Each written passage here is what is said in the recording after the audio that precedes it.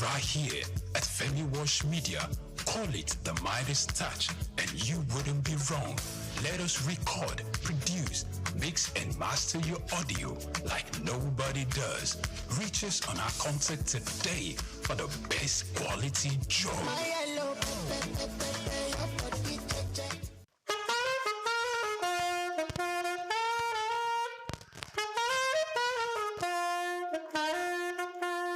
Nigeria FIFO Muzamadaya.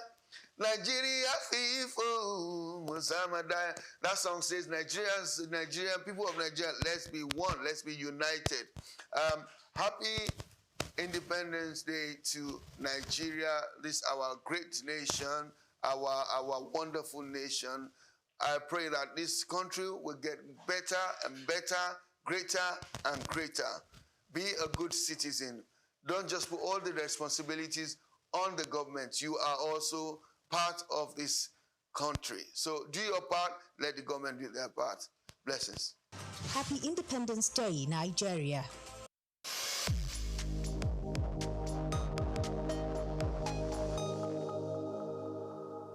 Well, since Nigeria is 65 today is worth celebrating because being an independent person means that you are free from some things. So we are making decisions on our own, but we should plead with the government to decide for us in the right way because people are suffering and smiling. Like a saying normally say, this fella has sang it that we are smiling and we are suffering. So they should not make it like that. The smile should come from within. What I think so far regarding Nigerian independence, not only Nigeria, but Africa as a whole, but independence means that we should be free to do our own things. For example, we have borrowed their food, we have borrowed their religion, we have borrowed their ways and all of that. You can imagine what's happening in Burkina Faso now, people trying to pull back from the French, although we are kind of free from the English, but then we are not so free. So the independence really has to come from the mind, the African thing. Do we still need their religion? Do we need their kind of education? Do we still need their kind of politics?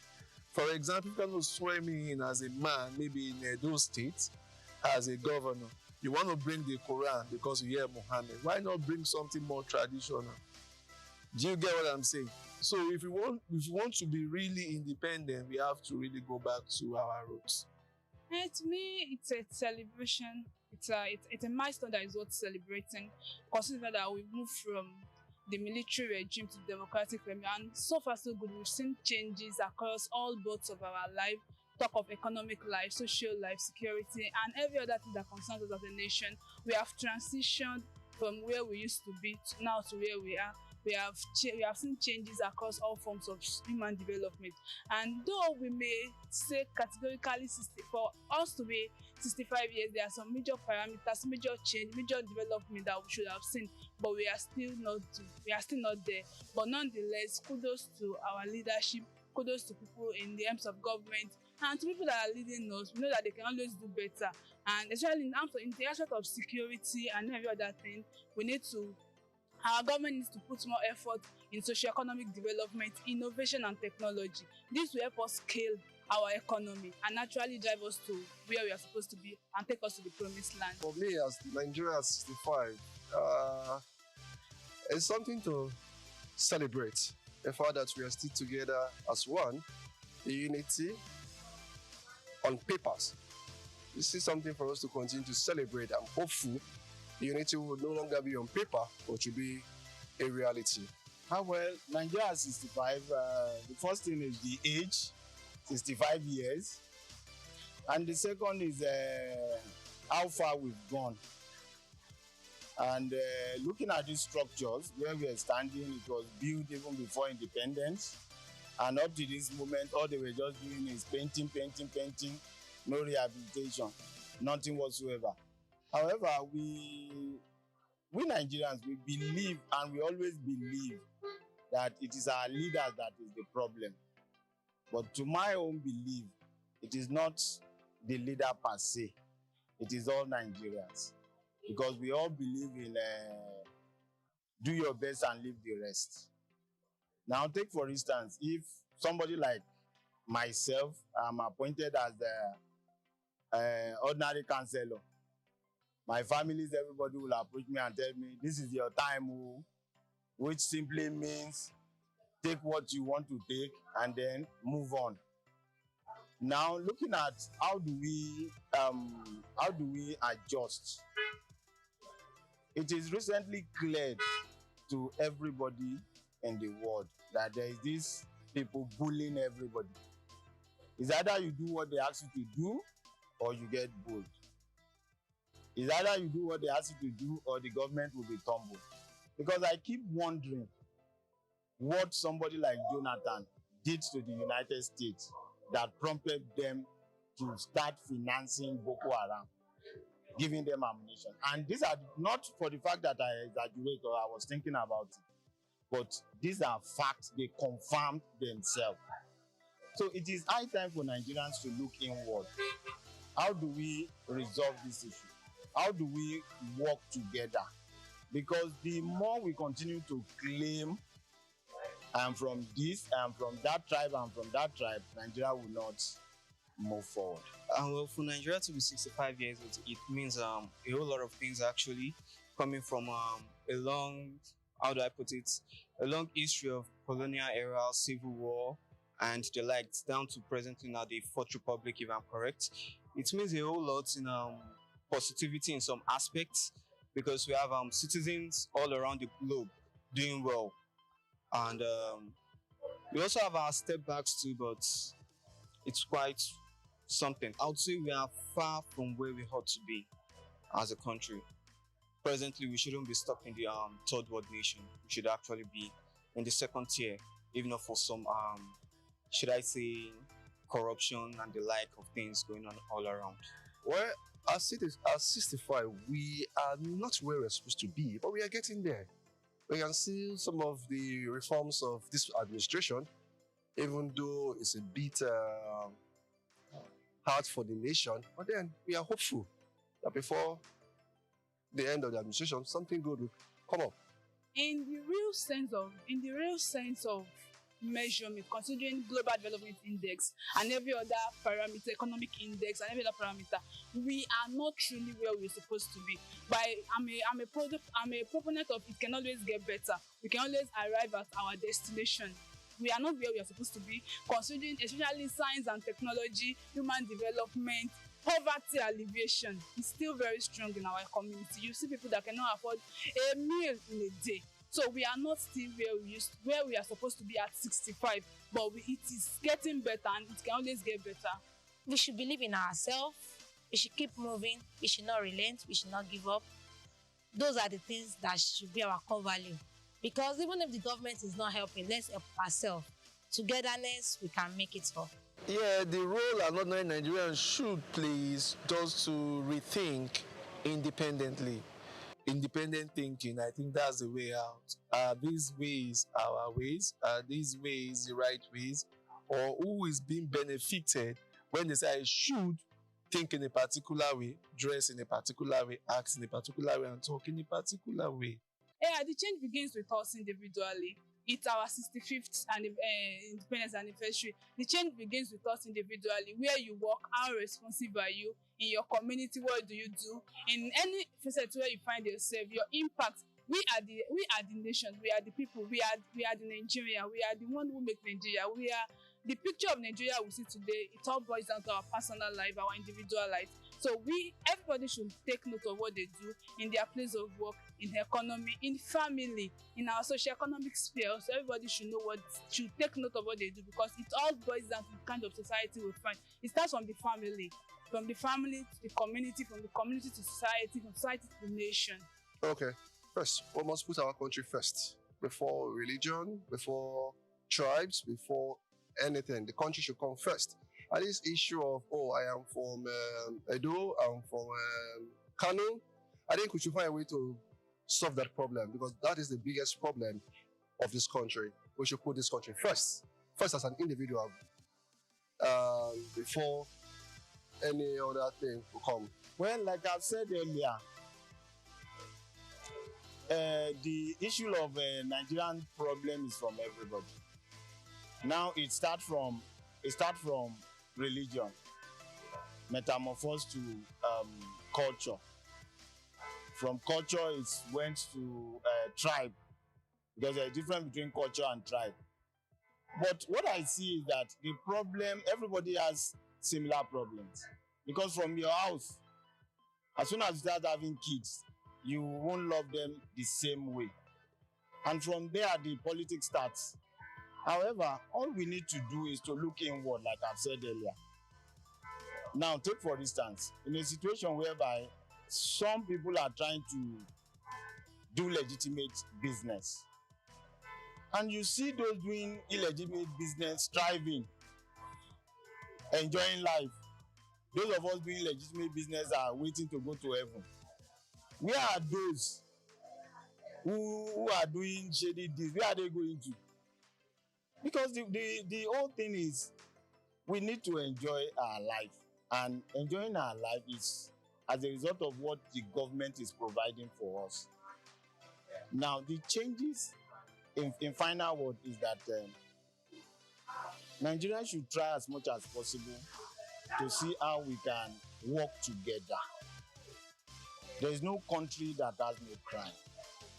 There is no country that all that is happening in Nigeria is not happening. Take for instance America. The crime rate in America cannot be compared to what is. That of America is far, far, far higher. The police are very brutal. Foreigners, people of colors cannot live peacefully. But here in Nigeria, we do all this. Everybody lives peacefully. There is nobody disturbing anybody, except for those areas that they are saying, no, we want freedom, we want our independence, blah, blah, blah, blah. But nevertheless, these people are still from reliable source, are still being sponsored by these so-called superpowers. Because the only country that produces weapons in Africa is just South Africa. And the weapons that they are seeing with banditry, with kidnapping, are made in Europe, America. How do they get to these people? If not by sponsoring. However, I believe Nigerians should cooperate. Let us come together. Let us see ourselves. Because the two major religions anyway, the Christian and the Muslim, we all believe we are from Adam and Eve. And yet, why are we fighting each other? We believe we are all from the same source. Let us see how we can cooperate and do away with these people who continue to instigate us to fight one another. I think the citizen has more to do in shaping the future of Nigeria, because, for example, whenever there is a little rise in dollar to naira transaction, then you see people all around just hiking their goods and everything. So therefore, I would say we're actually the one basically killing ourselves from the grassroots. And likewise, in terms of security and the likes, it has a whole lot to do with us, actually. Because if you can't be your brother's keeper, how do you expect for him to be safe, and how do you expect for the community to be at peace or to grow in any form of way? The changes I'm expecting to see should, let me say, more of correlation between the leaders and the citizen. Because up there, the leaders just do whatever they feel is best for them, or whatever they feel is best for the citizens. Whereas they ain't actually listening. They ain't actually listening to what the citizens are actually going through. For example, people are crying of hunger, lack of job, and security issues. But our leaders are really busy with something else that actually hold no significant impacts to us. So I would say collaboration between the leaders and the citizen would really aid in building Nigeria up. The first changes, the first change we expected was was a disappointment, because when this present ruling party was introduced to us, their slogan is change. Anyway, we saw the change, but it's a change in another perspective. But nevertheless, we can still do more. The issue of devaluing our naira to suit these our gas abroad, I think it is high time we stop it. we should be able to at least be proud of what we have, to make sure the purchasing power of the naira is so strong to enable Nigerians to be able to keep things.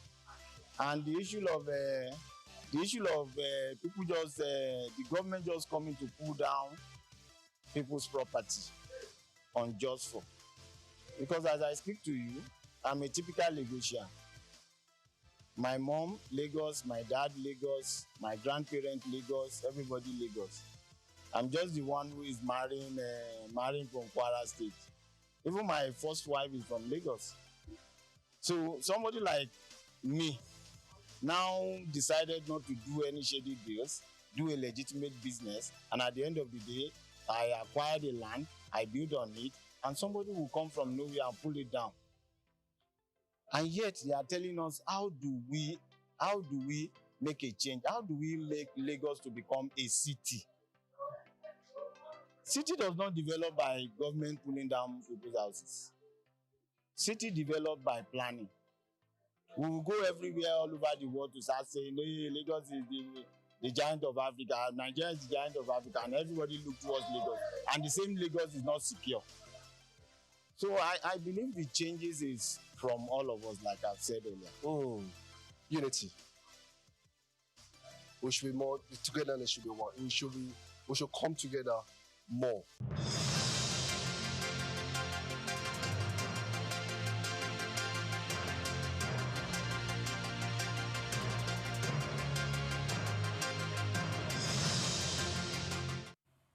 A very good morning to you and welcome to the news update. We are reaching you live from our studios at Soup News TV. I'm Oimpriye Krumale. President Bola Tinubu has called on the Central Bank Governor Olayemi Cardoso and other stakeholders to establish an endowment fund for the newly reopened National Arts Theatre renamed Wole Soyinka Center for Culture and Creative Arts. He pledged to personally contribute, stressing that the initiative would secure the center's maintenance, create jobs, and ensure long-term access. Central Bank Governor Cardoso revealed that the Bankers Committee invested about 68 billion naira in the renovation, describing it as a proof of the power of the public-private collaboration.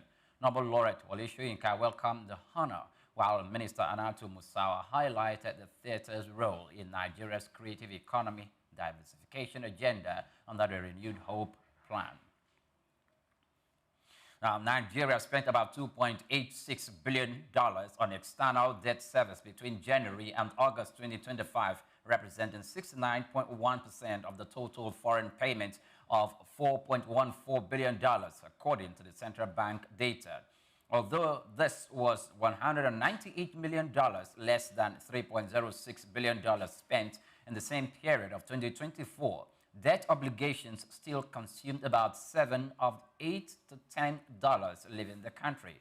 Monthly figures showed wide fluctuations, with repayments ranging from $143.39 million in the month of June to as high as $632.36 million in March.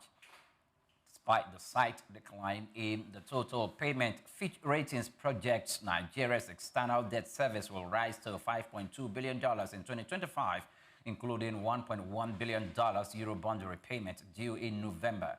The agency warned that weak revenues, high interest costs, and limited fiscal space remain major risks, noting that interest payments alone could consume nearly half of the federal revenue. Nigeria's Oil Workers Union and the Petroleum and Natural Gas Senior Staff Association of Nigeria has agreed to call off its strike after a meeting with Dangote Petroleum and the government officials. The strike followed the dismissal of more than 800 unionized workers at the Dangote refinery, Africa's largest, with a crude processing capacity of 650,000 barrels per day. The Labour Ministry confirmed the dismissed workers will be reassigned to other companies within the Dangote group without loss of pay. The Labour Minister also emphasized that unionization is a fundamental right of workers. While the union agreed to begin the process of ending the strike, Dangote Petroleum maintained that the dismissal were part of staff reorganization and linked some of the affected workers to alleged sabotage. Nigeria's power generation companies have warned that the electricity sector faces collapse unless urgent reforms are implemented.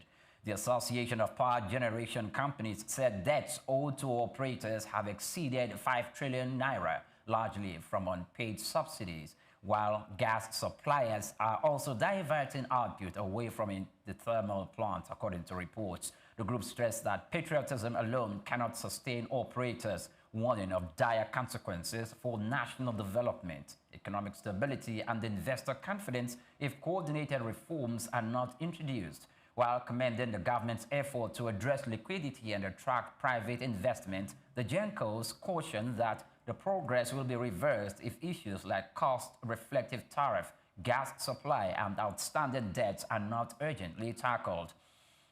With actual generation to the grid still between 3,500 to 5,000 megawatts, despite an installed capacity of over 13,000 megawatts, stakeholders said the president of the persistent power crisis continues to undermine Nigeria's growth, competitiveness, and investor confidence. $25 billion Nigeria-Morocco gas pipeline is gaining momentum with the establishment of a project company and expanded international financial support, spanning nearly 6,000 kilometers. The pipeline will transport 15 to 30 billion cubic meters of gas annually, serving 13 West African states and linking about 400 million people. It also connects landlocked nations such as Niger, Mali, and Burkina Faso to the line, which ties into the Maghreb-Europe pipeline for direct access to European markets. The governance structure includes a parent company with regional subsidiaries to manage pipeline segments approved by the Economic Community of West African States. Financing is being strengthened with the United Arab Emirates joining lenders like the European Investment Bank, Islamic Development Bank, and OPEC Fund. A final investment decision is expected by late 2025, with the project company coordinating both funding mobilization and the implementation. Many thanks for watching. Do well to follow us on all our social media platforms at Soap News TV. Coming up shortly is Soap Business Landscape. Just stay with us.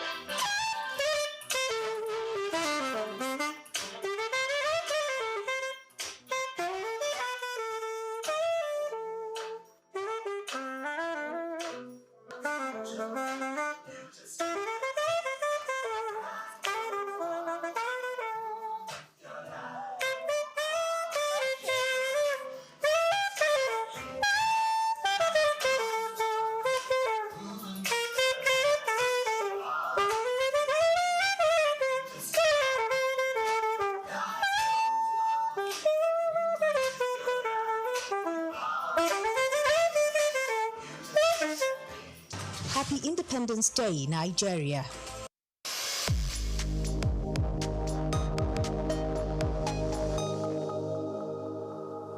Well, since Nigeria is 65 today is worth celebrating, because being an independent person means that you are free from some things. So we are making decision on our own, but we should plead with the government to decide for us in the right way, because people are suffering and smiling. Like a saying normally say, this fellas are sang it that we are smiling and we are suffering, so they should not make it like that. The smile should come from within. What I think so far regarding Nigerian independence, not only Nigeria but Africa as a whole, but independence means that we should be free to do our own things. For example, we have borrowed their food, we have borrowed their religion, we have borrowed their ways and all of that. You can imagine what's happening in Burkina Faso now, people trying to pull back from the French, Although we are kind of free from the English, but then we are not so free. So the independent really has to come from the mind, the African thing. Do we still need their religion? Do we need their kind of education? Do we still need their kind of politics? For example, if you want to swear me in as a man, maybe in Edo State, as a governor, you want to bring the Quran because you hear Muhammad. Why not bring something more traditional? Do you get what I'm saying? So if you want to be really independent, we have to really go back to our roots. To me, it's a celebration. It's a milestone that is worth celebrating, considering that we moved from the military regime to democratic regime, and so far so good. We've seen changes across all boats of our life. Talk of economic life, social life, security, and every other thing that concerns us as a nation. We have transitioned from where we used to be to now to where we are. We have seen changes across all forms of human development. And though we may say categorically for us to be 65 years, there are some major parameters, major change, major development that we should have seen, but we are still not there. But nonetheless, kudos to our leadership, kudos to people in the arms of government, and to people that are leading us. We know that they can always do better, and especially in the aspect of security and every other thing, our government needs to put more effort in socio-economic development, innovation, and technology. This will help us scale our economy and actually drive us to where we are supposed to be and take us to the promised land. For me, as Nigeria 65, it's something to celebrate. The fact that we are still together as one, the unity on papers. This is something for us to continue to celebrate. I'm hopeful the unity will no longer be on paper, but will be a reality. Well, Nigeria 65, the first thing is the age, 65 years. And the second is how far we've gone. And looking at these structures, where we are standing, it was built even before independence. And up to this moment, all they were just doing is painting, no rehabilitation, nothing whatsoever. However, we Nigerians, we believe, and we always believe, that it is our leaders that is the problem. But to my own belief, it is not the leader per se. It is all Nigerians. Because we all believe in do your best and leave the rest. Now, take for instance, if somebody like myself, I'm appointed as the ordinary councillor, my families, everybody will approach me and tell me, this is your time, which simply means take what you want to take and then move on. Now, looking at how do we adjust?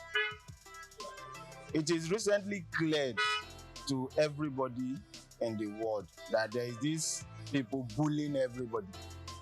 It's either you do what they ask you to do or you get bullied.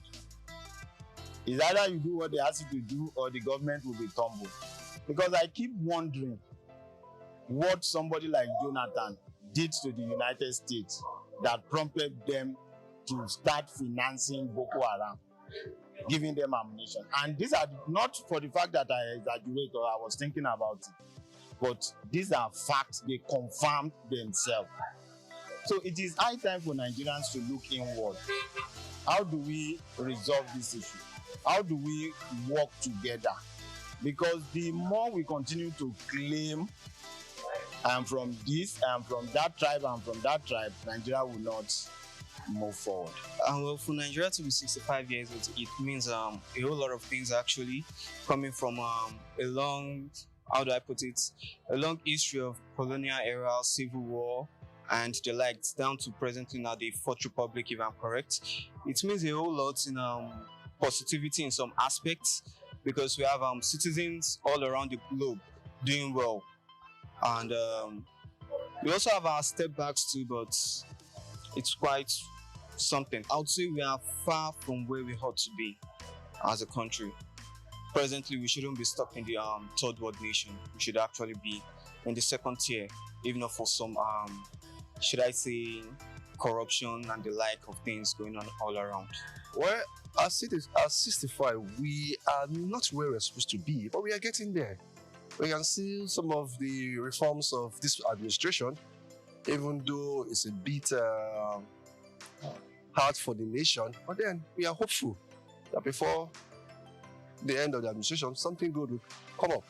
In the real sense of measurement, considering global development index and every other parameter, economic index and every other parameter, we are not truly where we're supposed to be. I'm a proponent of it can always get better. We can always arrive at our destination.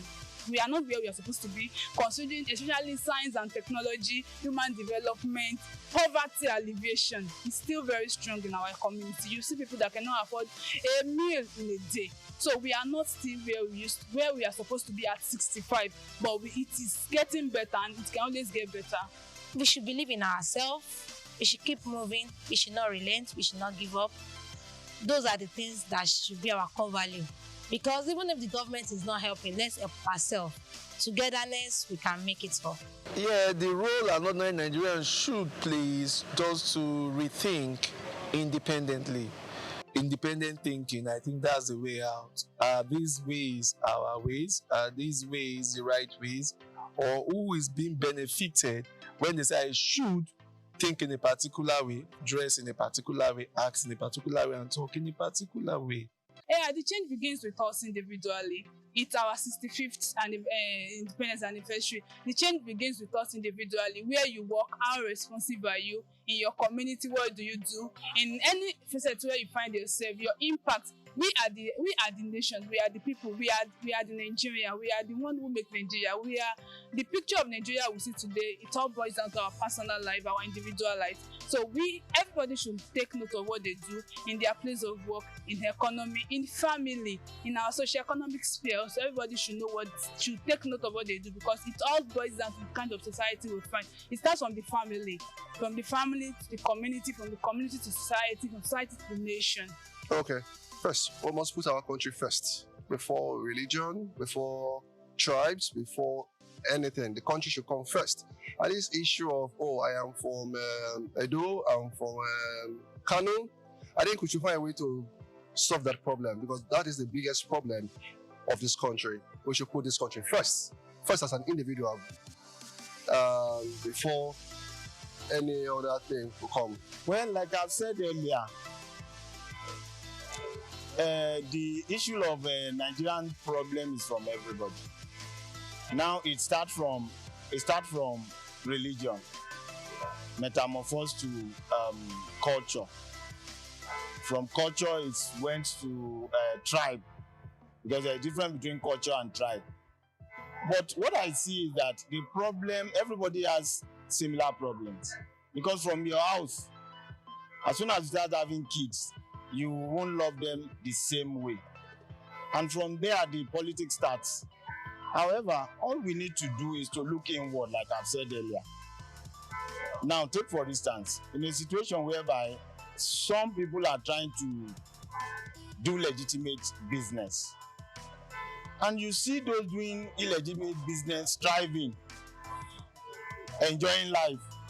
Those of us doing legitimate business are waiting to go to heaven. Where are those who are doing shady deeds? Where are they going to? Because the whole thing is, we need to enjoy our life, and enjoying our life is as a result of what the government is providing for us. Now, the changes in final word is that Nigeria should try as much as possible to see how we can work together. There is no country that has no crime. There is no country that all that is happening in Nigeria is not happening. Take for instance America. The crime rate in America cannot be compared to what is. That of America is far, far, far higher. The police are very brutal. Foreigners, people of colors cannot live peacefully. But here in Nigeria, we do all this. Everybody lives peacefully. There is nobody disturbing anybody, except for those areas that they are saying, no, we want freedom, we want our independence, blah, blah, blah, blah. But nevertheless, these people are still from reliable source, are still being sponsored by these so-called superpowers. because the only country that produces weapon in Africa is just South Africa. And the weapons that they are seeing with banditry, with kidnapping, are made in Europe, America. How do they get to these people, if not by sponsoring? However, I believe Nigerians should cooperate. Let us come together. Let us see ourselves, because the two major religions anyway, the Christian and the Muslim, we all believe we are from Adam and Eve. And yet, why are we fighting each other? We believe we are all from the same source. Let us see how we can cooperate and do away with these people who continue to instigate us to fight one another. I think the citizen has more to do in shaping the future of Nigeria, because, for example, whenever there is a little rise in dollar to naira transaction, then you see people all around just hiking their goods and everything.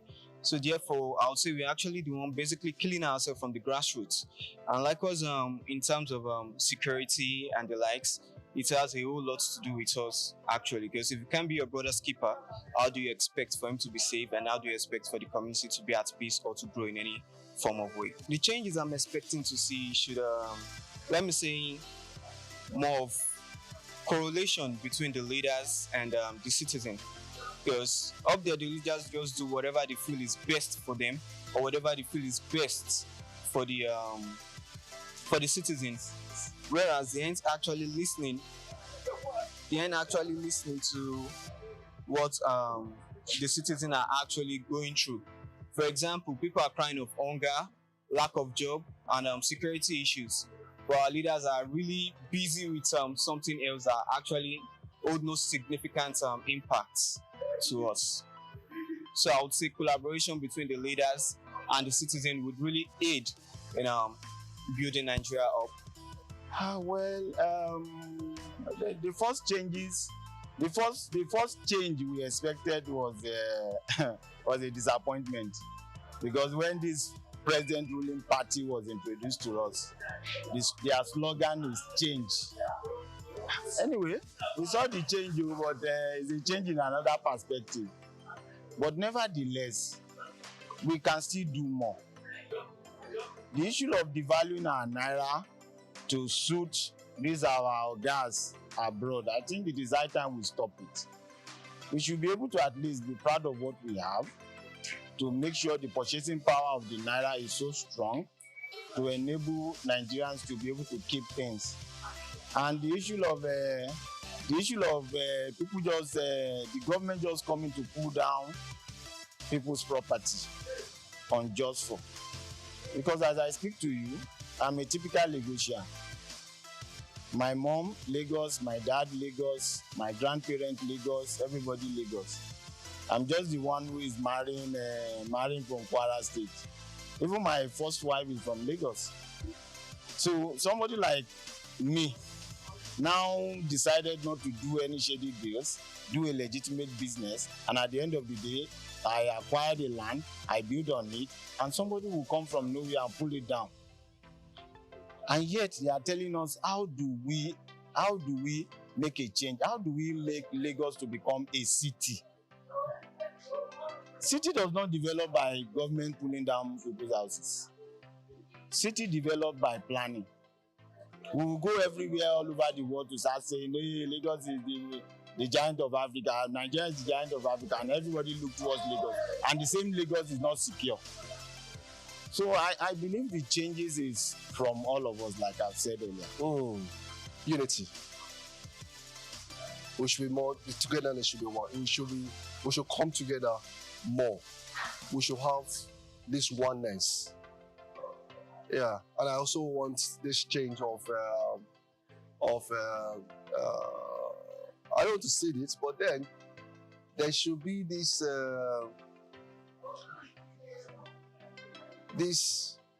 this change about our mindset, the way we view this country. We should not always insult the nation. We should always pray for this country.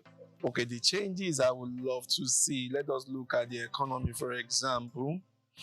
I would like to see more people being helped to go into trading, because the hub of any economy is trade. So then in education aspect, I would like to see people being taught how to be entrepreneurs and also being taught on their roof, because a lot of people don't even know. You are Igbo, for example, you don't even know what Amadioha is or what it stands for. But you can shout Jesus Christ from now till tomorrow. But the change I would like to see should come from the leader, because as a good leader, you lay a good example for your upcoming people. So I can see that people are trying to build themselves. To be a leader, it starts from your home, because before you can start something like that, you have to build it from your family, from the family to the society, from the society then to the leaders. So the leaders should they should stop playing games on Nigerians. Sorry to say this word, but they should be plain and straightforward. The hustle out there is much. People are crying. Families cannot feed well the way they like again. It is really challenging, but we thank God for the hope and the moving forward. Yes, we will definitely achieve greatness if everyone contributes, because you contribute to your quota, I contribute to my quota. We will definitely get to the promised land. Like I said earlier, we will definitely get to, if everyone contribute their quota. You do yours. You are a medical doctor. You attend to patients on time. You are a lawyer. You make sure judicial processes are not drawn or delayed. Any facet of life. Now come to technology. You are in charge of technology. You do what you're supposed to do. You are a policeman. You don't take bribe. You do the right thing. You are a lawyer. You make sure judicial processes are upheld and no delay. Things will get better. You are in the media. You make good reports. You report what is meant to be reported. You don't falsify news. Then we'll get it right. It starts with individuality. You are a mechanic. You don't spoil people's car just to get more funds. So it boils down to what we do. Despite the fact that the country is this way it is right now, there's still greatness. Just imagine that we put our differences aside. This country is the greatest. If we put all our differences aside, the country is the greatest. My advice to the leaders would actually be, they should remember there is God.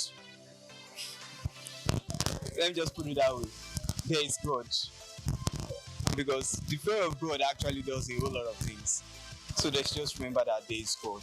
No, like me, I'm a leader already. I'm already voicing myself that we should go back to the roots, go back to the basics. So that's the same thing they should do. Yeah, it's the time to celebrate. We have to be sincere with ourselves.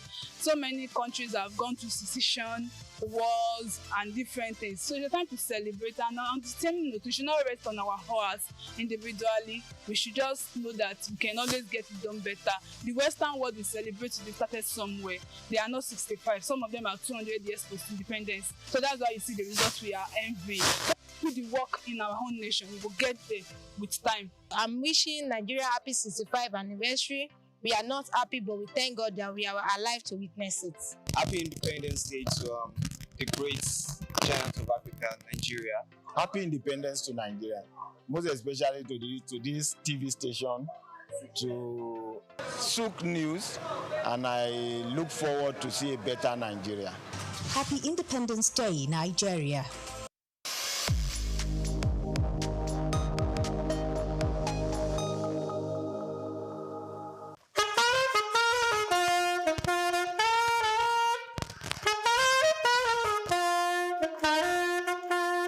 Nigeria Fifu Muzamadaya. Nigeria Fifu Muzamadaya. That song says Nigerian people of Nigeria, let's be one, let's be united. Happy Independence Day to Nigeria, this our great nation, our wonderful nation. I pray that this country will get better and better, greater and greater. Be a good citizen. Don't just put all the responsibilities on the government. You are also part of this country. So do your part, let the government do their part. Blessings. Happy Independence Day, Nigeria.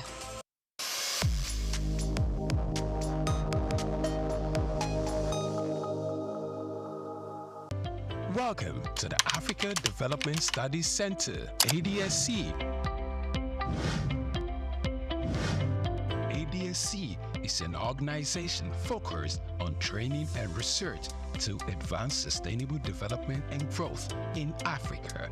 We exist to facilitate customized training, research, and study exchanges worldwide on leadership, management, and critical development issues.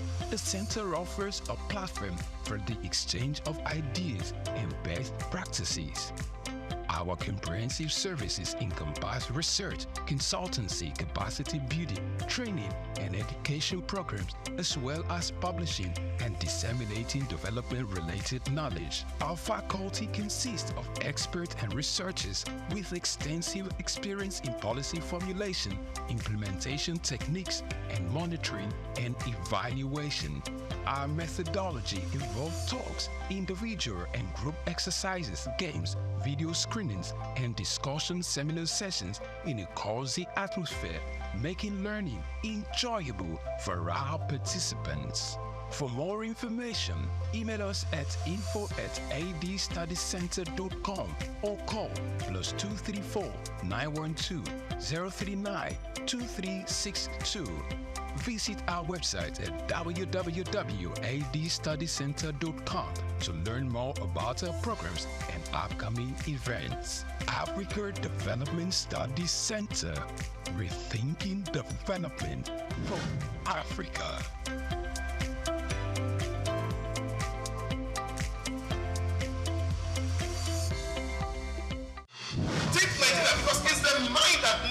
First of all, be rebranded. Idris said he's going to be putting Nigerian labor, Nigeria content, and materials first. If you say Nigeria first and it is just us down here that, are pushing that agenda, it's going to be a big struggle. Do you think Nigerian firms, Nigerian organizations should start looking at getting their staff involved in this market or buying to keep for their staff? Within this side, let's also learn citizen diplomacy, see something. This is Souk business landscape. A very good morning to you and welcome to Souk Business Landscape. This is your weekly program where we dive into the forces shaping Nigeria's economy, markets, and development, from energy shocks that ripple across factories and homes to policy shifts that can make or break productivity on the farm. We unpack the headlines so business leaders, policymakers, and everyday Nigerians can understand the risk, winners, and the policy trade-offs coming as gas disruption that has shaved over 1,000 megawatts of generation, and farmers worried about a fertilizer reset, a government crackdown on fake seeds, a major Nigeria-China trade expo, a heavy external debt servicing, while a global policy moves with spillovers for markets and people. Let's get into it. But before we do that, Chooks, John Rogers. Chooks, good morning to you. Good morning, Priye. It's nice seeing you after our celebration of the anniversary yesterday. Good morning and welcome to SBL. It's nice seeing you too. Yes, so yesterday was work. I thought we were celebrating, like essential workers. Even during COVID-19, we were working, not from home, but in the studio. I think that's even one of the reasons why we are seen as police officers, but not on uniform. Police officers? Not on uniform. I think I would prefer another example, not you police officers. Example. Yes. That we need to really polish the image of the Nigerian police and get it to where we want it to be. But for now, let's just be who we are. Okay, but before we jump in, polishing the image of Nigerian police, why the American police are the way they are, or the police of other climes are the way they are, most of their movies portray them differently. Definitely. Okay, so why can't our movie writers look at the Nigerian police, not only portray them the way they are, but the way Nigerians expect them to be and to operate? That when you get a 16-year-old or a 15-year-old that does something bad, you don't need to, as long as it's not a criminal offense, you don't need to arrest him and lock him up in the cell, ask for his address, take him home. Because you can see the way the police of other crimes socialize with their people, socialize with the citizens. There's this collaboration, there's this trust that exists between them. I think we should try and build that. whilst the government is playing its own role to build that, the police itself needs to build that with the people that they are policing. Exactly. It's all of us. It's not just those in uniform. It's all of us. Police in the last few days have also been in the bad light following what happened in Abuja and the demise of the Arise reporter. Yes. But it's, like I said, it's all of us. We must take responsibility for our failures and also take responsibility for not putting the right image out there. So both we, the citizens, and the police that are also citizens must work on the police image, and not just image. Let's have a very good police. Exactly. Now, just diving into SBL. First, let's intimate ourselves with the stories we will be looking at today. If time affords us the luxury, we will do everything. First, NSIO says that industrial action in gas supply chain has reduced gas to power feedstock, forcing Gencos to cut output and causing a sharp fall in national generation. Secondly, farmer groups fear that changes to the presidential fertilizer initiative could raise prices for fertilizers and undermine smallholder access to affordable inputs. We'll be looking at that story. Thirdly, the federal government and stakeholders have launched enforcement to stop breeders of fertilizers selling substandard or falsely labeled seeds to farmers.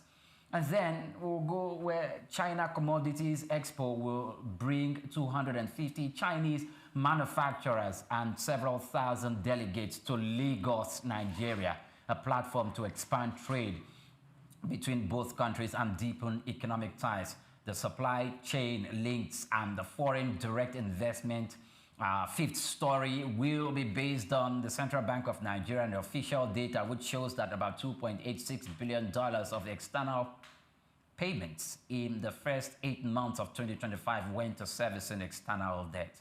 About 69% of total foreign payments in that period. Then we'll now go to the UK, where the UK Treasury under Chancellor Rachel Reeves is reported to be set to remove or modify the two-child cap in November 2025 budget. A major welfare reform with distributional and fiscal implications. And then finally, a High Court in Punjab and Haryana has ruled that patients' rights to clear legible prescription is part of the right to health, urging clearer handwriting and digital prescription or capital letter prescription, if time affords us the luxury. Yes, we'll definitely have to go through them. It's too exciting. Not it's to miss too anyone. Exciting. I know you when I was reading that story about $2.8 billion in servicing foreign external debt, I know Chooks is going to come hard on this one, but no worries. Let's go on a break. We'll jump into the conversation shortly. Stay with us. Take Nigeria because it's the mind that needs to first of all be rebranded. Idris said he's going to be putting Nigerian labor, Nigeria content and materials first. If you say Nigeria first and it is just us down here that are pushing that agenda, it's going to be a big struggle. Do you think Nigerian firms, Nigerian organizations should start looking at getting their staff involved in this market or buying to keep for their staff? Within this side, let's also learn citizen diplomacy. See something. This is soup business landscape.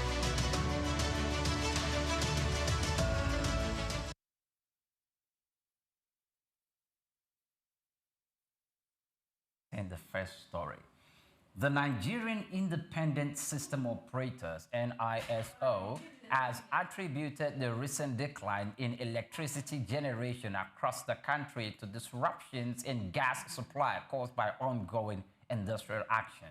On a public notice released on Tuesday morning, the management explained that the protests by members of the Petroleum and Natural Gas Senior Staff Association of Nigeria, PENGASAN, had significantly affected the availability of gas within the supply chain.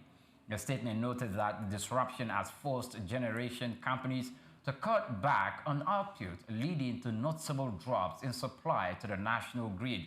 According to the independent organization, the situation has placed additional strain on an already fragile electricity system. with consumers across various regions experiencing longer outages and reduced load distribution. While urging Nigerians to remain calm, it said that efforts are underway to engage with relevant stakeholders to restore gas flow and stabilize power generation. The agency assured that once normalcy is achieved in the gas sector, electricity supply will gradually improve, reducing the current hardship faced by households and businesses. Do you believe that? No, I don't. Good. No. Because I thought that the power failure or the inconsistency in power supply had been on ground, and I dare say it had been on ground from the different areas that I've been to look at that. It had been on ground for more than 2 weeks before Pengassan resorted to going on this strike. Chooks, your take. Yes, you directly said it. That's what it is. So for those that are still wondering, who've not had consistent power supply for a while before this particular Dangote Pengassan issue cropped up. But now let's get to ask ourselves these basic questions. If we say I am a businessman and I need to sell corn, what do I have? I have a store where I buy my supply and I keep my corn to sell to the consumer or who will buy last. It's the same thing. Are you telling us that you don't have a store or storage for gas for 2 days or 3 days? It's not possible. And if you don't, then that means the inefficiency in that sector. But these are, a lot of them are, the private ones, a lot of them have not kicked off yet. But a lot of these facilities have been on ground for years. They should have gas storage facilities to hold on to gas for, even if it's 2-3 days, if there are issues. It's 2-3 days, not even too small. I mean, that's child's play. So if they have a reserve, are you telling us that a strike that happened in just 2 days is what resulted the whole system to the extent that we do not have power? But okay, if we are to take a look at it from a different perspective, our gas or our gas-fired thermal plants, most of them are in the hands of private investors now. Some of them are in the hands of government. Government-owned are still in the hands of government. Government-owned are still in the hands of government. So when we look at the efficiency, because the power holding company that supplies power to Imota area, Imota, Adamu, and part of Ikorodu area, when I spoke with residents around that area, we were told that there were some I don't want to call it inconsistencies, but it's like infrastructure of those companies, were having challenges. And I realized that came in the heat of the raining season. Okay. So the rainy season at that point in time, with the floods, there was a time it was raining consistently, day in, day out. The people living in Lekki Ajah have their own story to tell.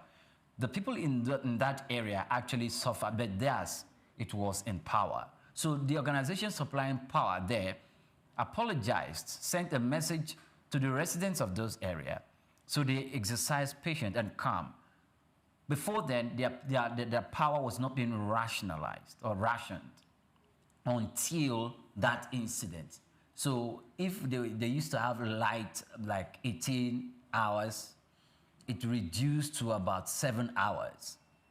And most of the time they restore power at night when people are going to bed, or during the weekend. It will be early evenings from like 4 p.m. to about 12 a.m. is gone. Other times it's about from that 11, 12 a.m. to about 6, 7 in the morning, then the power is gone.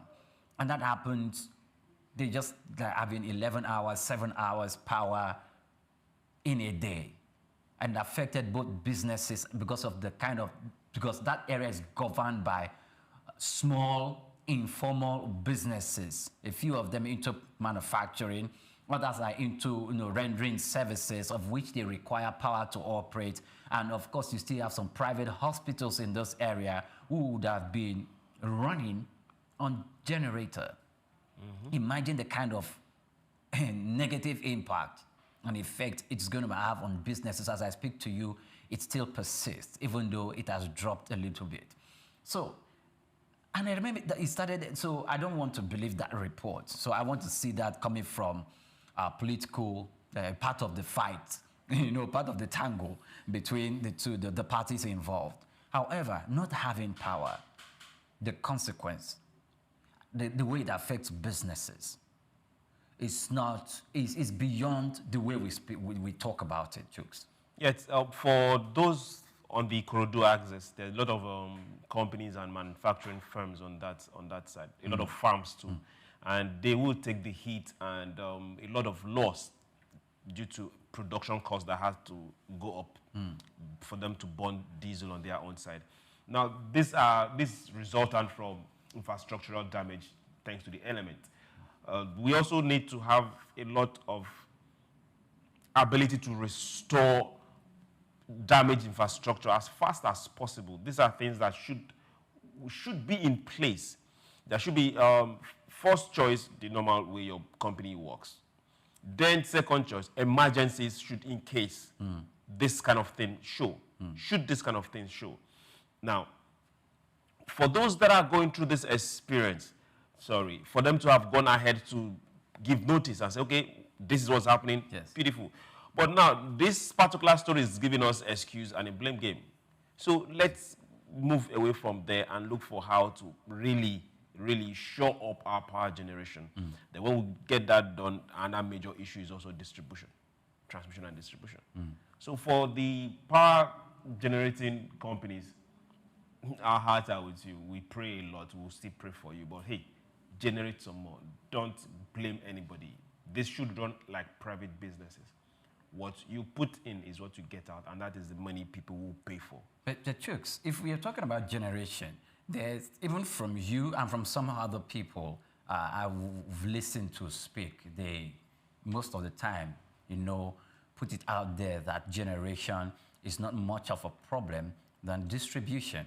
Because the story that came before now was talking about how at the moment it has, power generation is hovering between about 3,000 megawatts to about 6,000 or 7,000 megawatts, and that is where it has fallen now, and that they have the generating capacity is about 13,000 megawatts. So if we have about 13,000 megawatts and power stored up somewhere, and we're having a challenge with distribution, what sort of distribution infrastructure or facility that is required by both the government-owned and the non-government-owned facilities that need to distribute this power so it can get to the rightful owners, or so it can be used so that the kind of power that we have generated will not just be wasting.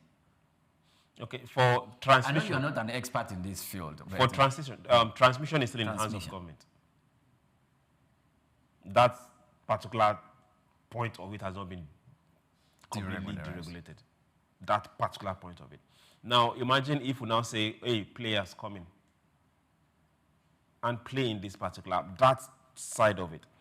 It's very, very cost expensive. It's very, very costly. It's an expensive venture to get into. And government, in their own wisdom, it's also politics to an extent. So we shouldn't be looking at generating in, what's it called? Let's say in Mina or Niger State, and feeding the national grid to move all the way to Kogi or move to Benue or move to Enugu. We should by now have broken that transmission sector down completely. Let Enugu generate on their own and transmit on their own to people around them. That's what they are trying to do with the new act. But let's get to a place where transmission itself gets out of the hands of the few. The national grid gets out of the hand of a few. I should be able to say, okay, this particular grid is no longer national. If it's regional, good. If it's state-wise, good. So when a state has an issue, we know it's isolated, a state has an issue. And not when there is a national grid issue, it affects everybody or affects 20 or 50% of the nation. because an issue happened somewhere in Lokoja. Then because there's a major grid carrying power across, we are having issues. Let's break it down completely. Lagos State is too metropolitan to depend on national grid. Okay. Some other market states, Anambra is too market field to depend on national grid.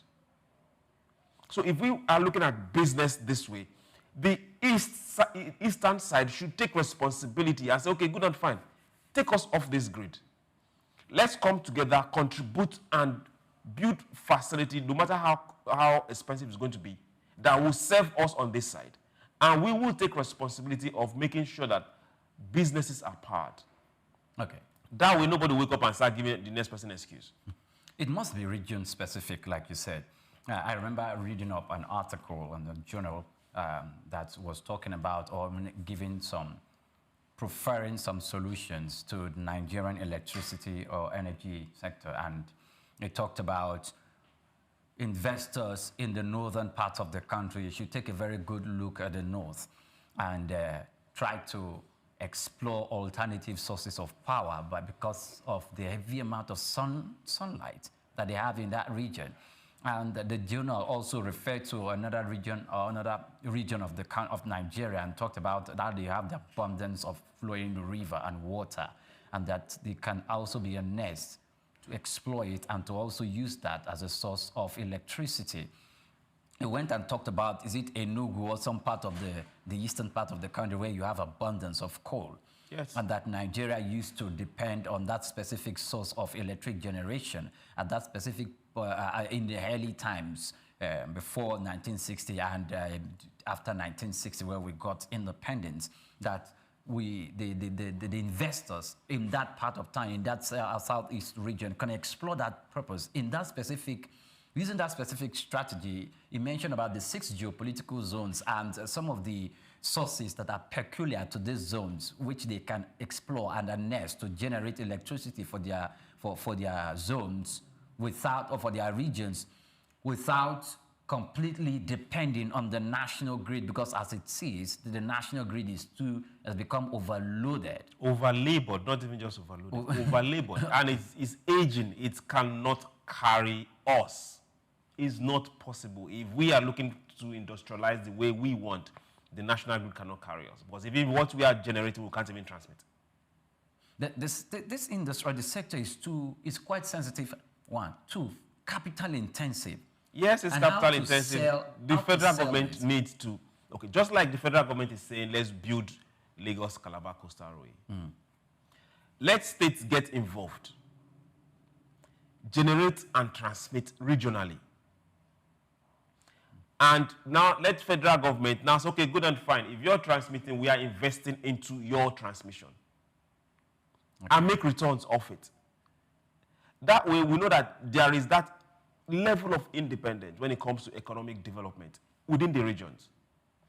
Niger State alone cannot continually bear the brunt of generating way more than 30% of what we consume. There is a Kainji, yes. There is a Shiroro, yes. But those dams are aging. Those dams are aging, like you said. Okay, maybe not to overflog or belabor the issue. Specific period of time, either from Cameroon or some other states that are contiguous to Nigeria, normally open their dams, and that itself can, but we have not expanded our dam infrastructure to receive the water that can flow from that part of towns and, exploit and nest it to consolidate our energy, our power industry.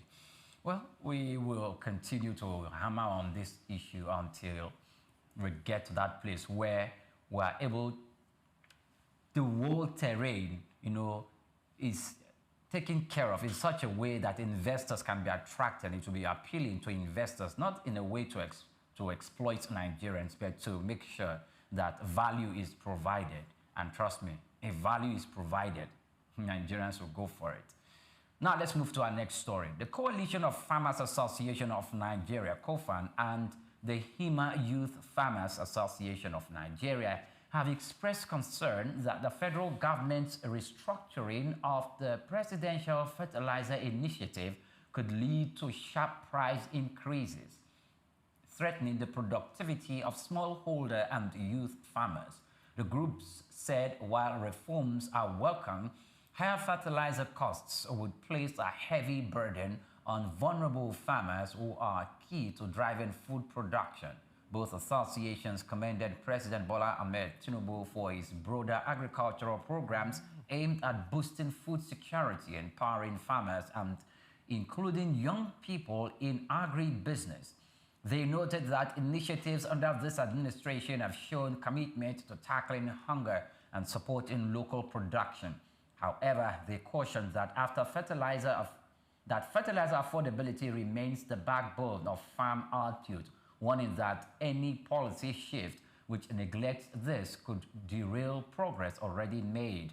The farmers urged government to ensure that the restructured presidential fertilizer initiative balances efficiency with affordability. They stressed that the safeguarding smallholder farmers to access to affordable fertilizer is critical to sustaining yields, expanding production, and meeting Nigeria's food security goals. How much are this fertilizer? The presidential fertilizer initiative, distribution of fertilizers at a subsidized rate to the farmers. But the question is, if the middlemen are still there, it's like the status quo is never going to change. Definitely. Definitely. Those are major issues we need to really deal with. Now, we have policy issues when it comes to that particular fertilizer distribution and fertilizer issues. Now, if you look at a country like India, India is spending well over $4 billion on subsidy, $4 billion on fertilizer subsidy. Some will say fertilizer subsidy. Yes, some will say 40-something billion, but hey, let's just leave it at 4 billion. And they are very direct because they know very well that if they can conquer hunger, which they have, and conquer food production, they can concentrate on other things and have less issues. Now we've kept shouting and hammering on food security, whereas the first point of defense is making sure that the farmer can produce optimally. Now, for some farmers, for some crops, they use fertilizer twice before harvest, some once. Now, let's ask ourselves, this is October, 2nd of October. Should we be talking about fertilizer now? The rainy season is almost gone. In some side of the country, it's gone. For those in the west, we're still having rains. For those in the east, they will have rains maybe till end of the month into next month. Should we be talking about fertilizers now? No. We should have fertilizers before the rainy season even starts, before the farmer even thinks of clearing land. So these are issues that are still giving us a lot of problem. The policies changed now. Tomorrow it will be something else. Now let's look at the prices of fertilizers in the market now, even with the subsidy that we are not really sure and the accountability is not even there in the first place. Fertilizer is selling between 20 to 100,000, depending on the composition. Urea, NPK, magnesium, depending on the composition. Can the smallholder farmer buy urea for 55,000 naira per bag? There are things that we really need to look ourselves in the face and ask ourselves that question.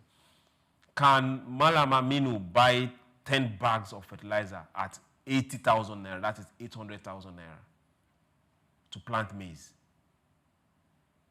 And we expect him to be able to afford that, plant maize, harvest.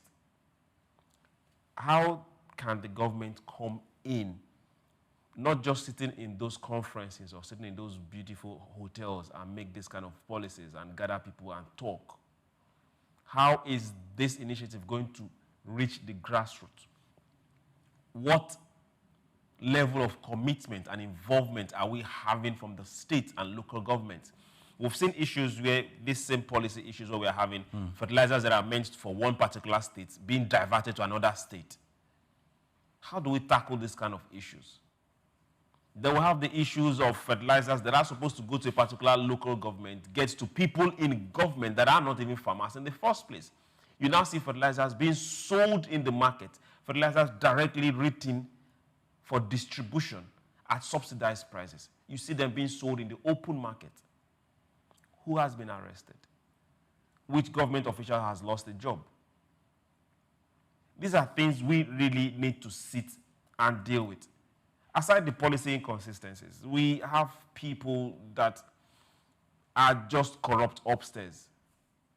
And at the end of the day, each of these issues will come to bite us, because when these foods are not available, mind you, this is harvest season. The rainy season are just ending, so a whole lot of harvest is coming to the market. Okay. In the long run, if we have not produced enough that will last us through the dry season, we'll still go back to what happened earlier part of the year and the tail end of last year, where we were shouting, there is no food. So we need to really fix the basics. Fertilizer issue for next year should be sorted out this year. Now we are having Dangote, these fertilizer plants coming up, even though he wants to export a whole lot. Let's have some other people get involved, not just government. And let every state government, just the way they go to Abuja to collect their FAC allocation, let's have them come with their commissioners of agriculture. Let's have that of the local government. And let's see what their budget for fertilizer is for every season and every month for next rainy season. Now we don't have a recurring irrigation farming that is happening right now, except in some specific places and Fadama areas. Okay. How do we get to see this, just the way we are playing out budget and we are defending budget? If we really want to get out of the food quagmire, we need to start seeing local government and state show us their blueprint on farming, on fertilizer distribution, on storage and harvest. Okay, but fine. Lagos doesn't have, I don't say outright that Lagos doesn't have land for farming. There are. But yes, there are. Not like other states. But I don't think Lagos wants to, go in there. That's why you could see, go in there majorly into farming. The land is not available. Because one, the land is not available. And two, we could see that's even one of the reasons that informed the collaboration between Lagos and Niger State. And Kogi State. And Kogi State, where Governor Bago has said that we are going to produce food for Lagos. And when that initiative was launched, he seemed so excited because he knows the market here is very large, it's very huge, and the investment is timely and it's something that will pay off. But the thing is this, for other states that have farming, which land and soil, or that is more having the same topography, or like Niger State, Sokoto State, you have farming. Borno State, because if you go to the Mile 12 International Market, they are telling you this species of onions can only come from Sokoto State. This species of onion or of tomato can only come from some of the states. They start mentioning some of the states in the northern parts of the country. This is an initiative also that other states can take advantage of and collaborate with other states they feel they can sponsor. But looking at this fertilizer issue, the middleman is a stronghold. And the government will need to come up with policy to remove the middleman. And that is the reason why, apart from registering your farm as a company with CAC, the government needs to have direct dealing. If it is the local government, fine, because your farm will be domiciled in that local government. Apart from registering with the CAC as a company, you need to have some form of collaboration, some form of relationship with the local government.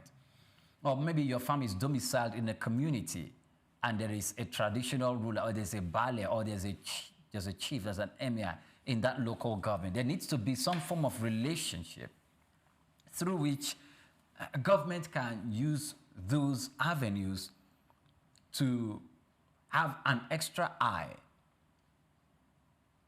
in supervising the way this initiative is being carried out at the ebb of society. Because without the help of some of these people that might provide vital input, the initiative might almost be defeated. I know we are going to go the route of, okay, what about the farmers from the Ministry of Agriculture and those farmers that normally go on the advent of supervision into the farms. Extension workers, they need, are they involved in the distribution or in the distribution of the subsidized fertilizer sales to the real farmers? Why can't we use them? Why must we have politicians or white paper farmers intervene in the system? Or probably they've been used and they themselves are found wanting. Okay, Priya, let's take our minds back to the era of oil subsidy. Right from when the vessels land Nigerian coast and enter Nigerian waters, every single product that was imported in this country was subsidized. That's what we're told. And subsidy was paid for every liter of fuel, diesel, kerosene that came into this country. Is it not? Good. So if we are being open and truthful to ourselves, why can't we also say and put a presidential mandate that every fertilizer being sold in Nigerian market is subsidized? Every fertilizer? Yes, every bag of fertilizer.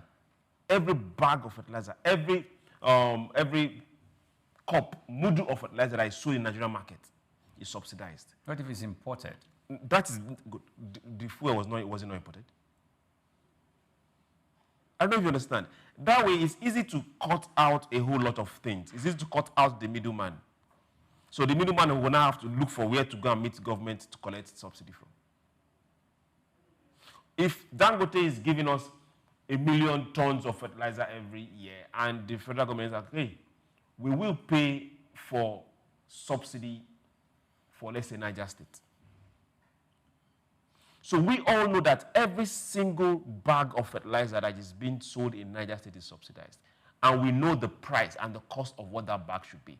So it doesn't matter who the middleman is. We have to know the farmers as well. Now, we have to know the farmers too.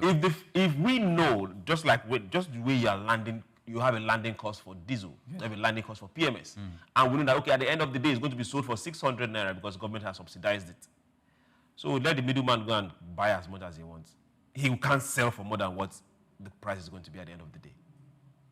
That way, we will really get involved in this and take out all these bureaucratic government officials that are forming committees up and down for things that can be done without any of these meetings. Let's ask ourselves another question. How come we are still in 2025 and we are asking for fertilizer subsidy for things that we should have sorted out for a long time ago? Where are these fertilizers coming from? Why do we have different mix, different bags, different names of fertilizers coming into the country through different means? If the government really wants to say, okay, no, let's take this as a national issue, it has to come from a single source. We had the Department of Petroleum Resources, before they broke down their name, being responsible for every single product that crossed and was entering to Nigeria. So why can't we have the same thing for fertilizer? If it's a national issue, if it's an emergency national issue, why can't we have the same thing for fertilizer?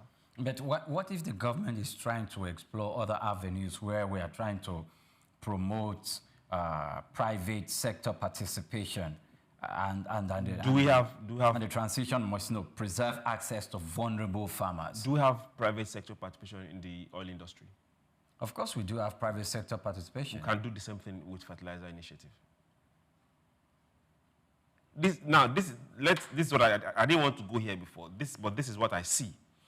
I see where people are looking at it. Okay, who are those that are playing in the oil industry? The rich. Who are those that are playing in the fertilizer industry? The consumers at the end of the day, the poor. So is that the spirit that we are looking at? Forgetting that if we can't feed ourselves and we keep depending on import, that we are going down. Okay. Now, before we go on a break, we have our next story equally is still within the industry, the agriculture industry. So let's briefly take a look at it before we go on a break. The federal government, in collaboration with key agricultural stakeholders, has launched a crackdown on breeders, wholesalers, and retailers engaged in the sale of substandard seeds. Officials said that the seed security is central to achieving food security, warning that fraudulent dealers have been deceiving farmers into buying seeds falsely labeled as high grade but proven to be inferior. The Minister of State for Agriculture and Food Security, Abdullahi Sabi, gave the warning in Abuja while hosting Organizations for Economic Cooperation and Development Evaluation Mission Team. He stressed that no amount of investment in agriculture would deliver food sufficiency if the foundation quality seeds remain compromised. The government renewed campaign aims to protect farmers, boost yields, and ensure Nigeria's path toward food self-sufficiency is not derailed. Stakeholders pledged stronger monitoring, stricter penalties for offenders, and broader awareness among farmers, according to Sabi.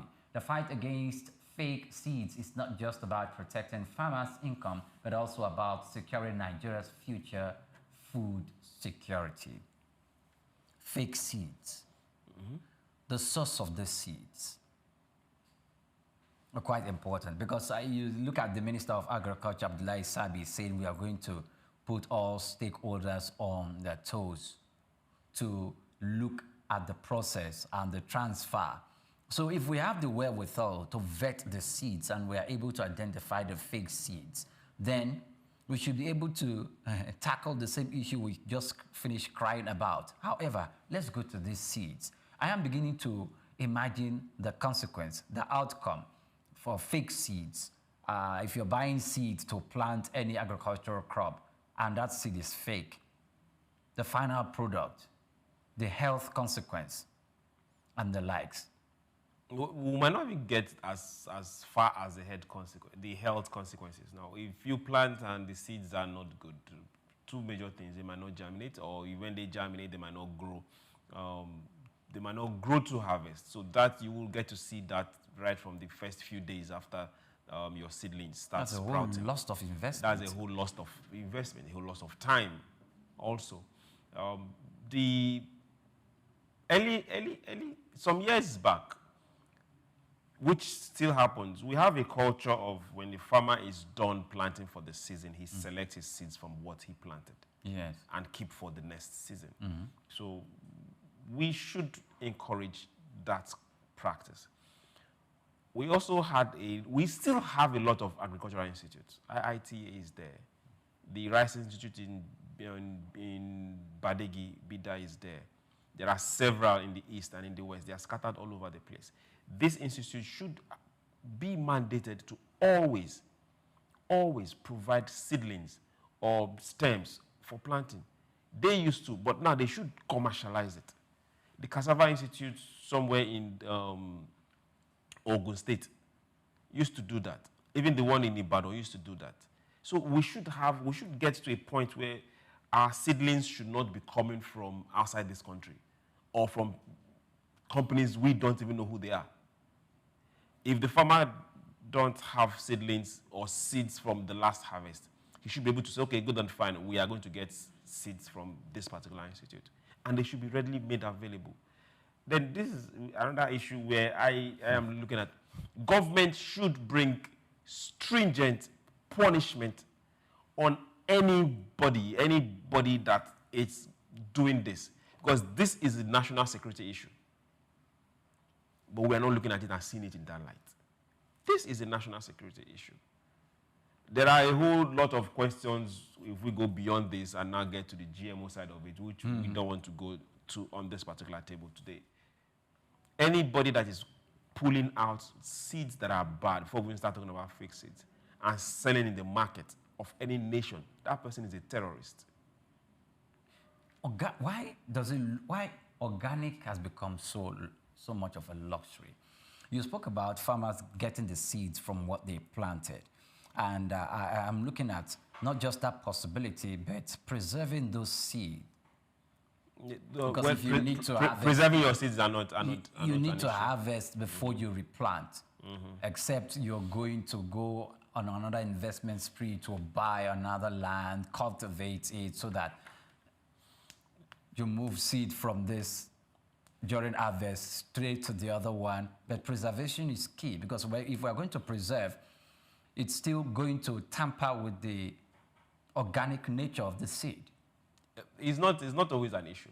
For farmers, when you have issues is when you are preserving a large quantity of harvest. Most times that's when you have issues of either having weevils or some other kind of insect or the degradation or the element or that. But for most farmers, they have means and ways of preserving their seedlings.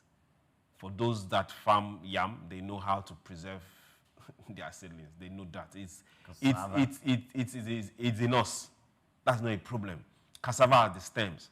They harvest the stems, they lock them together, and they keep them in a moist place. So before they even need it again, they are sprouting already. So they just chop, and dig back into the ground when they are ready. So preserving the seedlings are not an issue. The major issue they have is when they now have seeds that cannot be replanted because of where they came from. These are things that we've not started talking about. Anyone that is selling anything that is not plantable, growable, that person should be identified as a terrorist. We should get to that particular level. You were talking earlier on, you were saying something about registering farmers with CSC. Okay. Let me give you an example why that might be difficult.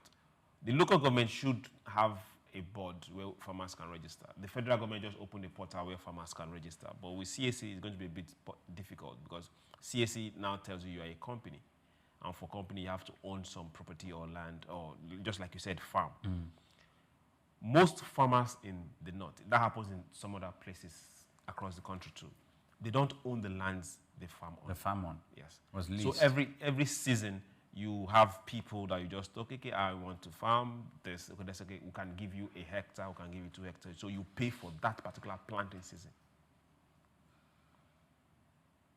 Okay. So how is that farmer going to register that particular property or that particular farm? It doesn't belong to him. It's But it doesn't have to be the property. It's registering the name of the organization. Just the name of the Just the way of his name as the farmer. So we have to look for how to fashion out ways of really getting to the people that are really farming.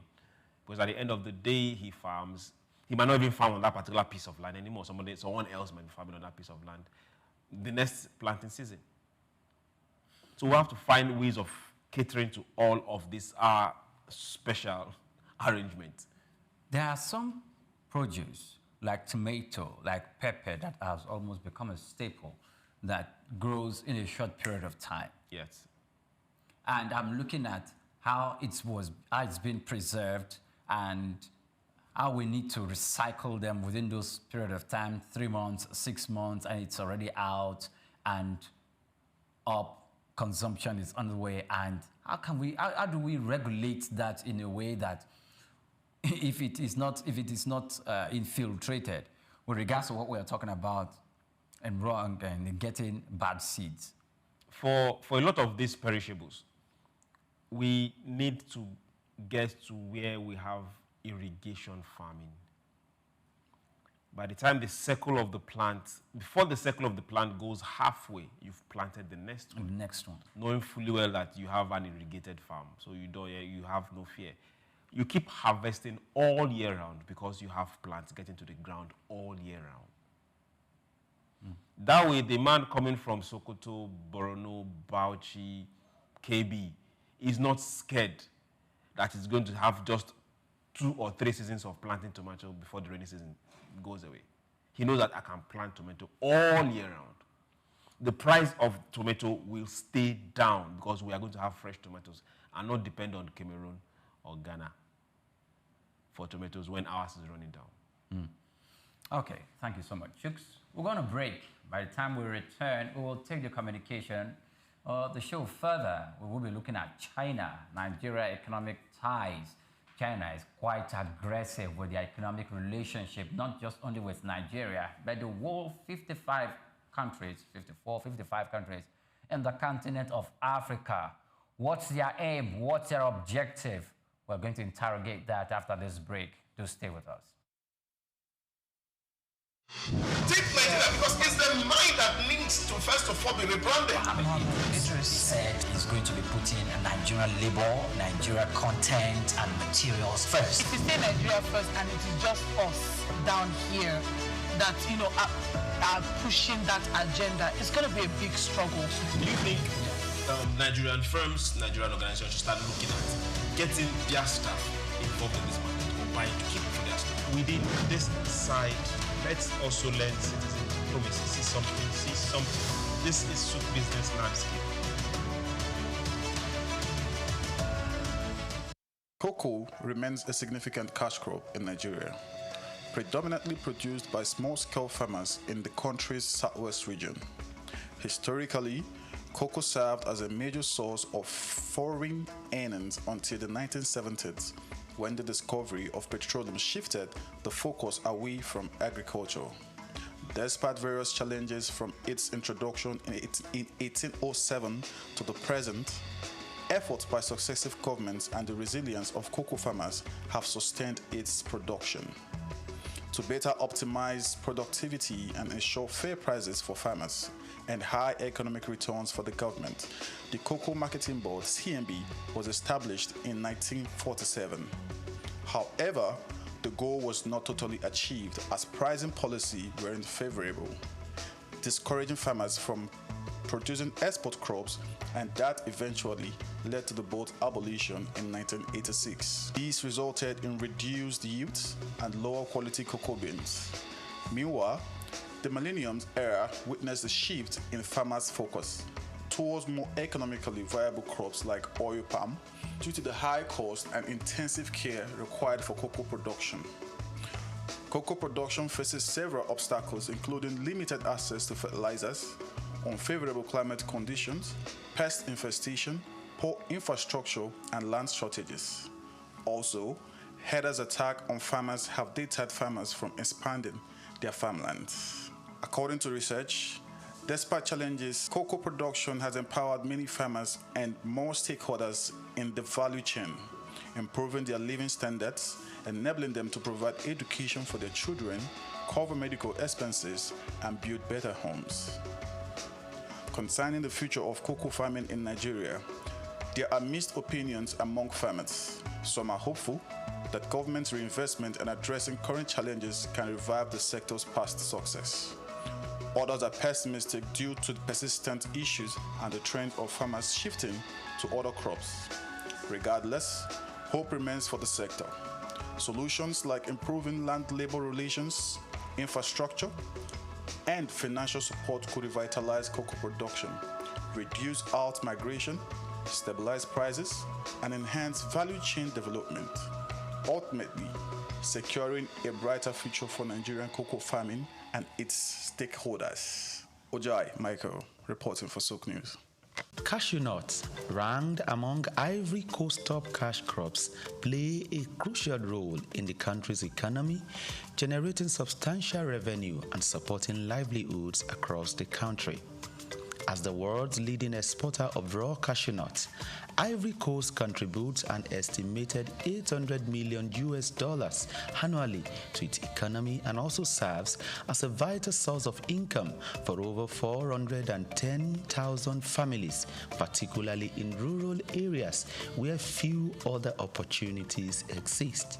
Cashew trees flourish in Ivory Coast northern regions, including Bondukau and Savannah, known for its high-quality nuts and extensive plantations, just as Worondogu and Bagwe in the north central and northwest are also emerging as key producers. These regions not only drive Ivory Coast cashew production, but also support local livelihoods and economic growth. However, the country with over 29 million citizens is yet to fully realize the potential of its cashew industry. Despite being the top producer, the country processes only 7% of its cashew domestically, resulting in lost opportunities for value addition and job creation. Specifically, a recent data reveals that only 22% of the country's cashew nut output was processed domestically in 2023, even as the volatility of global cashew prices poses risks to farmers' income and overall economic stability. Concerns also arise regarding labor practices in some cashew farms and the environmental impact of deforestation for new plantations. To address these challenges and maximize the benefit of its cashew industry, Ivory Coast must focus on key strategies moving forward.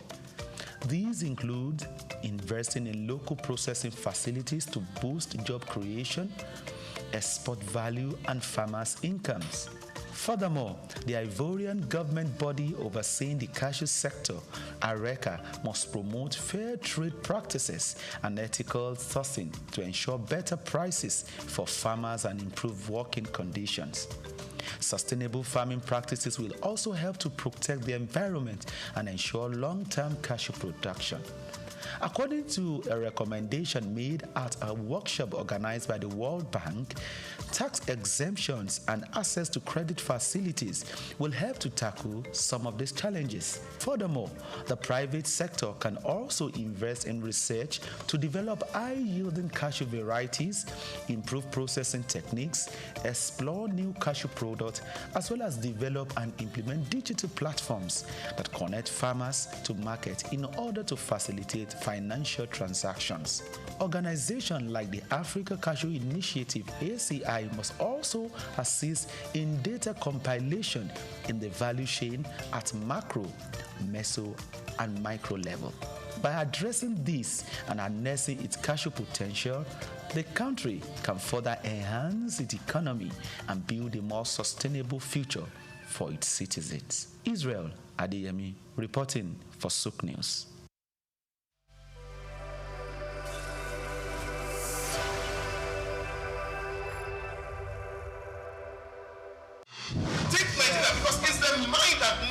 First of all, be rebranded.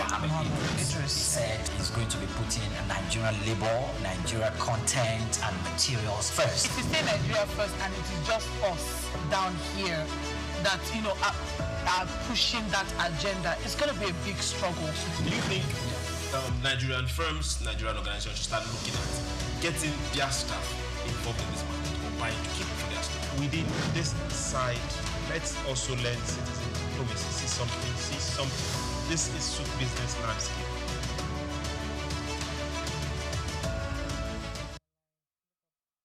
Welcome back. Many thanks for joining us on the program. Now we move on to our next story. And like I said earlier before we went on that break, it's Nigeria and China. Nigeria and China are set to strengthen trade and economic cooperation through the 2025 edition of the China Commodities Expo Nigeria, billed to hold in Lagos from Wednesday, November 5 to Friday, November 7, 2025. Organizers said on Tuesday that the annual event hosted by the Trade Development Bureau of China's Ministry of Commerce in collaboration with Brightway International Exhibition has continued to receive strong backing from the Chinese provinces, the Chinese embassy in Nigeria, and the Nigerian government at both the federal and states level. The 2025 edition is expected to feature more than 250 Chinese manufacturers, alongside over 5,000 Nigerian and international businesses and their business representatives. Exhibitors will showcase products across manufacturing, technology, agriculture, consumer goods, and infrastructure. Stakeholders believe the expo will provide fresh opportunities to balance trade, expand investment, and accelerate industrialization in Nigeria. Chief Representative Officer of the Brightway International Exhibition, Mohiz Ojulari, described the expo as a vital platform for boosting bilateral cooperation. He noted that it offers Nigeria firms direct access to Chinese manufacturers who control key global supply chains, making it a game changer for trade expansion and long-term economic partnership. 250 Chinese manufacturing companies. Then you have 5,000 businesses from Nigeria, not manufacturing companies. Chooks, when I looked at this report, I was thinking, okay, manufacturing companies, are you coming to establish your manufacturing plant in Nigeria? Or You have suppliers, businesses here in Nigeria. We're just waiting for the Chinese companies to manufacture in China. And you buy it and ship it into the country and sell. Since the federal government and the state government and other businesses, 5,000 of them are involved from the part of Nigeria. In your perspective, how do you think we should look at this relationship or this expo that is going to be around here about a few days from now? The expo is weeks. The expo is what it is, and we all know the world is a marketplace. So you have those that are bringing products to the marketplace and those that come to buy the product in the marketplace. So it's now, what divide are you? The product you're buying, are you just buying continuously as a consumer? That's now where the disadvantage will now come in. China is selling, and they are aggressively selling. They are producing, and they are aggressively producing. And for them to produce, they have to look for a market to sell. And as it is right now, we are the market to sell. Africa is the market to sell. A lot of tariff is coming, a lot of pushback is coming from Europe, tariff is coming from Trump. So there has to be other avenues to show up their ability to sell what they produce. Africa and Nigeria is there. So now, for those that are wondering, the 5,000 is not just Nigeria. A whole lot of other African businesses and African entities are also going to be part of this expo. What am I looking at? I'm looking forward to seeing a lot of partnership between Nigerian businesses and these 250 Chinese manufacturers. At the end of the day, can we replicate what these manufacturers are bringing this way? That is where my thought is at this particular point in time. What can we replicate from these 250? What sort of partnership can we have with these 250? What's the kind of job creation, aside just buying and selling, can we have this with these 250? That is where my thoughts are. And that is where I also hope that a whole lot of the large chunk of this 5,000 is also going to position themselves for.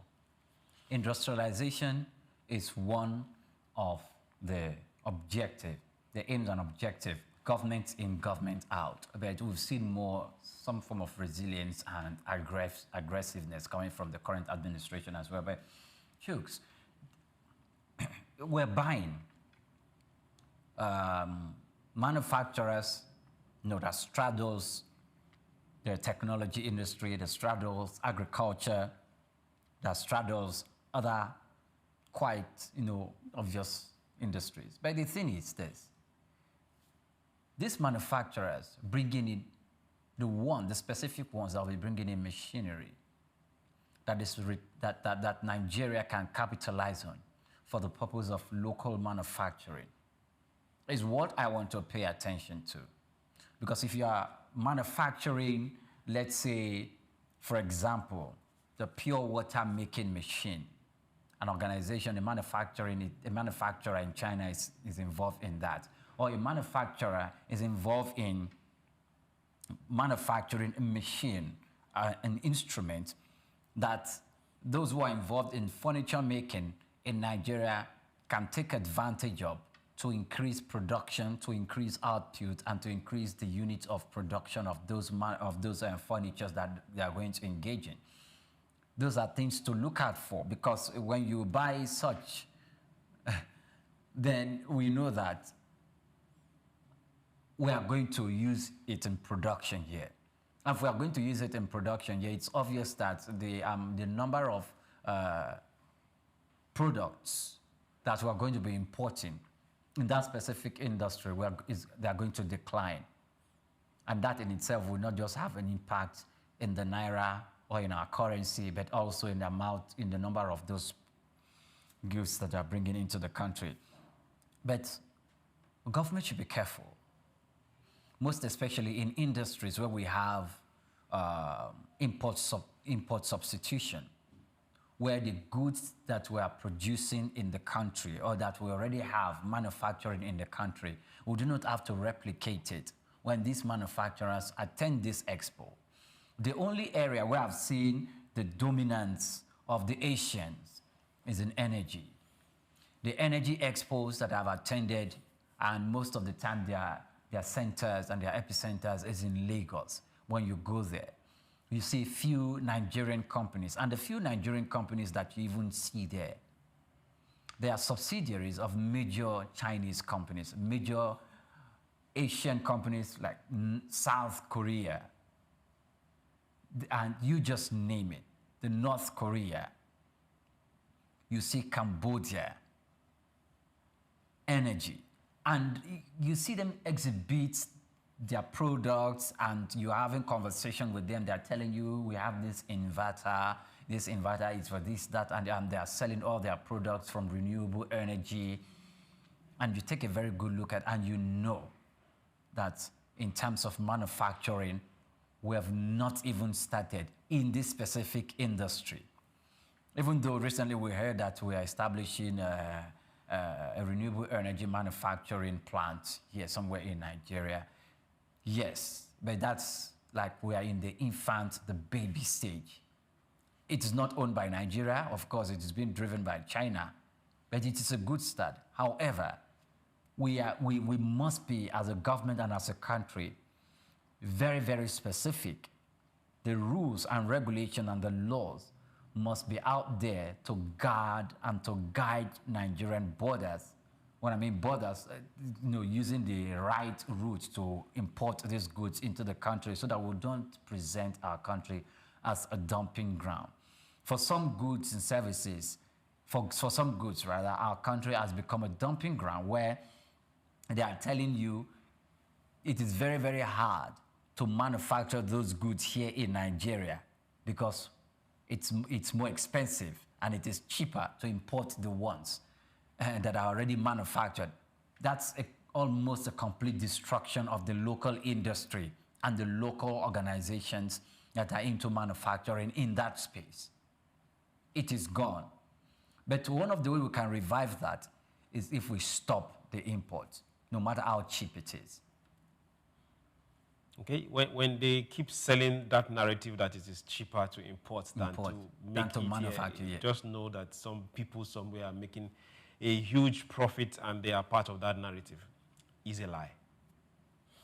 Now, is it going to be cheaper to make it here and go compete in the international market? Yes, that can happen. But when it comes to for us here this way, no, that's not true. For a lot of products, it depends on the class of the product that you're making that will now determine the cost and the price when compared to those that are coming from outside. If we are making things for luxury, good and fine, we are going to have issues with it. But if you are making the basic things that we need for everyday life, we can't make it more expensive than what is coming in this way. Remember, they are also going to pay tariff, pay tax, pay duties on them to bring them in. How do we grow our economy? That is always the watchword, which is, like you said. So for goods that we can make here, if companies are coming from outside, they can come, but let's partner and make them here. What if they do not want to extend? It's a choice. Talking about making them here means that there are two things. One, technology transfer. That technology transfer, that is... What favors us? What are you going to put in front? Are you putting them in front or you're putting your people in front?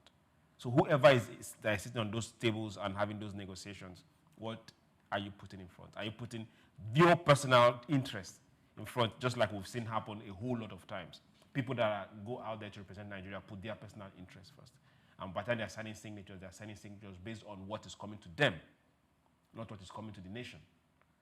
So are they putting their own personal interest first or the nation first? If they are putting the nation first, then no. If you're coming to do business here, good and fine, then let's do business that will benefit us and you, but not make Nigeria as a dumping ground for your product. But do you think when we negotiate, when we engage in negotiation on foreign manufacturers are coming into Nigeria, they are so aggressive. Do you think we negotiate from a place of strength, or we outline the rules and regulation from a place of strength and advantage, or we are beggarly and subservient to them?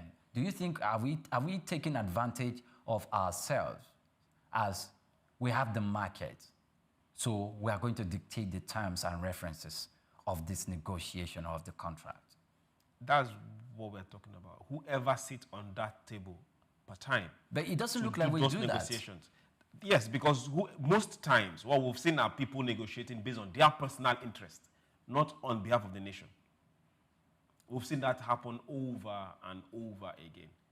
So we need to start seeing a change in that kind of negotiation, where people are negotiating on behalf of the country, for the country, not for themselves. Now, let's give an example. One of these 250 companies are coming to Nigeria, and people are sitting down there. Let's say, take government out of it, private companies. The private company is there for themselves. They are not there for Nigeria. So what are they going to negotiate? Okay, good. If you are bringing, let's say, this phone, we want to be the major distributors of this phone in Nigeria. And that is all. So what do? You give us some waiver we can buy and not pay now. The one we sell, we pay to you. So the company is just making money selling products coming from outside the country. But in the long run, is it profiting the country as a whole? No. So when we are going to do this kind of negotiations, no component of the product that is being sourced from locally. Nothing. So at the end of the day, when we now see government get involved in some of these business deals, let's start seeing, if our people are going to patronize you that much, no problem. Source some of the elements used in making this here, or cite the company here. Years back, we had a Peugeot that was coming from France. The government then said, no, the assembly plant has to be here. Then they ran it down. We should start saying things like that. If we are consuming your product, put the assembly plant here. If the US can do that and insist on it, why can't we?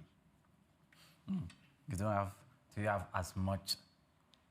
Do you have as much as the US have? Then we don't kind of negotiate advantage. That's where the issue is. Then we don't need your product. Keep your product. Okay. Let's move to our next story. Nigeria spent about $2.86 billion servicing external debt between January and August 2025.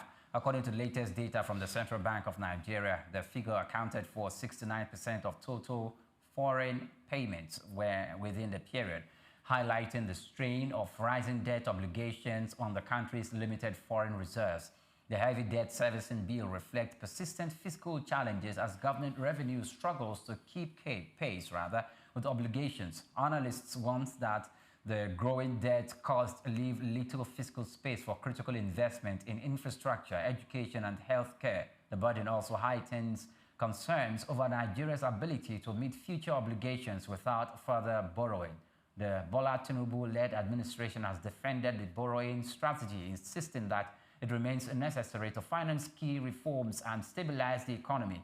However, with debt servicing payments consuming the bulk of foreign outflows, pressure is mounting for urgent fiscal and economic reforms to boost revenue. Chooks. Present. Okay.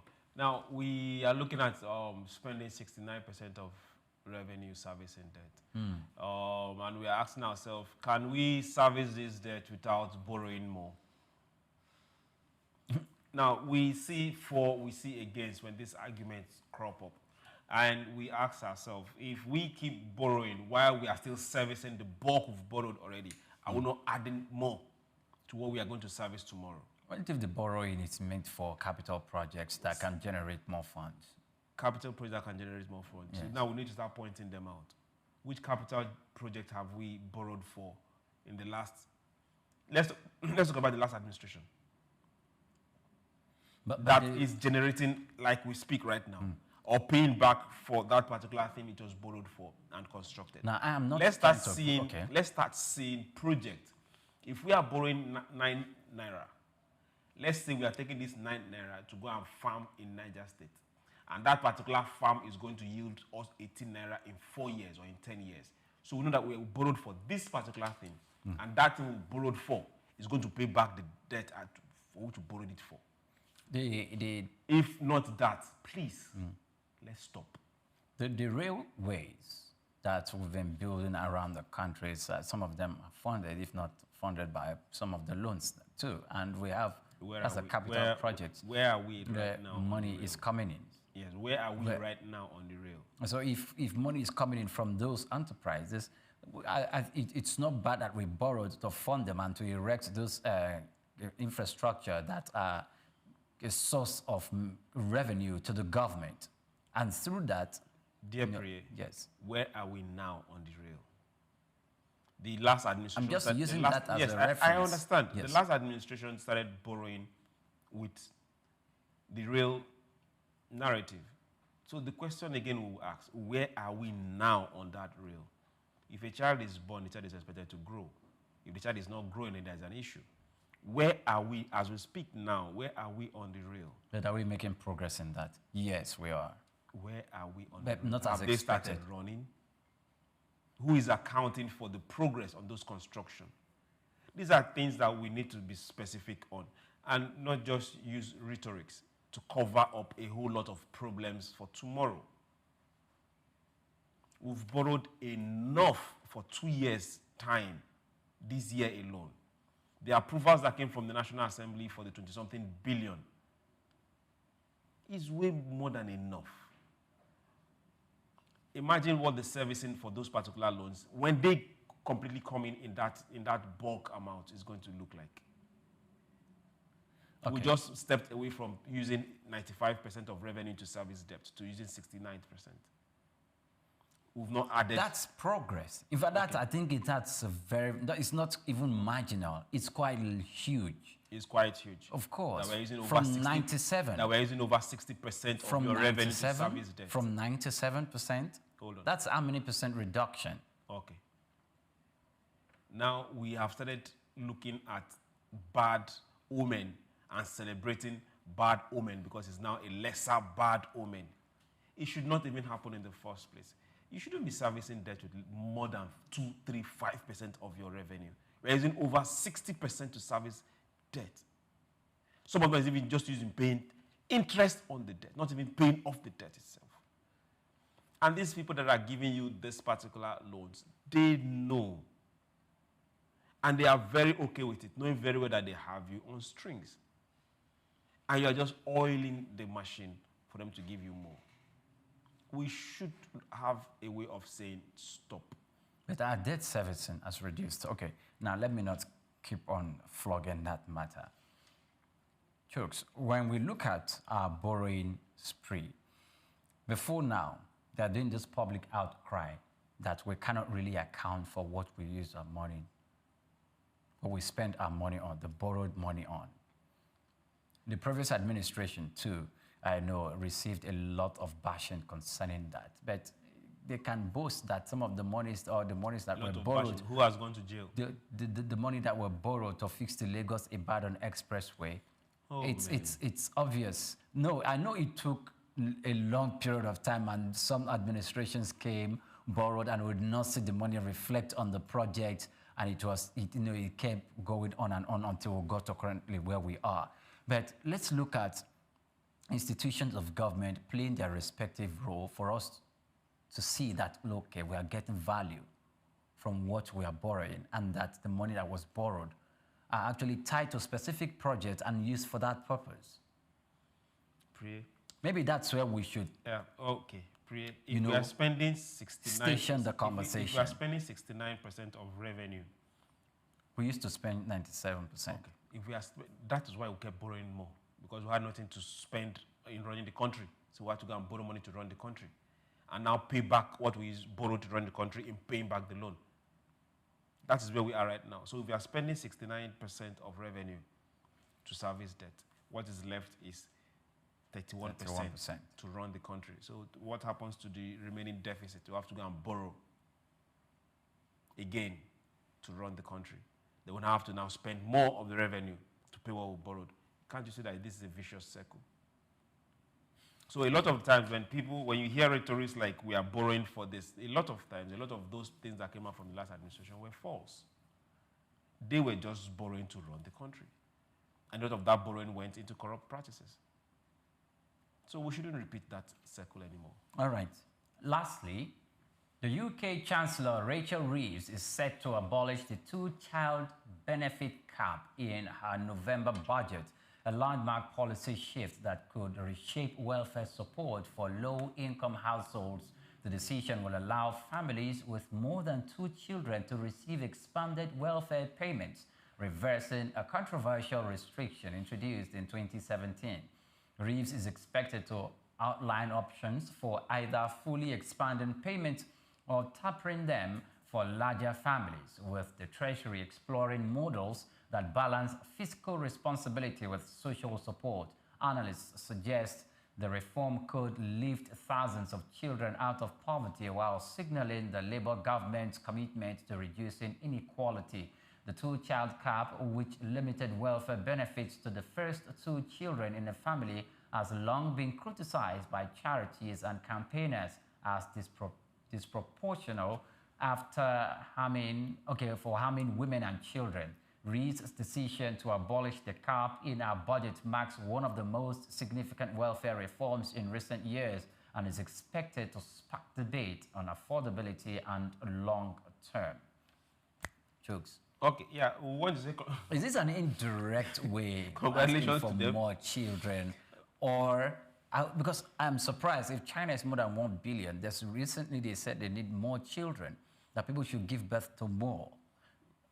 That means if you judge properly, you would say, okay, maybe lots of the population in China are getting old. Is it the same thing when it comes to the UK, or do you think it could be a whole different kettle of fish? For the UK, they have woken up to reality. Reality is not just hitting them, it's staring them in the face. There are things people want to argue about, but hey, let's face facts. China has a large aging population, and China are also blessed with age. They are blessed with years. They live long on that side of the divide. So a lot of the people there in China, a lot of aging population is there, and the younger ones are not getting married, and they don't want to give birth. Thanks to the one-child policy that affected them for several generations. Now, the culture is not even giving birth. They don't even, a large portion is not even getting married. Now, the Chinese prime minister, president, and every person has to come out and say, hey, please, women, give birth. Now, we are seeing this gradually play out in the UK, but we are seeing it come from a different perspective. They are not directly going there, but on the other side, we know that is what they are looking at. They are having serious migration issues, and the population of the migrants that happen not to be UK cultured is nearly and looking like it's going to overshadow the Aborigines. Okay. So, Chooks, if we look at it from this perspective, these are well-industrialized nations. And if they do not have enough young hands to do the work, either in the factories or to engage in that sphere of entrepreneurship, who are not Aborigines, most of them are resorting to AI and to robots to run some of their industry, to run some of their factories. And you have Africa, 1.4 billion. And counting. People are shouting, don't jackpot in Nigeria. There's lots of space out there for Nigerians. Maybe I won't use the word jackpot, but to move. What should we be thinking? What should be the policy, the economic policy of African governments in taking advantage of this gap? African governments should really wake up. Nations outside this place. It's a huge economic gap. Nations outside this place, they've done it to us for a very long time. A lot of the expatriates that come to Africa, they make remittance back home. They pay tax back home. So African nations should also see their human capital as exportable entities. That these are things Africa can also make revenue from. But now you have to invest in them and be able to say, okay, good and fine, let's register. Let's have a particular unit, and we know that this is what we are exporting to you. We are exporting human capital to you, just the way they exported to us. The way other countries are also doing it. For those in the UK right now, for families, aside trying to increase number of children born, 2007, 2017, they had this particular policy where welfare was limited to the first 2 children. So if you had more than 2, good and fine, you have to take care of them outside the welfare system. But now a woman has come in and that maternal instinct will always kick in. Is he a child of the family? Yes. Welfare should get to him. Welfare should get to her. So, dear men, let women be and let this policy work. It's good for them as a nation. Can they afford it? Yes. Work harder, produce more. They can afford it. Chooks, for the case of China, because of that one-child policy has been with them for a very long time, and recently the government is talking about you can do more than 1 child. It's going to take them a few decades for them to reorientate themselves in line with that. Because you also mentioned that they are refusing to get married. And even the ones that are married didn't want to give birth to children. For the UK, yes, they didn't say stop giving birth, like, okay, support for the first 2 children. And now they are trying to expand it. Maybe that is it's a good, but it's still going to affect because some of them probably must have limited themselves to just 2 children. Yes, even before China even did their one-child policy and all that, those in the West, they've been having issues with number of children they were bearing and who they were getting married to or getting into a relationship with. That they've had that issue for a while, even though it became very open and public in the last century. So that also is also affecting the number of young people in the mix there. So whatever policies that will help them normalize their population, good and fine. The UK, in early 60s, early 50s, their population was almost that of Nigeria. Yeah, same thing. But right now, we've done almost times 3 of their population. Chooks, as we round up, Nigeria is almost going with that policy of the UK. Which limited number of children. And the reason why they're doing that, it's not official, that it's a thing that families have imbibed.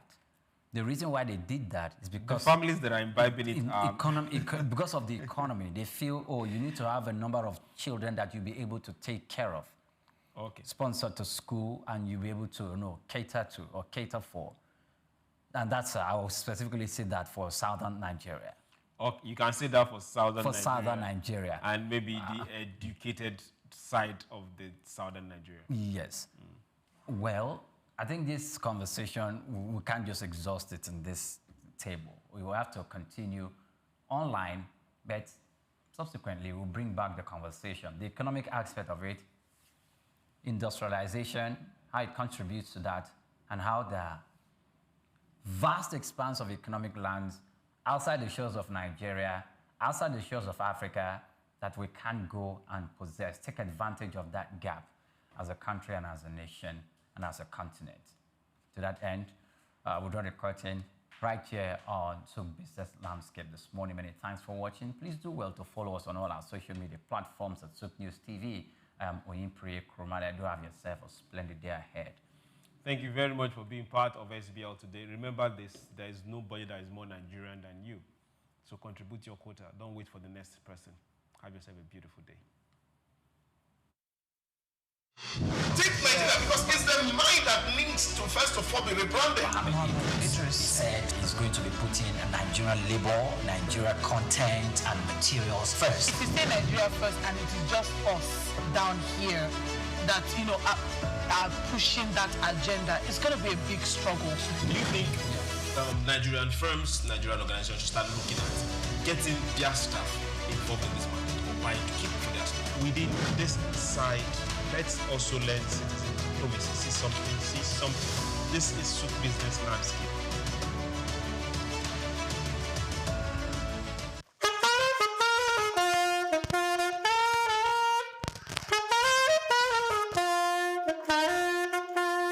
Nigeria FIFO Muzamadaya.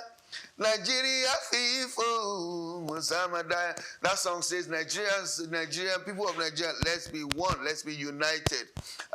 Happy Independence Day to Nigeria. This our great nation, our wonderful nation. I pray that this country will get better and better, greater and greater. Be a good citizen.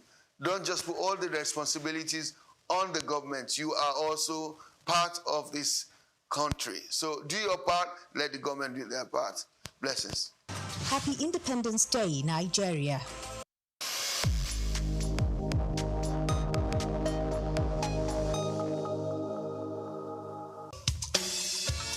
Fellow Nigerians, did you know that constituency and executive projects in your communities are not gifts from your legislators? They are projects sponsored by the legislators and funded by the federal government to improve your life and the lives of those around you. These projects belong to you. Without your vigilance, they might never be completed. Don't allow them to fade away into unfulfilled promises. Stand up, take ownership, monitor their progress, demand accountability, and report concerns to ICPC.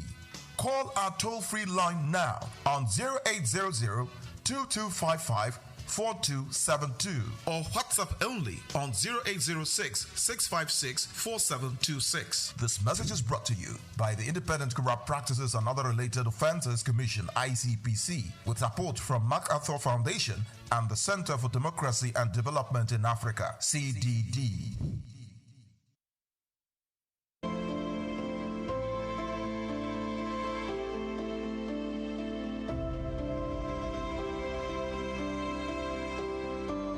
When most Nigerians hear about anti-graft agencies, fear is the first response, anxiety over investigations, raids, or sanctions. But the Independent Corrupt Practices and Other Related Offences Commission, ICPC, is showing a more collaborative face, one that seeks engagement and partnership to foster integrity across public institutions. The message came to the fore during a courtesy visit to the National Orthopedic Hospital, Igbobi, Lagos, where the ICPC Resident Anti-Corruption Commissioner for Lagos State, Alexander Chukura, led a strategic conversation on collaboration, ethics, transparency, and institutional accountability, received by the hospital's acting medical director, Dr. Wakil Lawal. The visit focused on sensitizing management and staff on the importance of ethical conduct and risks of practices that might attract the Commission's attention. ICPC is the police of public agencies. I want to break it down the way you understand it. What we mean as is that we police MDAs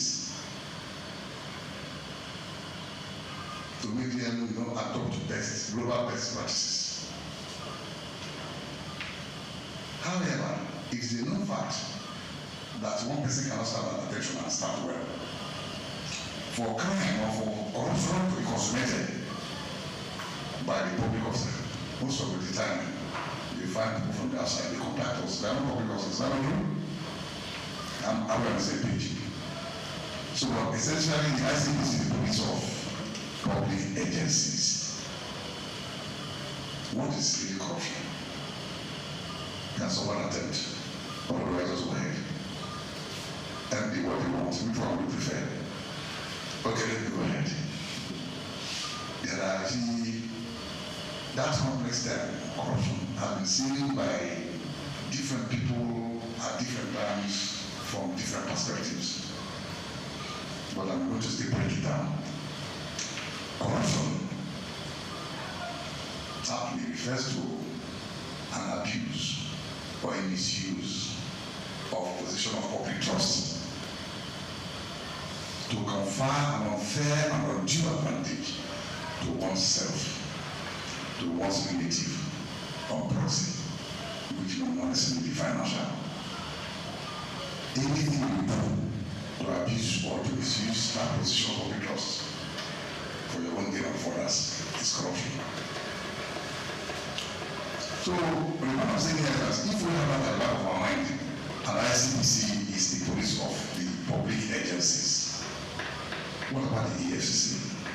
The EFCC came after ICPC for purposes of specialization, economic and financial crime. A key moment of the engagement was an open question and answer session where concerns were raised about perceived bias in enforcement, particularly when some political actors appear untouched, while public servants are often held accountable. The Commissioner clarified that the ICPC investigates based on issues and petitions, not status. While he noted the section of Nigeria's constitution which offers temporary immunity to certain office holders, he stated that this immunity elapses once they leave office, after which credible petitions are duly investigated. The leadership of the hospital present were also encouraged to see the ICPC not as a threat, but as an ally in strengthening systems and protecting public trust. Chukura emphasized that internal mechanism is not enough in fighting corruption.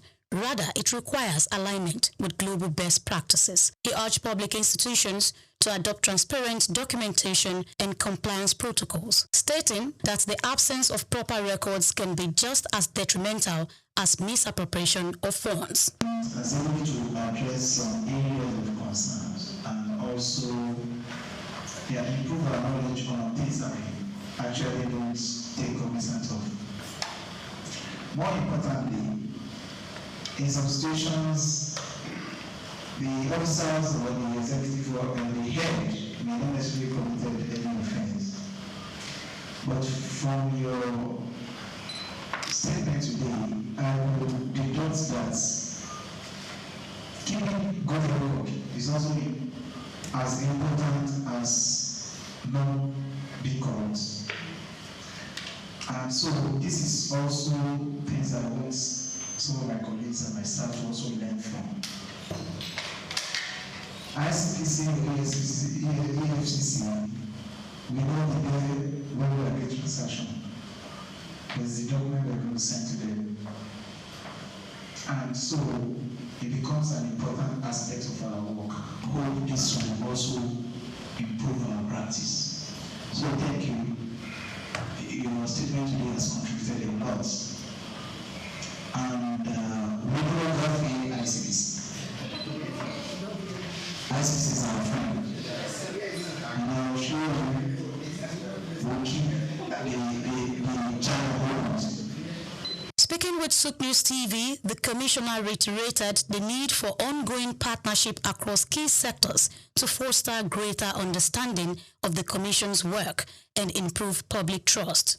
He expressed optimism that in a few years, ICPC would achieve significant milestones in building a more accountable nation. It's a tradition in ICPC for us to go to strategic stakeholders. We go to the place to tell them what to preach the anti-graft crusade. So at the end of the day, we have a better nation. Because on the stand of insight, it's been discovered that Nigerians, the citizens, have suffered. There's a lot of apartheid indifference about the anti-graft crusade. So it's this conscious effort by the ICPC to now begin to, make people get a buy-in for that to be part of the whole crusade. We go everywhere, especially government. That's the MDAs, so that we can galvanize support, so that we can educate the people on the ills of corruption. We're not there yet, but with the present board, the end is very near. At the end of the session, the ICPC handed essential materials, including the ICPC Act, a handbook of frequently asked questions, and a guide on the consequences of unethical behavior to the director. A symbolic award was also presented as a sign of the ongoing cooperation. This visit forms part of ICPC's broader strategy to build institutional integrity and promote responsible service delivery across the public sector. Grace Komalafe, Sook News TV.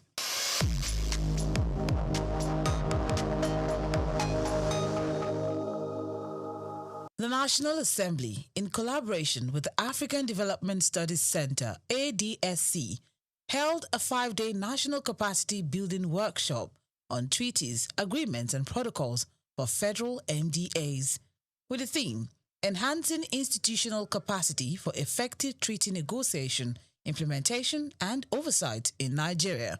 Honorable Barrister Rabiu Yusuf, Chairman of the House Committee on Treaties, Protocols, and Agreements in the 10th Assembly, highlighted the importance of strengthening the skills of key government officials in treaty processes. At this particular moment of our country, we need a situation whereby all the stakeholders involved in external engagement with other countries, particularly state and the federal governments, and mostly MDAs of the at national level, to ensure that they are aware, they know what it takes, they know how it will be, and they know what it takes to ensure the institutionalized democracy and the legal approach as far as ratification, engagement, domestication of treaties. That is why the 10th National Assembly, under the able leadership of the Right Honorable Speaker Tajuddin Abbas, mandated our committee, pursuant to Section 12 sub 2 of the Constitution, that we should reach out to all necessary stakeholders who are personally stakeholders on this engagement to ensure they know how it takes and they know how to execute it. Basically, that's the reason we are conducting this exercise. Actually, I think there is no point for me to deliver my remark at this time, because I'm very much aware that my remarks have been delivered instead of distinction. So in other words, I will just say I sincerely appreciate your presence in this program, and I believe it will go far in helping the system, stimulating the system, and work for the Nigerian progress. So I wish you a fruitful discussion and a successful outcome. Thank you very much. The major challenge, everybody is going silo, in the sense that we are not trying to bring ourselves into the same table to ensure that before you find any entity, be it state, local governments, or federal entity, as far as engagement is concerned with other outside worlds, you need to know there are provisions of the Constitution which you need to comply. Failure to comply with that provision of the Constitution, whatever you do, it will go to a nullity, invalid, and is inconsistent with the provisions of the Constitution. And to the extent of that inconsistency, it is null and void, and of no effect whatsoever. So we're trying to avoid this scenario whereby at national level or at international fora, Nigeria will be embarrassed because the stakeholders, the principal actors, they didn't even know what they are doing. So that is why we decided at this particular moment it is ripe and necessary to ensure that we engage with unnecessary stakeholders. That is the basic reasons for engaging these activities. Actually, I recommend their effort to any other entity, because if you can see, most of them, they are legal luminaries. They know their audience, they know what they are doing. So I really appreciate, they did a very wonderful job. And I sincerely appreciate. That's the main reason that I say I need to be here in Lagos, at least to supervise the happening in Lagos. And I'm impressed. Engagement with outside world, it is two ways. It is going to be either bilateral or multilateral. So with this kind of workshop, or with this kind of discourse, we believe the principal actors will now know what it takes to enter a treaty. And if they comply with what they are taught in this session, if they advise their principal when they go back to their respective MDA on the right way to go, I believe most of the treaties will be legally binding in Nigeria, provided they follow the procedure laid down by the Constitution. The future is bright. And the future, we will ensure in the future that all the treaties, all the agreements, all the international protocols have been observed to the letter, have been protected and enforced as it is enshrined in the Constitution. And with this kind of workshop, we believe we will create a series of avenues whereby we will engage other parties, other necessary stakeholders. We just set the ball rolling, and we will be there, inshallah. Also sharing insights on the workshop, the clerk of the House Committee on Treaties, Protocols and Agreements discussed the value of the training in improving the understanding and application of international agreements across MDAs. He noted that the engagement served as an eye-opener, equipping participants with tools for more effective negotiation and oversight. I'm a Nigerian, a citizen of Nigeria, and I want Nigeria to benefit from its interaction with the international community, and it starts from things like this. For us to be able to interact well, we need to know what it entails to engage in the international community. when we are talking about treaties, what does it entail to enter into treaties? How do we do that? How do we negotiate? How do we implement? How do we oversight as a parliament? So it is my duty as a clerk of the committee to advise the chairman and the committee members on how to go on all these issues, and also very instrumental to the organization of this workshop today. Our partners, the facilitators, are very, very excellent. We appreciate them, and it's also a collaborative effort between us and them. And so far, so good. What we have ensured so far has been fantastic. The participants are very, very impressed. I myself am impressed, and I also there are some things I'm taking home. For instance, now. Nigerians used to think before that our negotiators who negotiate treaties will just go abroad, go on tea party, shopping, but it's not more the case. By what I'm seeing here now, I can see experts, technocrats who know their honors, who take the bull by the horn and do what's supposed to do. That one has been established. Even our facilitators can attest to that as well. Another thing is that the quality of ideas being shown and being given us here is very, very apt to our situation presently, so that we can apply in our situation in Nigeria. And going forward, if this lesson continues, it's going to impact a lot, because the MDs, many of the MDs are here, even state governments, like Kogi State Government is here, the SSG is here, the Attorney General of Plateau State was also here, and also some top directors in the federal MDA, they are here. So it's a high-class, high-level engagement workshop. We are in a political environment, I must tell you that. But we, technocrats, are supposed to be the advisors and movers of policies. So they don't need to bend.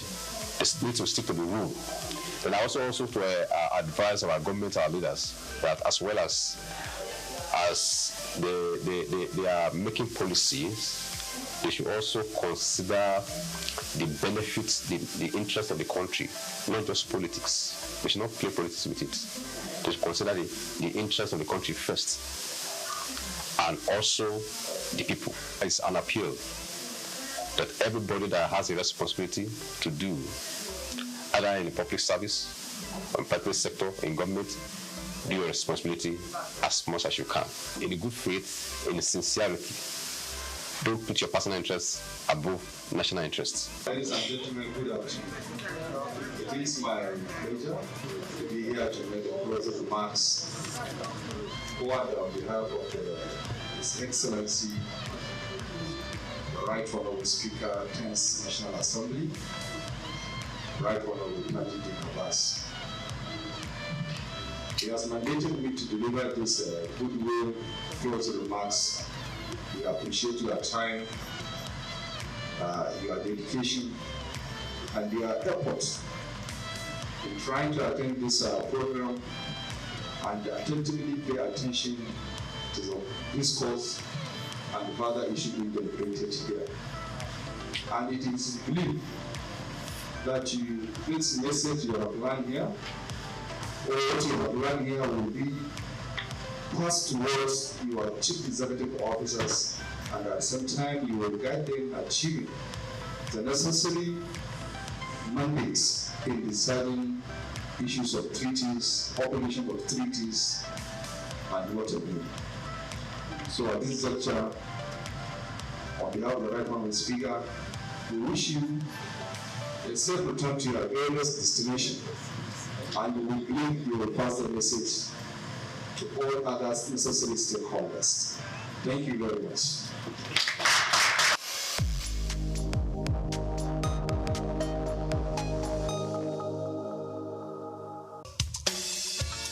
Fellow Nigerians, did you know that constituency and executive projects in your communities are not gifts from your legislators? They are projects sponsored by the legislators and funded by the federal government to improve your life and the lives of those around you.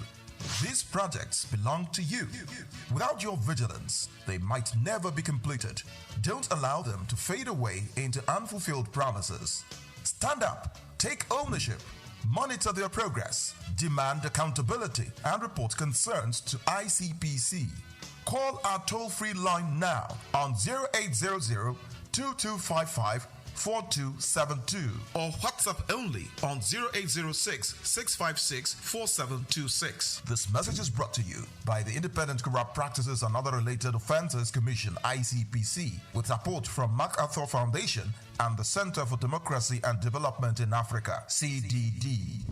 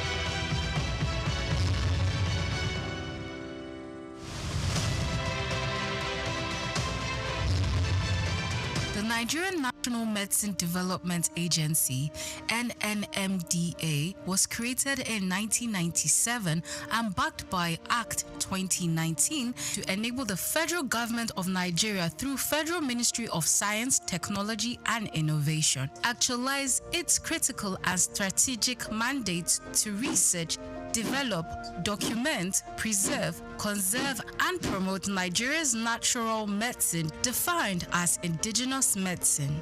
4 Director Generals had steered the affairs of the agency since its creation 28 years ago. A new vista, however, opened in the history of the existence of the agency when Martins Emeje, a distinguished pharmacist and professor of nanotechnology, was appointed as the 5th Director General and Chief Executive Officer in May 2023. Before taking on the mantle of leadership at the NNMDA, Professor Martins Emeje was the Chair R&D at the National Institute for Pharmaceutical Research and Development, with many feats on drug formulation and R&D results to his credit. I deliberately applied for this job. There was advertisement. I applied.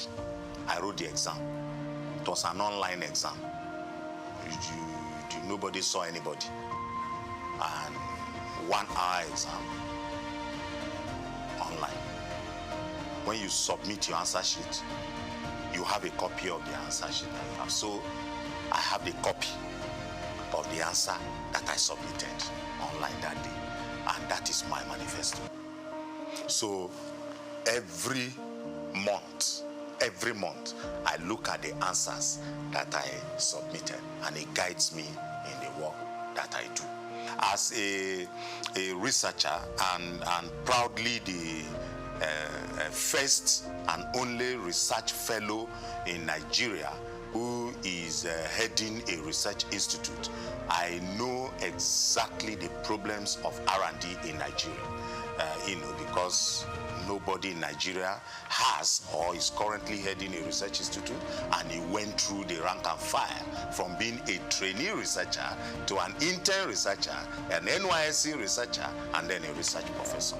This is the background that I have. Call him a round peg in a round hole, and you won't be wrong, as he hit the ground running, leaving a lot of innovations on his trail, achieving great strides in the areas of education, agriculture, and health, thereby raising the bar in R&D in natural medicine for the agency. From May 2023, when he was appointed, within just a few months, 4 oral solid dosage formulation products were unveiled. My greatest moment actually happened on 8th of March 2024, when the Minister of Innovation, Science and Technology, Chief Uche Naji, came to Lagos in the campus of NNMDA here to launch 4 oral solid dosage forms. It was not just the first time it was happening in NNMDA, the very first time it was happening in Nigeria. We decided that we will go for education as a major target, as a major KPI. And we went for it aggressively and got accreditation to start a 2-year national diploma in natural medicine. So this agency, for the first time in Nigeria, we now have a school of natural medicine. It's never been heard before. It happened in this administration within these 2 years. Within these 2 years too, because the country saw that we had made explosive advancement in this area, we got upgraded to what we call an awarding body for national skills acquisition in traditional medicine. One of the best medicinal gardens that you can find in Africa right now is in this country, owned by the Nigerian Natural Medicine Development Agency, and we did it these 2 years. In fact, two of our products that is waiting for Mr. President launch was we got our raw materials from our Nasarawa State Farm in Karo. Nigeria is the largest producer of cassava in the world. Cassava. The only country that competes with Nigeria is Brazil. Yet, Nigeria does not have value-added cassava products. Yet, Nigeria imports starch to make pharmaceutical products. We made a presentation to the National Assembly, and the Senate of our National Assembly supported us. So we went into development of pharmaceutical grade starch. Today, we have pharmaceutical grade starch. In health itself, we have developed and submitted to NAFDAC about 23 different products. 23. And they are all at advanced stage of NAFDAC's regulatory assessment at this point.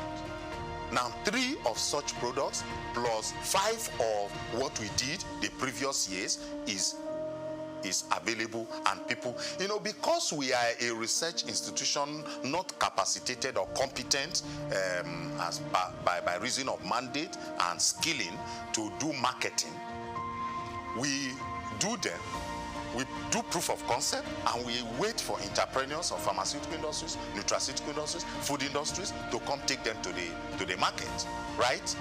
But we also owe, because, like I said, the huge component of the Renewed Hope agenda is that people should be attended to, so that they know that they cannot lose their hope completely in their country.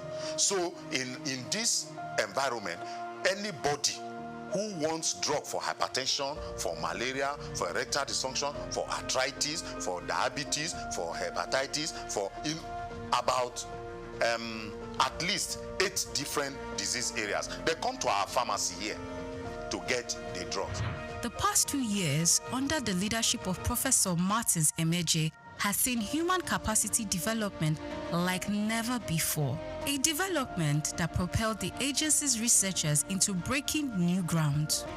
This agency had never, in its almost 30 years of existence, had never participated in any local conference where researchers went with work they did in their own laboratory to go make competitive presentation. In our maiden outing, in these 2 years, we won 2 awards. We went out for the first time and we got 2 awards. We took first position and we took third position. That is gold and bronze. When I came, I met researchers that have been here working for 15 years but with 1 degree. And I told them, you can't be a researcher with 1 degree.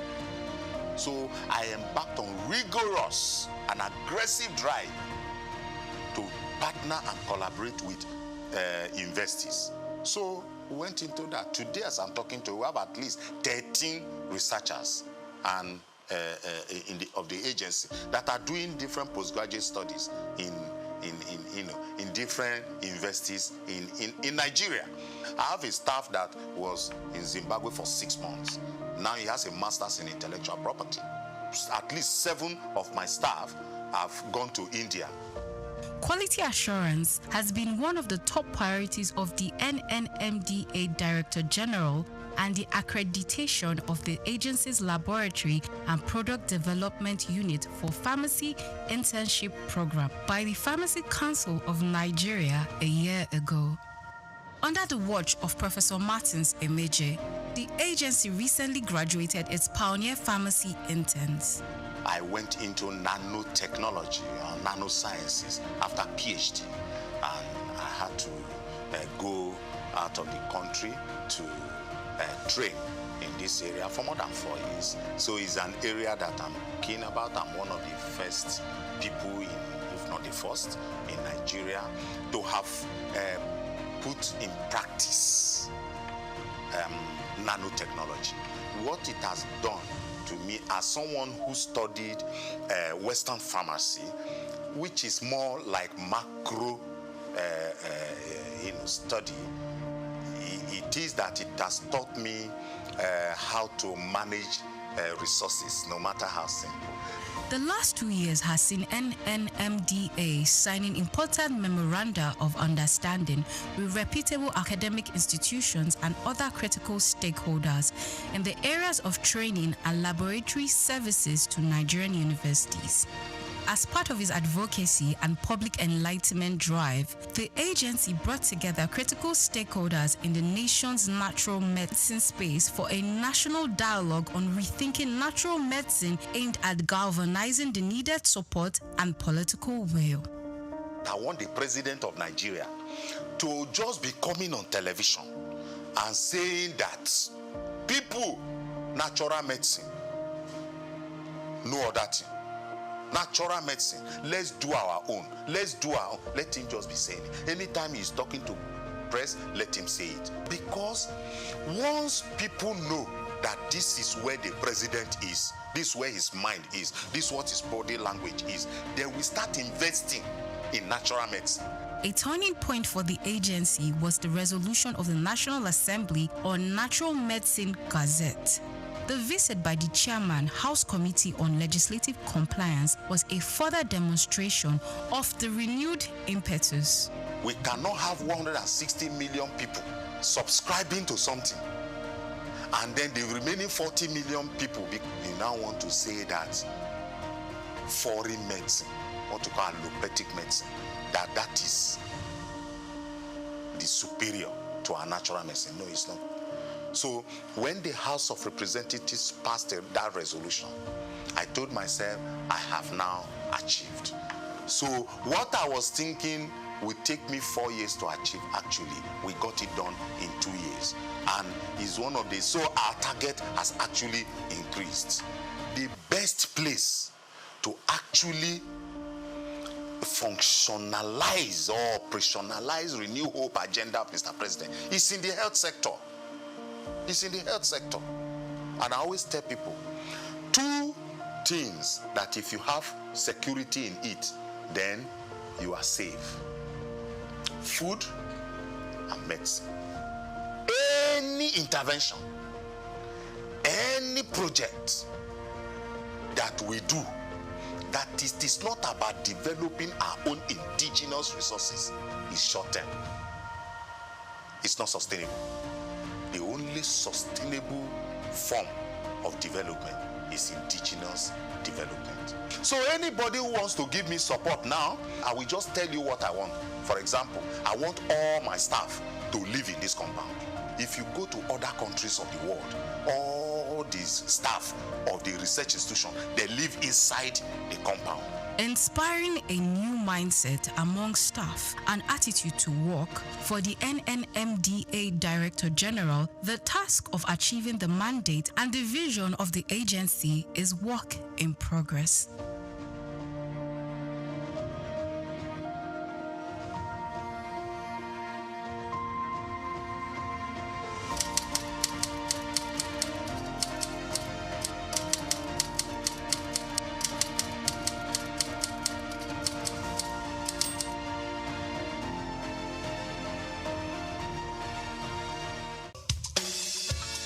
Fellow Nigerians, did you know that constituency and executive projects in your communities are not gifts from your legislators?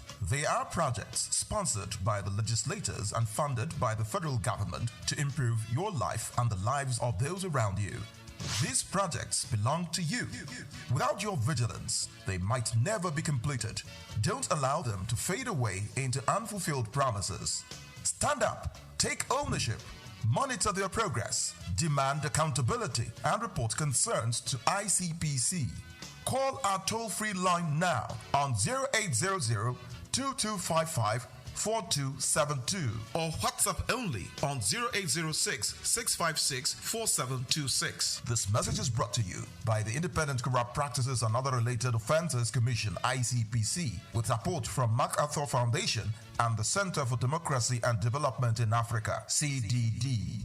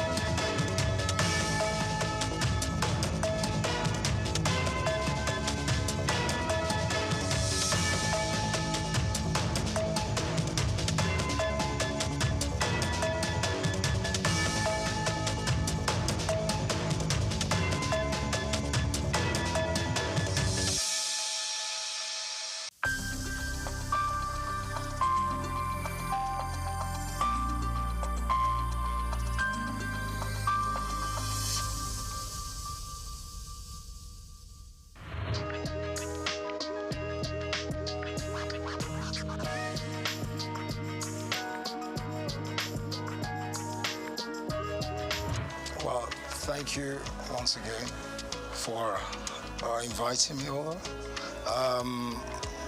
What would I say? Just doing a lot of wonderful things all over the world, working towards development of humanity in the areas of most especially sports development, football management, football administration, and other businesses I'm involved in. So that's what I've been up to.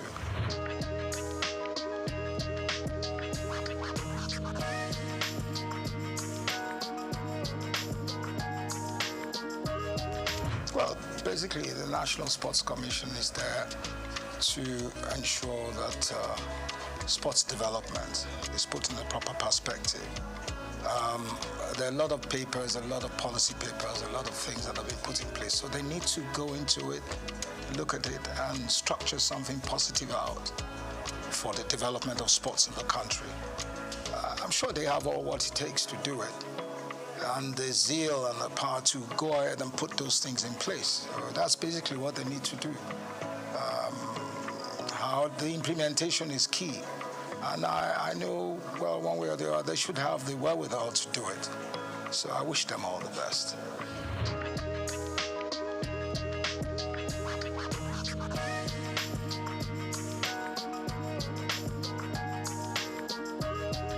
Well, you see, I don't like criticizing. I think I've gone away from areas of criticizing, but the standard of the league is very poor, and they have to put all efforts together to improve on the league. Also, the technicalities of the game, the manpower. We have to, we're still doing what we practiced 15 to 10 years ago, so it's not changed. So all those things have to change. We have to go away from the mediocre ways of running the game and putting more investment in development of the game itself. In the clubs have to be, it's so sad that we in Nigeria prefer to watch the Premier League compared to the Nigerian Premier League. It's a sad story. I remember 40 years ago, you could go to the stadium and watch our local, amateur league, and there were standards. So there's no reason why we can't bring that back. It's the wherewithal, the willpower to do it, and the stem from, having to go away from the area of mediocrity, where we bring in professionalism. We have the people that can do it, without any doubt. But for the system to allow them come in and do those things is another question. How that is going to be done, we've talked about it for many years, but nothing has been done about it. I pray and I hope someday they'll put up the proper perspective and the willpower to do those things.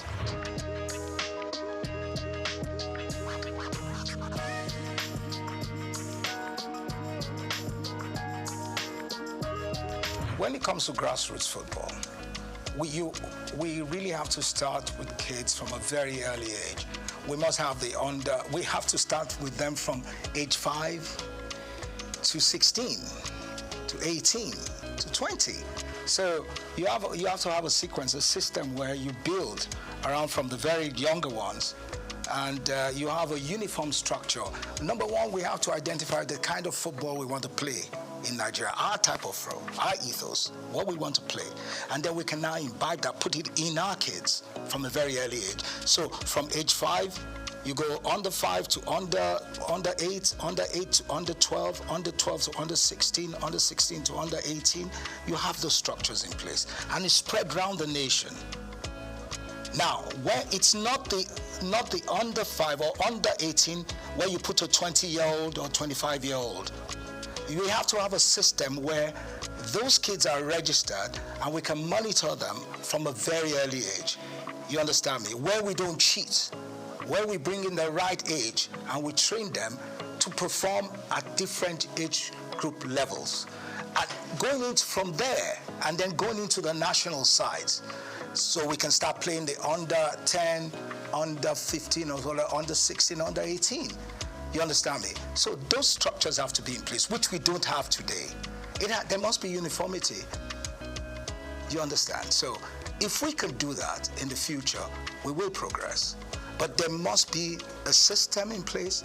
We must have coaches that have been trained to work with the kids from that very early age. And those coaches are trained within the system, within the Nigerian Football Federation, and then they're sent out to work with those children all over the nation. The football academies we have today are only out to sell players. You understand me? So what I'm saying here is where we have, I'm not saying academies shouldn't sell players or not. Those players in the academies, if we have uniformity, should be playing in the league. And then we must have a cap where we say, look, until you're a certain age, you can't leave the country. You must play in that league because we've invested in you. We've invested in those kids. So maybe they will have to play till they're 20 or 18 or 19, where they can now go out, you understand, to play abroad. But there must be a structure in place, and there must be laws guiding it. That's the only way we can excel.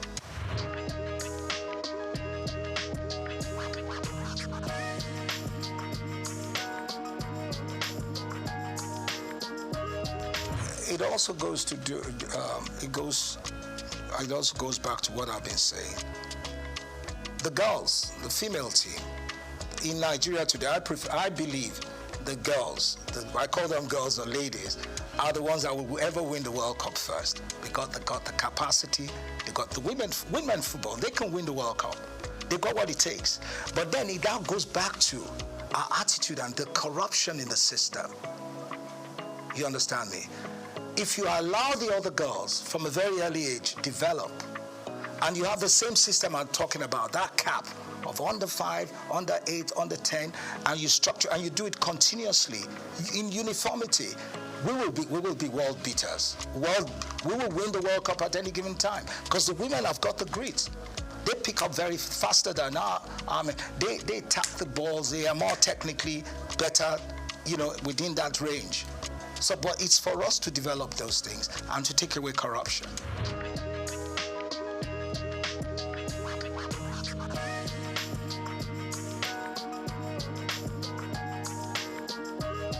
First, when we talk about indigenous coaches, what coaches do we have?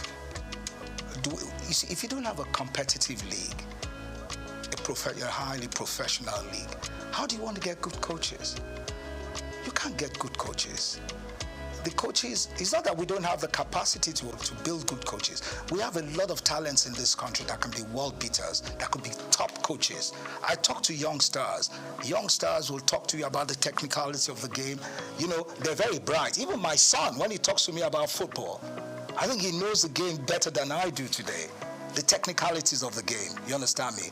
The formations, how players play back and forth. It's because you've given them the exposure. And we need to give our young stars that exposure. We need to develop them. That's what we're not doing. We have to invest in them. But for now, we have not done that. And what we're doing today is those bunch of coaches we have are not good enough to run the national team at that level of competition. I have one or two of them in America that are sound, they're there. But how many of them can you bring into the system? You understand me? Our local coaches, we need National Institute of Sports. Now, please, let's forget about the National Institute of Sports. That I use a word, it's been alamalized. That's a very poor system. It has nothing. We have nothing there. I'm serious. I'm not running anything. Our National Sports Institute is a disgrace. So we shouldn't be talking about that. Yeah. If you want to talk about a National Sports Institute, then you go to Australia and other countries and you see what it is. You see the standards. We don't have those things. Ours is archaic. Is it beyond redemption? There's nothing beyond redemption. It can be, we can work on it. We can develop it. We just have a time frame, work around it. See, there's nothing we cannot do in this country. We got everything possible to do it. It's the wherewithal. Do we have that mindset to do it? Are we ready for it? Those are the things we have to look at. Or do we want to continue with our mediocrity? But really, sincerely speaking, there's nothing impossible. We can do anything here. We've got great youngsters. We have to remove all this old, archaic way of thinking and then bring in a more modern, professional approach to things. So that's it.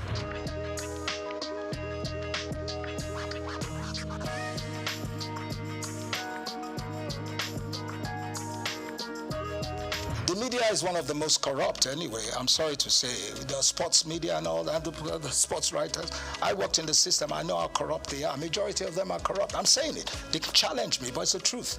Until we get rid of all those things, where our boys go and collect envelopes to write or favor people, we're not going to get anywhere.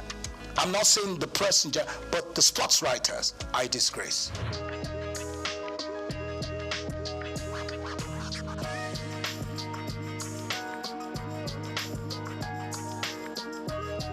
See, the supporters club is not going to do anything or develop football. This is just to travel, get things. Oh, it's fine. It's good to have fans. But what has that got to do with football development? Nothing. Supporters club is not going to do anything. They're playing their own politics. You understand me?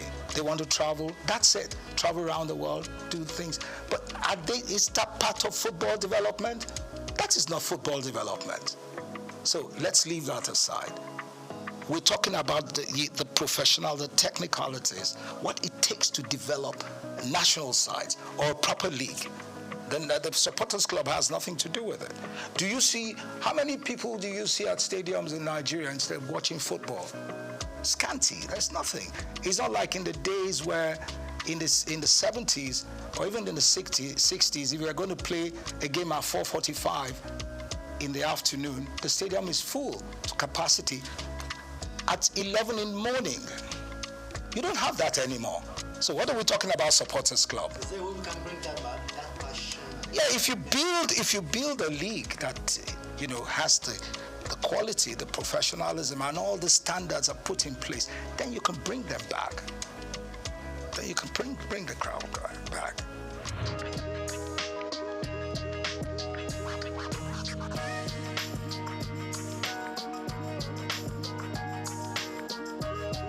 I think it's very unfair to call it lesser sports. All sports are tops. Yeah, it's very wrong to call them. They're top sports. Basketball is tops. Athletics is tops. It's very wrong. I think it's very unfair to call them lesser sports.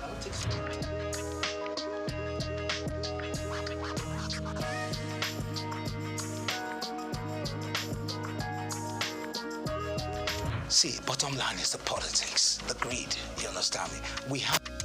We have top talented basketball players all over the world. We could put them together. It's all about management.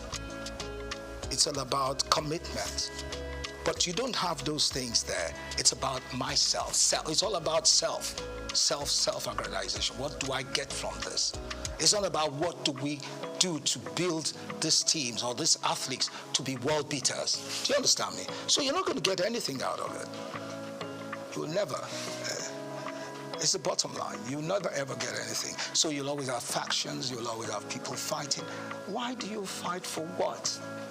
If you can collectively come together to build a system, a structure for basketball, for example, because the girls are tops, they can perform, they could do far better than where they are today. I always tell you, the female teams in Nigeria will always excel in athletics, in basketball and all that.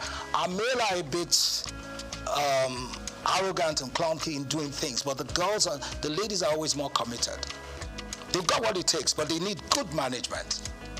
It's not that the men can't do it too, the men can do it, but it all also evolves with good management. Taking away politics, taking away greed, not a situation where a coach is collecting money from a player to put a player in the team, or a member of the football association fighting for their children or family to play in the national team, or a member of government is asking someone to put their kids in the team. No, that's not it. Where is the nationalism? Where's that patriotism? Patriotism. I don't care where you come from. If you're good, you're good. If you're better than my own people, then my own people have to sit down and you let them, the others that can perform. Where would you have quota system in football? Where's that done? Do you understand me? So we have a lot of issues we need to resolve.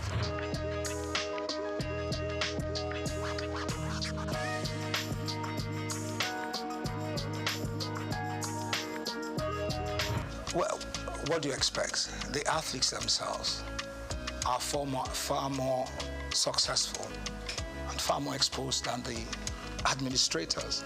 So the administrators obviously are always envious of those ones, and they make life difficult for them. Do you understand me?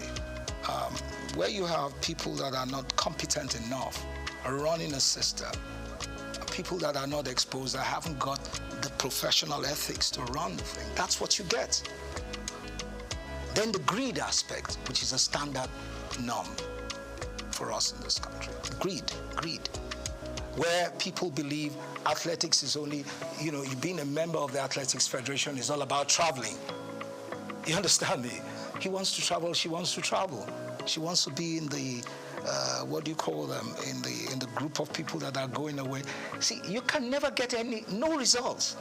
They're all fighting to get something. And then they don't care about the athletes. They want to be in a delegation that is going to travel. Do you understand me? So that's basically it. They're not interested in the development. They haven't got the zeal. You understand me, sir? So once you don't have those things, you can never get anything right.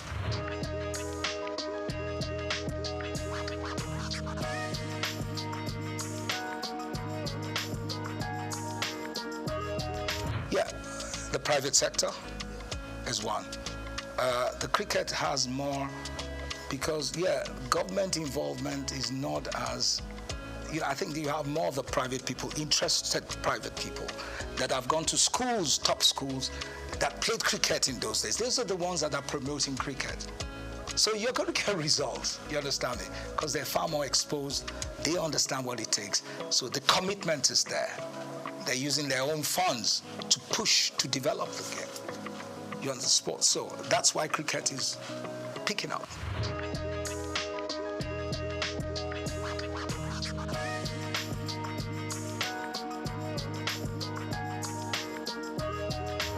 Oh, you mean the National Sports Festival?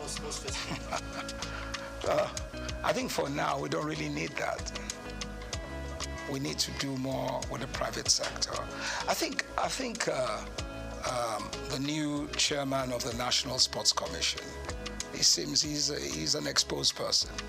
I think he's got to sit right and see how he can profile solutions to these things and change the course of. He's got what it takes to do it. He just has to come out of that shell, come out of that darkness. I'll call it darkness, come into real light. I think he has it.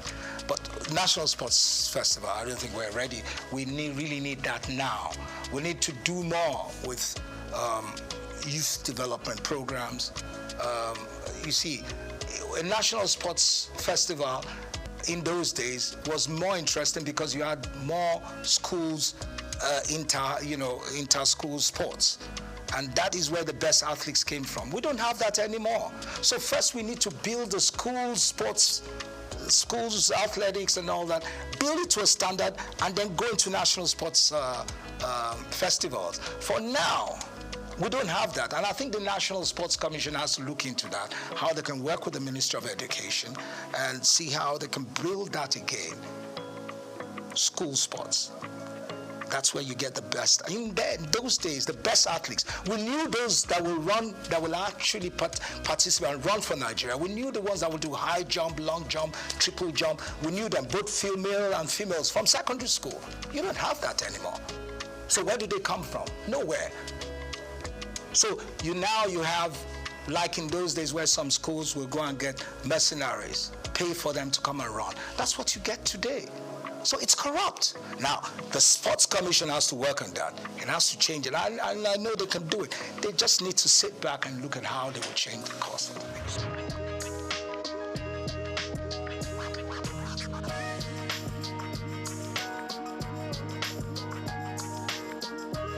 If you want to unite Nigeria with good sports, then you got to give them good results, good teams that can perform.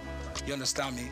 In the process of winning competitions, or they have a team, or they have teams that have got the quality that can move the nation, then you unite. Everybody wants to watch good football. Everybody wants to see a great athlete running. You want to see a good high jumper performing at the best. When you see that, it draws everybody together. If you have a good national team that plays excellent football, look, in Nigeria, when you look at our team, the 94 team, we were the 5th in world ranking. You were talking about ranking, which I don't really. When we really had a good ranking, we were number 5 in the world. The 94 team was number 5. The World Cup 94, we were rated as the 5th best team in the world. And you look at the style of football we played. We developed our own style of football, took it to the world, and we were respected. We don't do that anymore. We have to have an identity. You understand me? Our footballers are not the best. We're good, we're very athletic, we're strong, we're physical. You understand me? We've got to build that kind of football. We are not as technical when it comes to techniques and all that, like the Europeans. But when it comes to the physicality, you understand me, we're better. When it comes to the physicality, the mental strength, we have it. So you have to build around that. You put in a bit of technical things there, but the main issues is we got to have the muscles, the strength to run any team down. That's the kind of football we should play. We're playing lazy football now. We have to play what we played then, where we run any team down. We can play 2-3 hours non-stop. We never get tired. We don't have that anymore. We can even string passes. We can't play 2 against 4, 3 against. We don't do it anymore. We're lazy. It's got to do with the kind of coach. It's not only the coach. Yeah, the coach and then the association, the federation. They don't have a vision. You have to know what you want to present to the world. It's like any other top team in the world. In Real Madrid, Barcelona, they have their own type ethos, their own style of football. And this is what they sell to the world. We don't even know what we're doing. We have to have what it takes to sell to the world. This is what we want to do. This is how we can perform. This is a style we're going to play. And that style we believe in.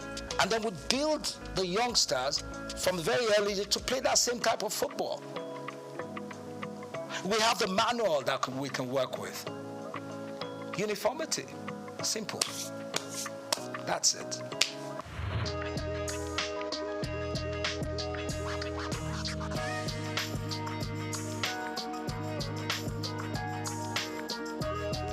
No, it's individual and the corporate, but corporate organizations. They're not doing enough. Everything can't just be government. Today, you don't even have Nigerians pumping money into sports like they used to do that. I'm sorry, I don't want to digress, and I don't want to say what my father did.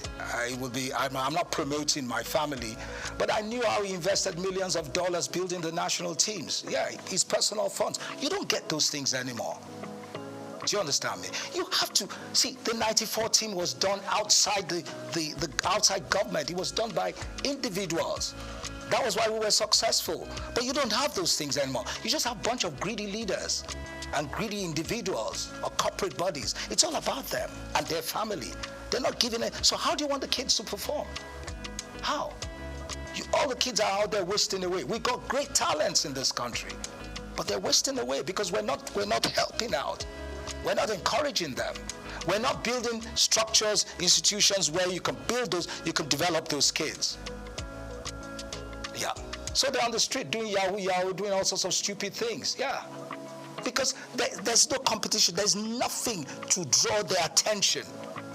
You understand me? Until we do those things, we can never ever change. We can't get it right.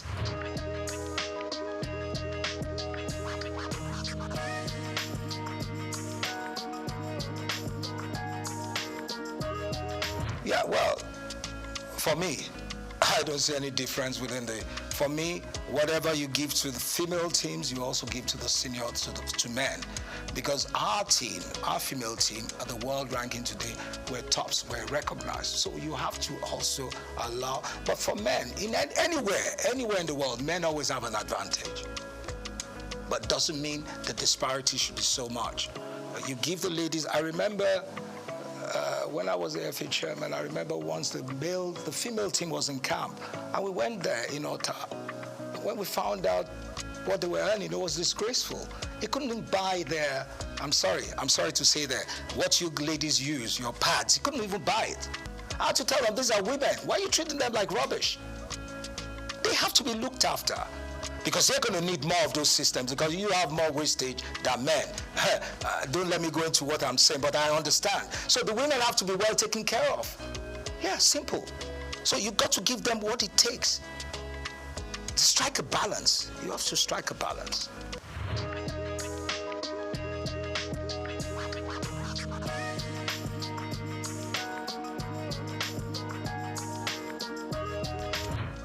Solutions I'm going to give you, I can't give you a straight off head, right? But really, since first, we have to get rid of greed. We have to go away from all this religiosity in the system because religion has destroyed the fabrics of a nation. See, being a Christian or a Muslim or whatever doesn't mean you've got to cheat people or lie to people or not show love, you understand me? Or the religious, when I come to religion, the churches, the institutions we have today are not developing education. There must be uniformity in education. They're not developing education. Education is key. But you know what we have today? Half-baked educated youths. Half-baked. And that's the worst you can ever have. And that is key in anything we do. First, to have good leaders, well-structured. In Germany, in Europe, and now, the kids that go to the best universities, some kids are developed, they're built up to be top civil servants. So they go to Oxford, they go to Cambridge, they become top politicians. Then you have the ones that will become big and top engineers, and now they go to certain universities. All those things are structured. We had it before in the past. It's gone. We've got to find the way. It's not about just giving licenses to universities. But for me, the foundation, education, is very key.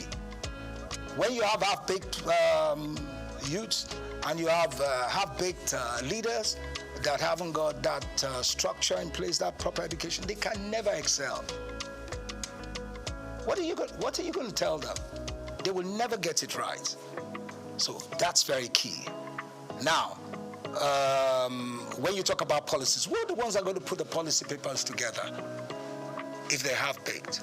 Because you need policy papers, you need to have a better understanding of your environment, of the society. You have to have a better understanding of how the society will grow. So if you don't have that in mind, you can never develop. So you need those things to make the nation change. I'm just giving it in a nutshell.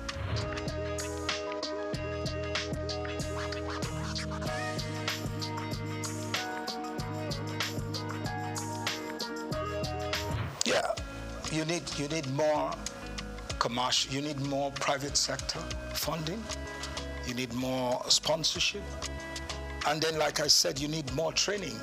You need to train your coaches. Our referees are the most Nigerian referees. You don't see. Do you see any referee participate in any African Nations Cup? No. Because, and you're telling me it's the best league. That's the most corrupt league in the world. Because our coaches are not even, our referees are not even allowed. They never invite them for any Nations Cup. So what are we talking about? What does that tell you? What does that tell you? Every match in the MPFL, most times, most of the games, all home teams win. You don't see away teams coming to win. So are you telling me that's a balanced league? It's not a balanced league. It's a corrupt league. So that has to change first. When that changes, you understand me? And also, then other things will follow.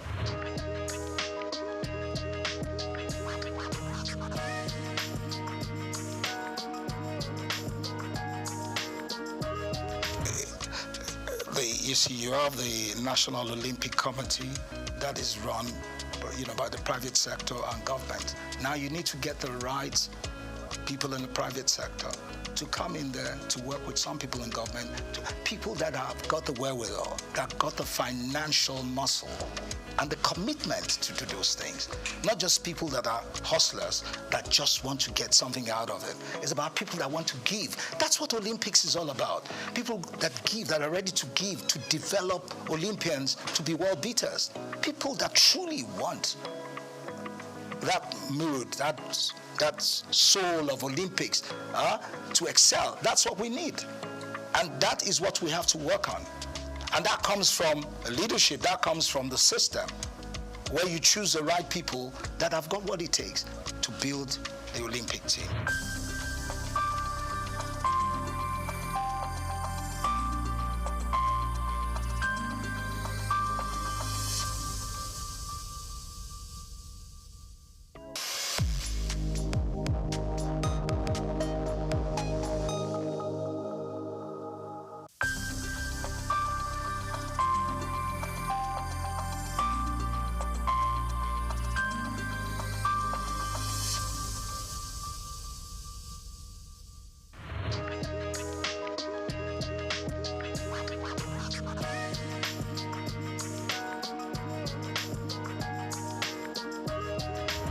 Well, thank you once again for inviting me over.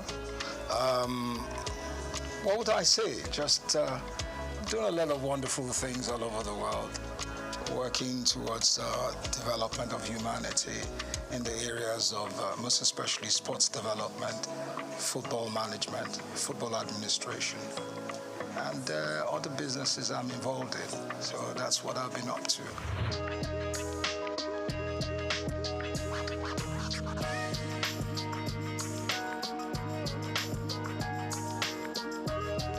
Well, basically, the National Sports Commission is there to ensure that sports development is put in the proper perspective.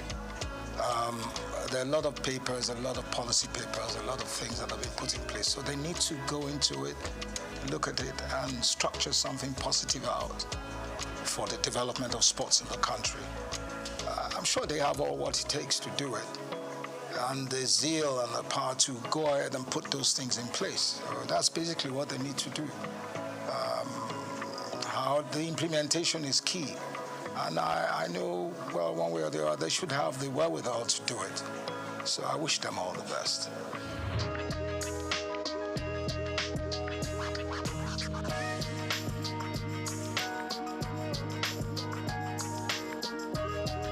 Well, you see, I don't like criticizing. I think I've gone away from areas of criticizing, but the standard of the league is very poor.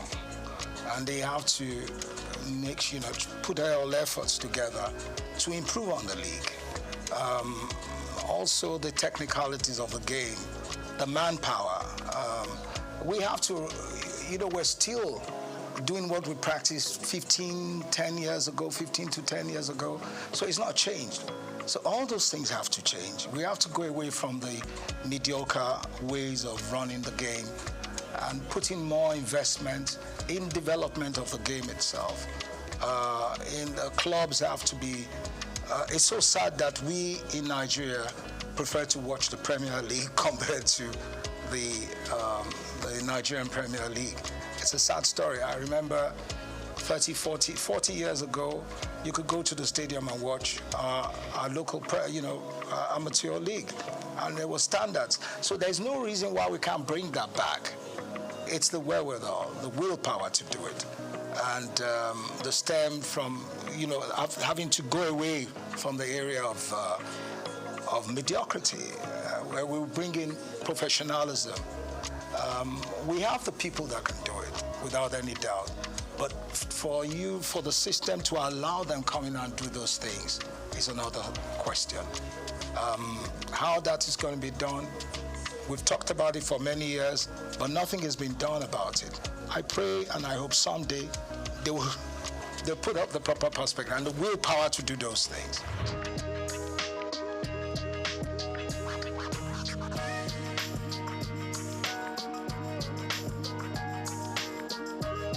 When it comes to grassroots football, we really have to start with kids from a very early age. We must have we have to start with them from age 5 to 16, to 18, to 20. So you have to have a sequence, a system where you build around from the very younger ones. And when Emeka talks about black gold, he isn't referring to oil. He buys it in sacks, not barrels. He sells it from a metal shack to customers in Lagos, Nigeria's commercial capital. Charcoal is big business in Africa. He says there's enough money in the charcoal trade to make the wealthy envious in several African countries. Charcoal has fueled Africa's urbanization. It is energy dense and difficult to regulate, much like the cities it powers. Despite concerns about pollution, deforestation, and illicit money flows, charcoal remains indispensable. In this special report, written by Bayo Olaoye, he explored the value of Africa's charcoal economy, estimated to be worth billions of dollars, and assesses its viability. Nearly 200 million Africans cook primarily with charcoal, including 27% of urban dwellers. That share has grown since 1960, replacing much of its previous reliance on firewood. If there's been an African energy transition, it has been from one type of wood fuel to another. Charcoal's appeal lies in its convenience. By weight, it contains nearly twice as much energy as the wood it's derived from, making it easier to transport and ideal for megacities with fragile infrastructure. In Kinshasa, a Congolese metropolis of 18 million people, almost everyone cooks with it. Never before have cities grown so large while relying so heavily on wood-based fuel. In rural Africa, tens of millions of people make charcoal using earth kilns, outnumbering the world's coal miners. The process involves heating wood under low oxygen conditions to remove moisture and volatile gases. Logs and branches are stacked in a pile, covered with grass and soil, and burned for several days. This yields 1 to 2 tons of charcoal from 10 tons of dry wood. The process emits more carbon than simply burning the wood. Much of the raw wood is free, harvested from farmers' own land or from forests. Many charcoal producers are farmers selling to traders when in need of cash. Others are entrepreneurs who bring in work teams, distribute chainsaws, and pay off landowners or local chiefs. Locals often complain about outsiders cutting down their trees. In Kenya and Uganda, vigilantes have even attacked charcoal trucks. Africa's charcoal trade is estimated to be worth tens of billions of dollars, possibly more than the continent earns from cocoa or coffee. The money trail often leads to soldiers or government officials. The United Nations Security Council banned charcoal exports from Somalia because jihadists were earning millions by exporting it to the Gulf, where shisha smokers prize the aroma of acacia wood. Charcoal production leaves destruction in its wake. In Mozambique's Mabalane district, 2/3 of the woodland was affected by charcoal harvesting in the decade leading to 2018, according to one study. To mitigate the damage, governments oscillate between legalizing the trade through licensing and forest management and banning it outright. Sudden bans, however, often fuel a black market. Enforcement becomes a chaotic negotiation involving traders, officials, police, soldiers, and local communities. Lorry drivers move at night and pay bribes to checkpoints. In Uganda, where charcoal production is banned, it's smuggled across the border and transported under official seals from South Sudan. Other policies promote clean cooking. Liquid petroleum gas, LPG, which burns cleaner than charcoal, is exempted from VAT in Kenya. Some companies have introduced metered gas canisters so consumers can pay as they go, easing upfront costs. Today, more than half of urban Kenyans use LPG as their main cooking fuel.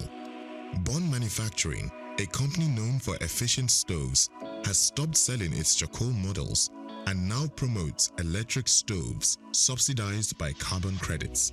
Experts say charcoal is on the decline in Kenya, though it remains prevalent in countries like Madagascar and Zambia, where alternatives are limited. Phasing out charcoal will have economic consequences. The trade is informal and decentralized, while gas is distributed through large firms and creates fewer jobs. Charcoal provides roughly 275 workdays per terajoule consumed, compared with 95 for electricity and 15 for LPG. Gas imports also strained foreign currency reserves. For now, most consumers juggle multiple energy sources. Charcoal production in Africa is still growing at about 2% annually. But one thing is clear: as long as there is the ghetto, there will always be charcoal. I'm Moyosore Adebi for Souk News TV.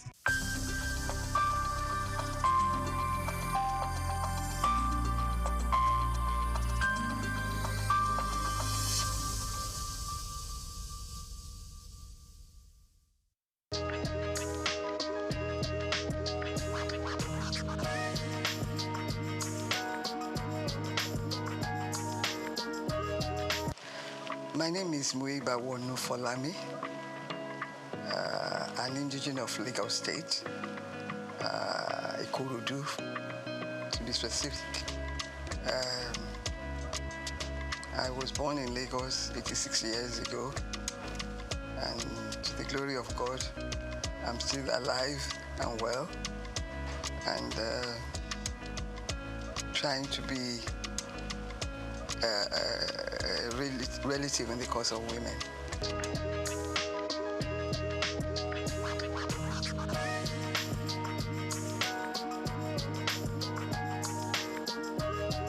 I attended primary school. I started at Ansarudin Alakuru School. From there to CMS Girls School, and then Queen's College, Lagos. From Queen's College, I went to the Portsmouth College of Technology for my A-levels, and then University of London for my first degree in law. The same university for my master's degree in law. I had, between obtaining my master's and my first degree, I was in Nigeria to do the mandatory law school course. I was one of the last people to do a 3-month course before it was changed to 1 year. And then went back to England for my master's. And from there to lecture at the University of Zambia. Back to Nigeria, I was appointed by Dr. Taslim Elias, the CJ of Nigeria, to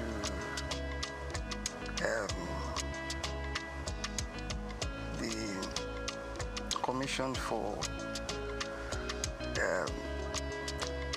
Advanced Notice to Lawyers of Developments in Law. It was a commission funded by the Ford Foundation to keep lawyers abreast of the developments in law. I was a director there. Then from there, I was admitted to the Federal Ministry of Justice. After being legal advisor to many ministries, I ended up as the Director of Public Prosecutions for the Federation. And after that, whilst I was the Director of DPP, I was appointed Attorney General and Commissioner for Justice in Lagos State.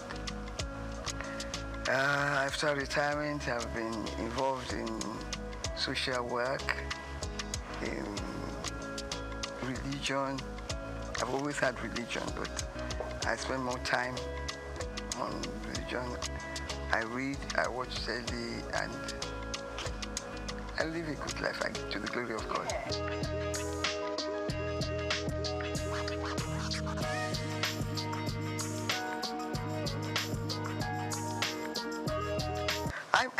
You see, when you begin to think that it was not until 2007 that women started to get equal pay in tennis tournaments. And it was something that was fought for. Little things like that does not add to equality. But when it was done, it may be small, but at work, even at work in employment, women are still discriminated against. And most women do 2 jobs.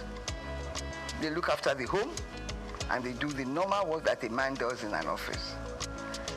Why I fail to understand this inequality in the treatment of women is that the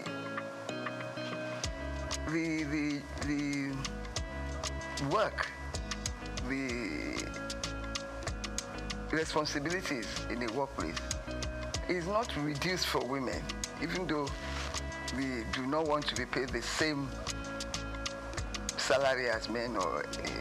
It's a fight that has continued, and in that area, I think we need to do more to push for more recognition.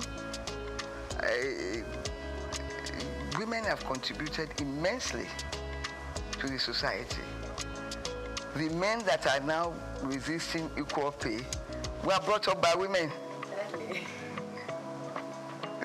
That's what I do not understand, that they can think like that. We continue to push. But how can we speed this up? By bringing it to the attention of world powers, recognition by every country of equal opportunities, equal pay. I want to know, I want somebody to explain to me the jobs that women cannot do. Yeah. They've contributed immensely. Even in the new thing, IT, we're at par with men. So I do not see the reason for it.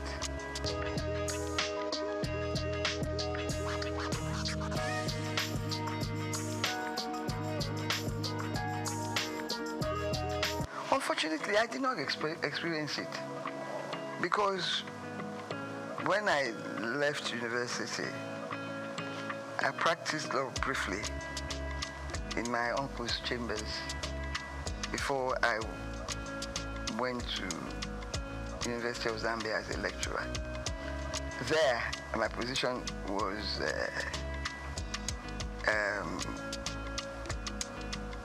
enhanced in the sense that I was a foreigner, and I got all the benefits of being a foreigner, serving in their service. Fortunately, in Nigeria today, the federal government does not discriminate in terms of salaries. Whether you're a man or a woman, you get the same salary scale, and you are promoted on equal basis. Kudos to the federal government, to Nigeria for that. But in the private sector, things are different. In some companies, this is the area that we have to work on, because the job content is the same.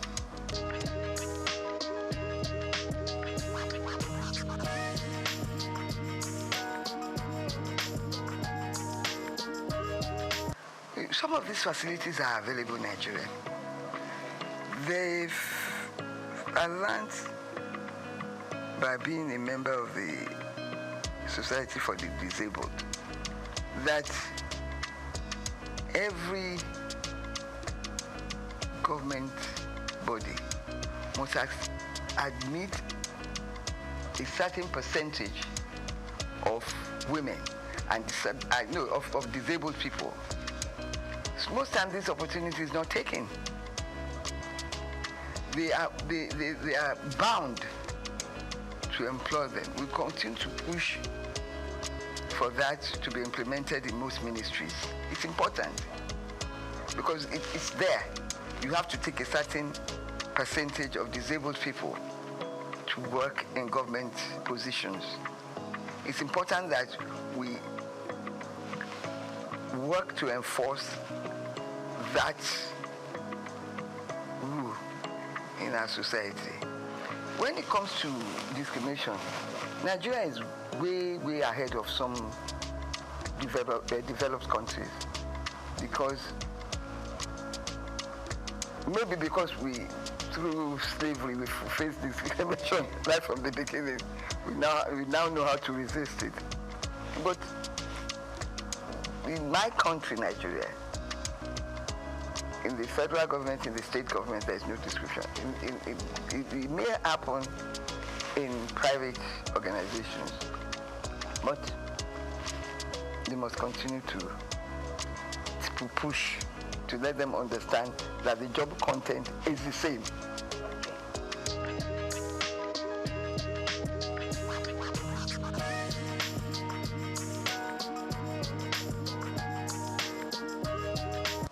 Well, you see, traditionally, under our culture, women are in the other room. Well, quotation. Yeah. That's our society. That's our culture. It's going to take a long time to evolve. In my time, female education was not so-called popular. It's only the educated few that strove to send their children to school, their girl child to school. They end up trading with their mothers or going to market and getting married off early. But as education began to rise in our community, its value was seen by my parents and others of their contemporaries to educate the girl child. And I believe the society is benefiting from that. So we must continue to push for the education of women, of girls.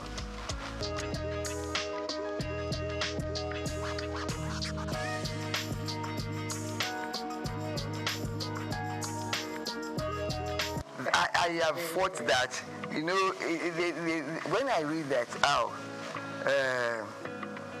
the certain state government has appointed look at our National Assembly, 4 women in the Senate. Isn't that shameful? And that is the society. We have to continue to push women up. Let these political parties know that we want women. Let us organize ourselves to continue to vote for women massively. I give kudos to our governor, Babajide Sanwo-Olu. His cabinet women is well represented in his cabinet. And I enjoy that, I love him for that. And I continue to urge him to do more. He's done a lot. I think Lagos State has the largest representative of women in cabinet.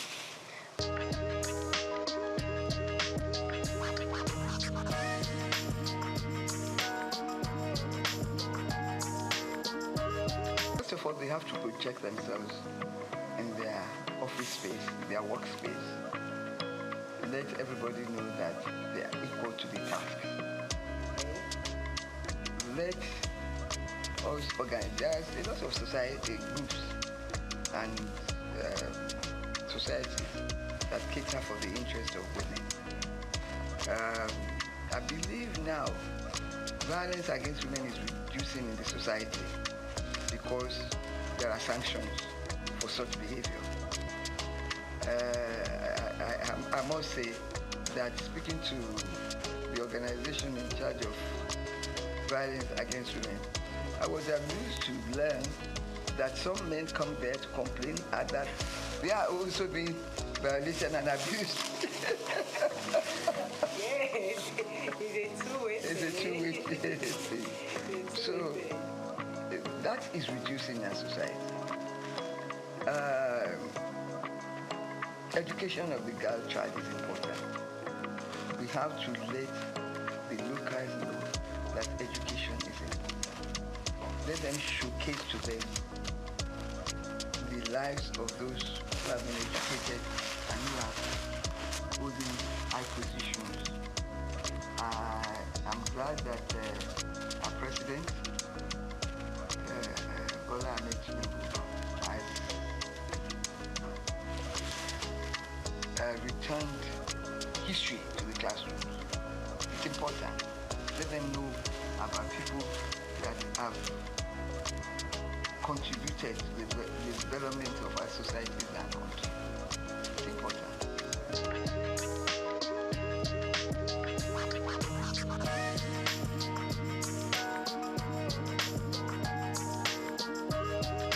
Yes, it's education. It's education.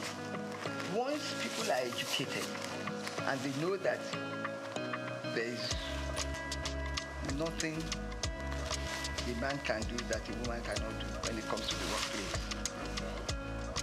We have women engineers, miners, and also all of that. Give me a job specific that a woman cannot do, then I'll change my views. So the moment you begin to upgrade education, let government now continue to vote more for education. I don't believe we are doing enough. There is a UN convention, and I think Nigeria is part of that convention, that a certain amount of a nation's income should be devoted to education. I'm not sure whether Nigeria is complying with that. But some states are better than others.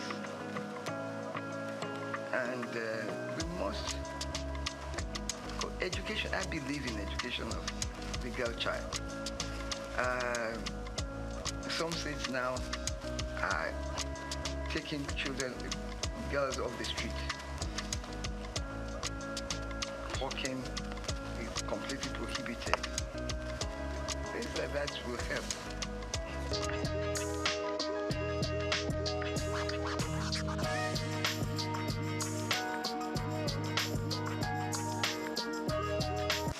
Unfortunately, in Nigeria, we are not advanced enough to use our votes to change things. We are still not voting for individuals. We are voting for parties, irrespective of performance. Education will help. And when we join other nations for the same purpose, we get results. Our organizations who are fighting for women in Nigeria should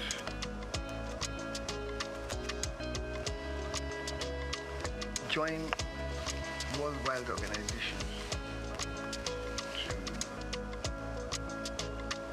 to showcase our own situation and learn. I believe that when you talk to others, you come back with ideas on how to improve things. So we must improve things by telling women in positions to continue to prove that they are more than up to the task. It will not come to us on a platter of gold. We must show by our actions and behavior that we are up to the task.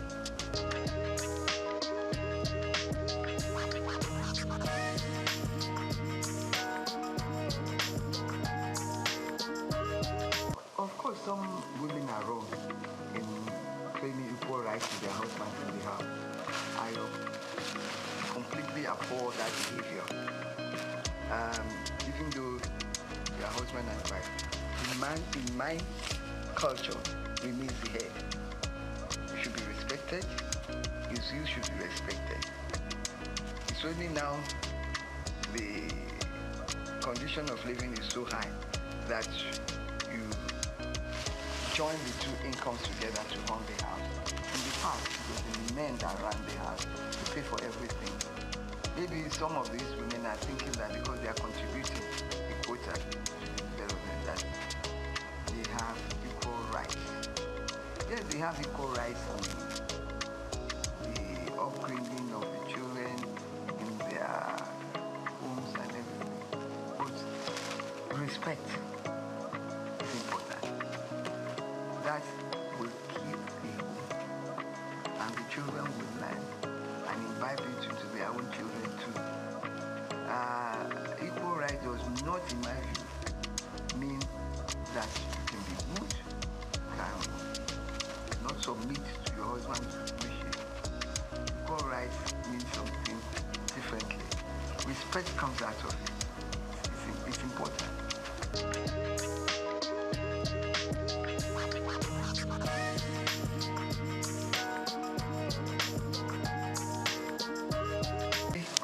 I go out and I'm like appalled at the way women dress. There's a competition to show as much of your body, to do that much as your as much of your body that you can. It's absolutely difficult. They're not women. They're no longer women. The exposure, things that if you did in my time, a member of the community will cover you with a cloth and send you home. Because community mattered at that time. You dare not misbehave outside your compound because this community is watching you and reprimanding you if you go wrong, if you behave badly outside. That is law. And that is why you see people, even their dressing, show disrespect to womanhood and to themselves and to the community. We must learn, teach our children etiquette of dressing, speech, how to think and speak in a decent manner. We don't have it anymore. We're losing it, and it's shameful because people are appreciating naked women on the streets. Yeah.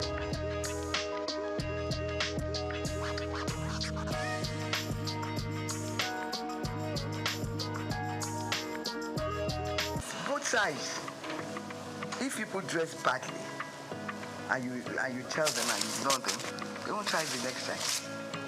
For instance, I believe nobody can dress to come to my house or to come to my party like a naked woman. I will turn her back. I will turn her back. So that's the type of thing that we should all do. Let the people doing this know that we do not appreciate things like this. When the society itself corrects it, we must correct it individually. We should, if their parents cannot correct it, we must, by ignoring them and not allowing them to come near us.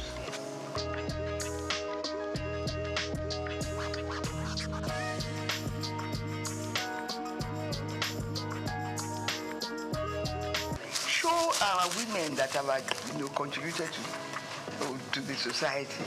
Yeah. Show them, showcase them, showcase them. Yeah.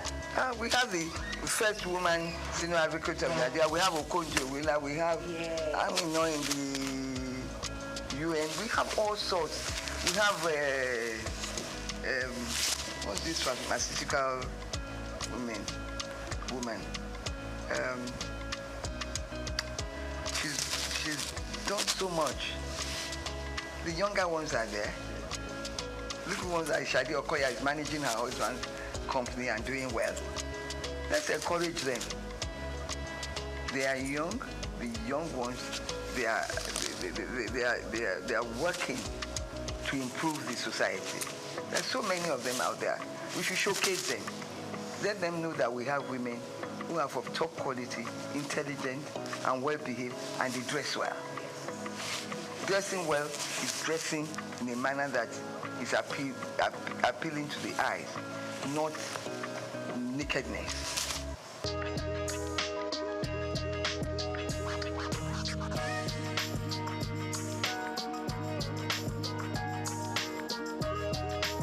That's my darling, this new CJN of Nigeria. Okay. Who do that? I did talk about Kekere.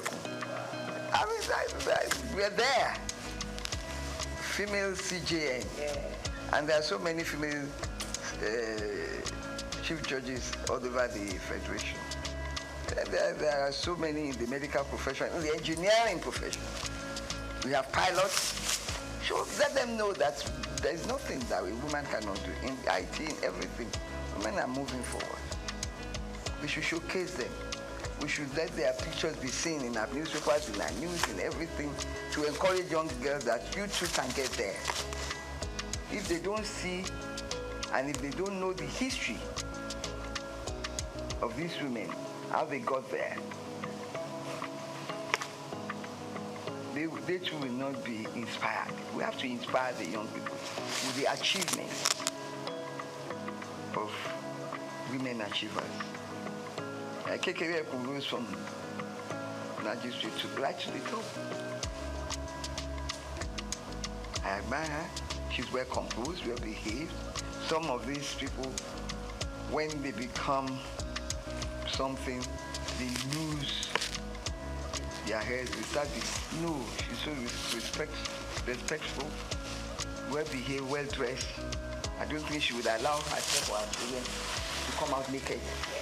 Never. So people like that, Okonjo Iweala the same. We have a lot.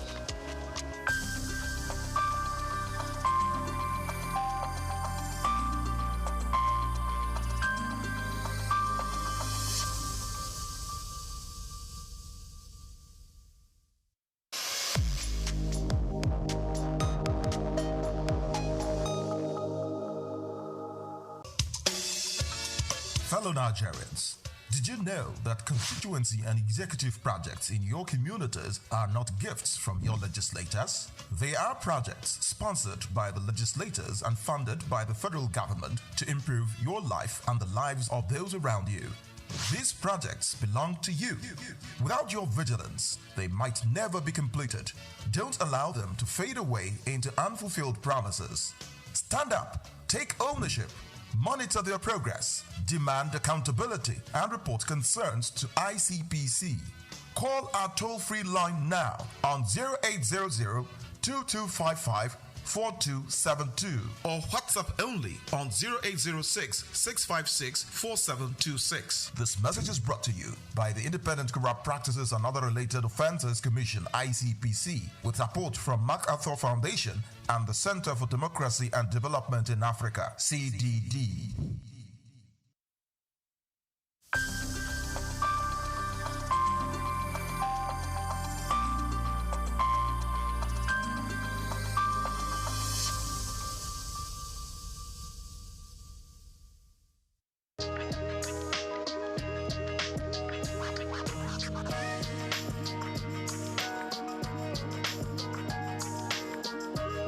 Well, thank you very much indeed.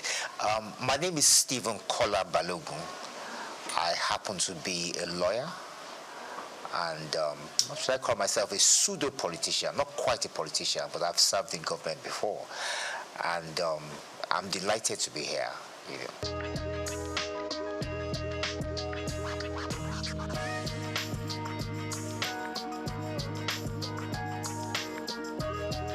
Well, thank you very much. Well, yes, is it my family or the wider family? I mean, like I said, I'm the son of Chief Dr. Kolawole Balogun of blessed memory. Like I said, he was a former politician, a frontline politician.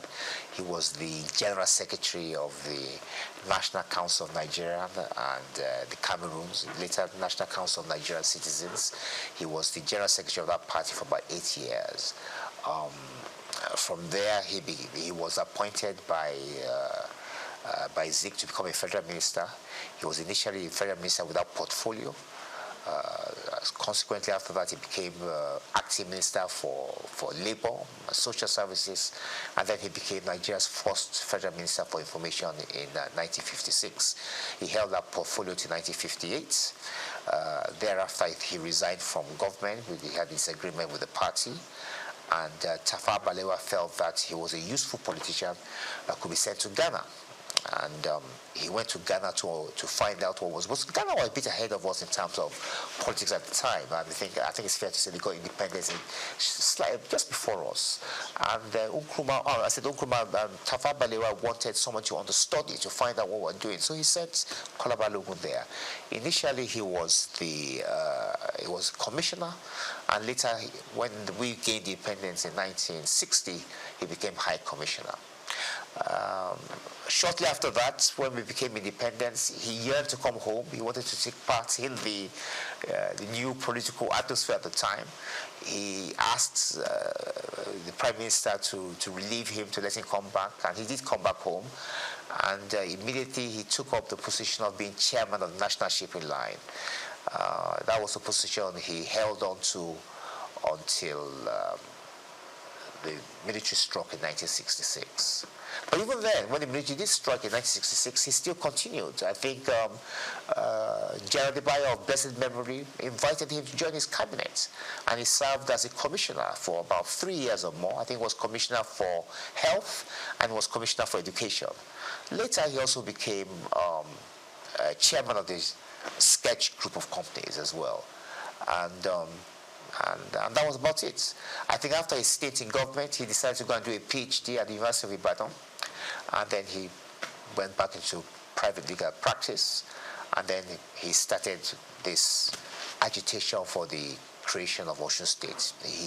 He and a few others set up the movement. He was the chairman of the movement, and then to the glory of God in 1991, Osun State was created, and that's it. Tell us about mommy. Well, yes, my mother. Well, in those days, the women once were not so much in the forefront, But my mother has been my bedrock. She stood by me, and she has backed me in most of the things I've set out to do, And she's still alive. She's 89 this year, and she's still doing well, and she's still and your wife going and strong. The kids? Yes, my children. Yes, I have 3 girls, 3 daughters. My oldest is 31. She studied at King's College London. She did reasonably well. She got a 7th class upper. Proud of her. She's an art curator today. And I have twin girls as well who are also in university now, that they haven't graduated yet. One of them is in Oxford University. She's studying history and politics. And the other is in Cambridge University. She's studying human, social, and political sciences. So, yeah.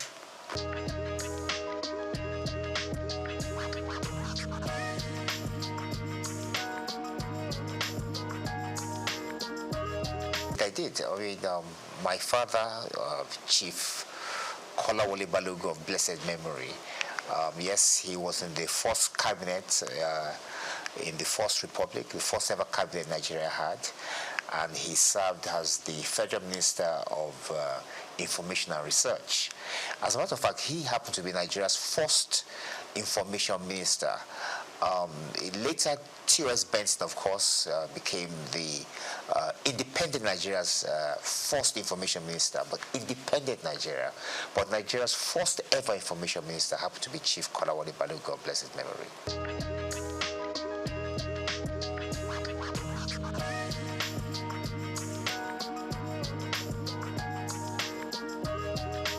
No, I didn't. I took an opposite route from my father. My father went into politics immediately after he finished his education, and then he now ventured into law a little bit later. I decided to look at things differently. I thought that after academics I should practice law a bit, and that's what I've been doing. But at some point, I think that was in about 2011, I was called upon to serve in the Osun State government as a commissioner, and I took up that opportunity, and I enjoyed myself.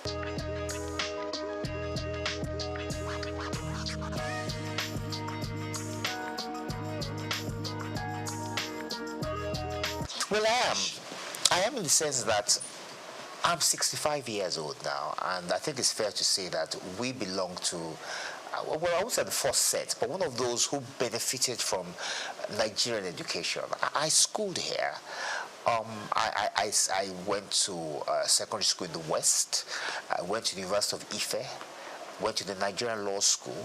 I think it's fair to say that all the schools at that time were of high quality, produced top quality students who went on to make names for themselves, not just here in Nigeria, but also abroad. I think we still do that now, even though the standard of education has dropped. The sad thing about it is that Nigeria could have been a lot better in terms of the potential, because Nigeria does have a lot of potential.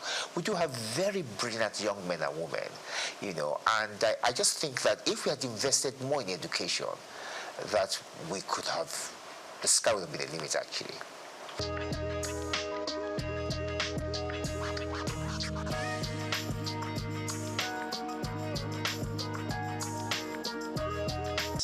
Well, my take on this is that it's the system of law itself.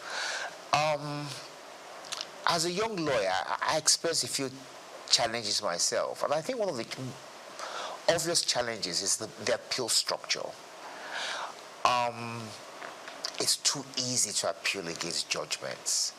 At the same time, when you file actions in court, there are no penalties for costs. In other words, I can file a frivolous action. I could insult you, as an example, and then you could sue me. And I say to myself, well, I am going to eke it out. I'm going to take it. You're going to have to take me all the way to the Supreme Court. That doesn't make sense. That's not fair. On the other hand, I could also file a frivolous application against you. And then filing a frivolous application, I could call you something you are not. I could defame you. And in so doing, you expect at least that once you prove your case, that I will be made to pay the penalties for filing frivolous applications. But that doesn't happen. And then, of course, the conditions of the judges. I mean, the judges are still writing longhand. They do trials, they sit there, they listen to witnesses, give evidence, and they have to write all these things down longhand. So there's so many challenges that has hampered the progress of law. And there hasn't been enough investment, I must say.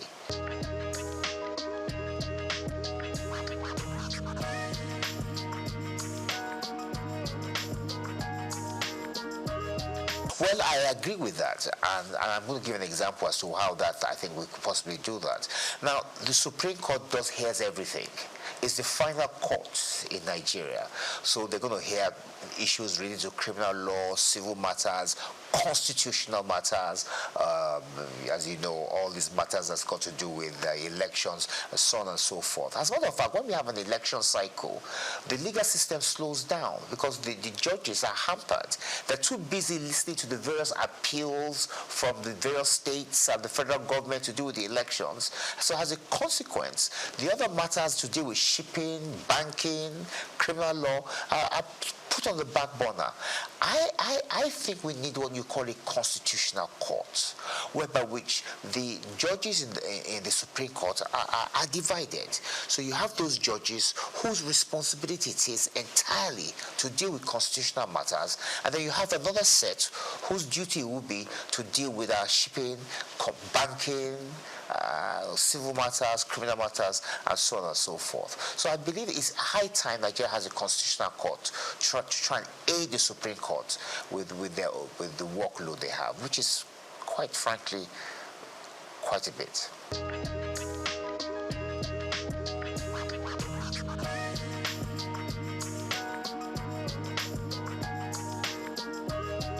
Well, Nigerians, with respect, are very brilliant, very intelligent, and they are very aware. It doesn't matter who you are, whether you're a tailor, you're a driver, you're a lawyer, engineer, they are quite well informed. And the truth of the matter really is that this is the longest republic we've had. This republic started in 1999, and this is 2025, so 26 years. Nigeria's never had a republic this long. But the main flaw is the one you just mentioned. The fact that that constitution that was bequeathed to us by the military in 1999 was never really approved by the people. Now, that doesn't make sense, and that's unfair. In fairness, we ought to be able to look at the Constitution, improve upon it, and put our own input into it. Now, there's a way around that, and I've always believed, many people oppose this, but I'm of the view that what Nigerians need to have is a referendum. Have a referendum to ask the Nigerian people whether they want to persist with the 1999 Constitution, or do they want to drop a new one. If the answer to that question is yes, we want to drop a new constitution, then that puts paid to the 1999 constitution, and then you can now have a system, a constituent assembly, whatever the case may be, where people will sit around the table and fashion out a new constitution. If the people say no, that means they've indirectly approved the 1999 Constitution, and then we continue with it. But what we can't do is continue having this debate, these arguments, as to whether the 1999 Constitution has been approved by Nigerians or not, because it has not been. So I think the way around that is to ask the Nigerian people through a referendum, asking them whether they want to persist with this Constitution. If they say no, then we have a new one. If they say yes, we continue with the old one. And that ends the debate.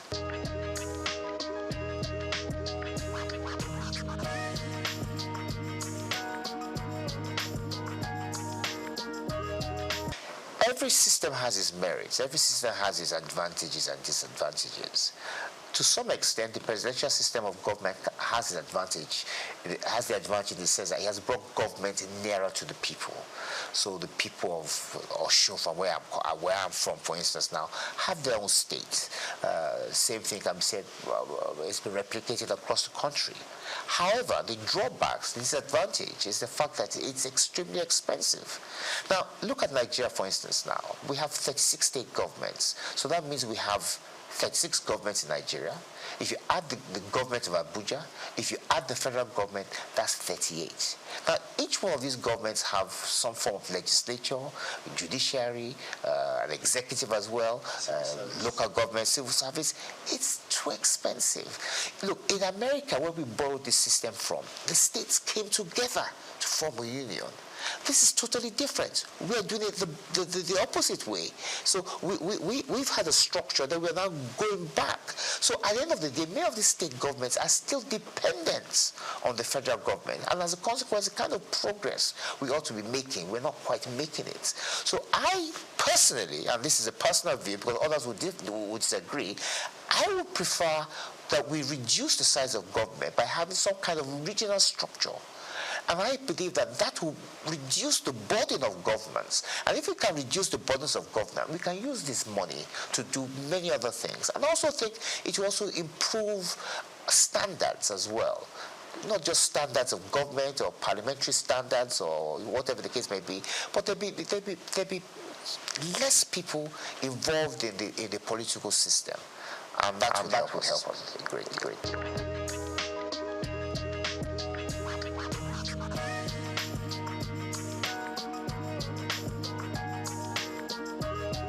Well, I think it's fair to say that since 1999, we haven't had any new state creation. I know there's been agitation for the creation of states, but there hasn't been any.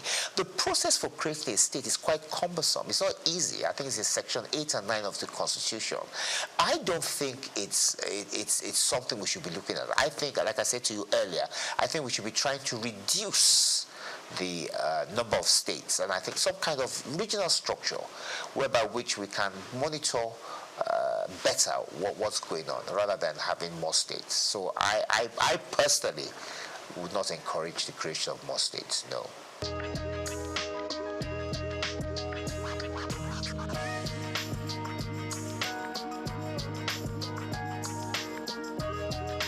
In the 1950s,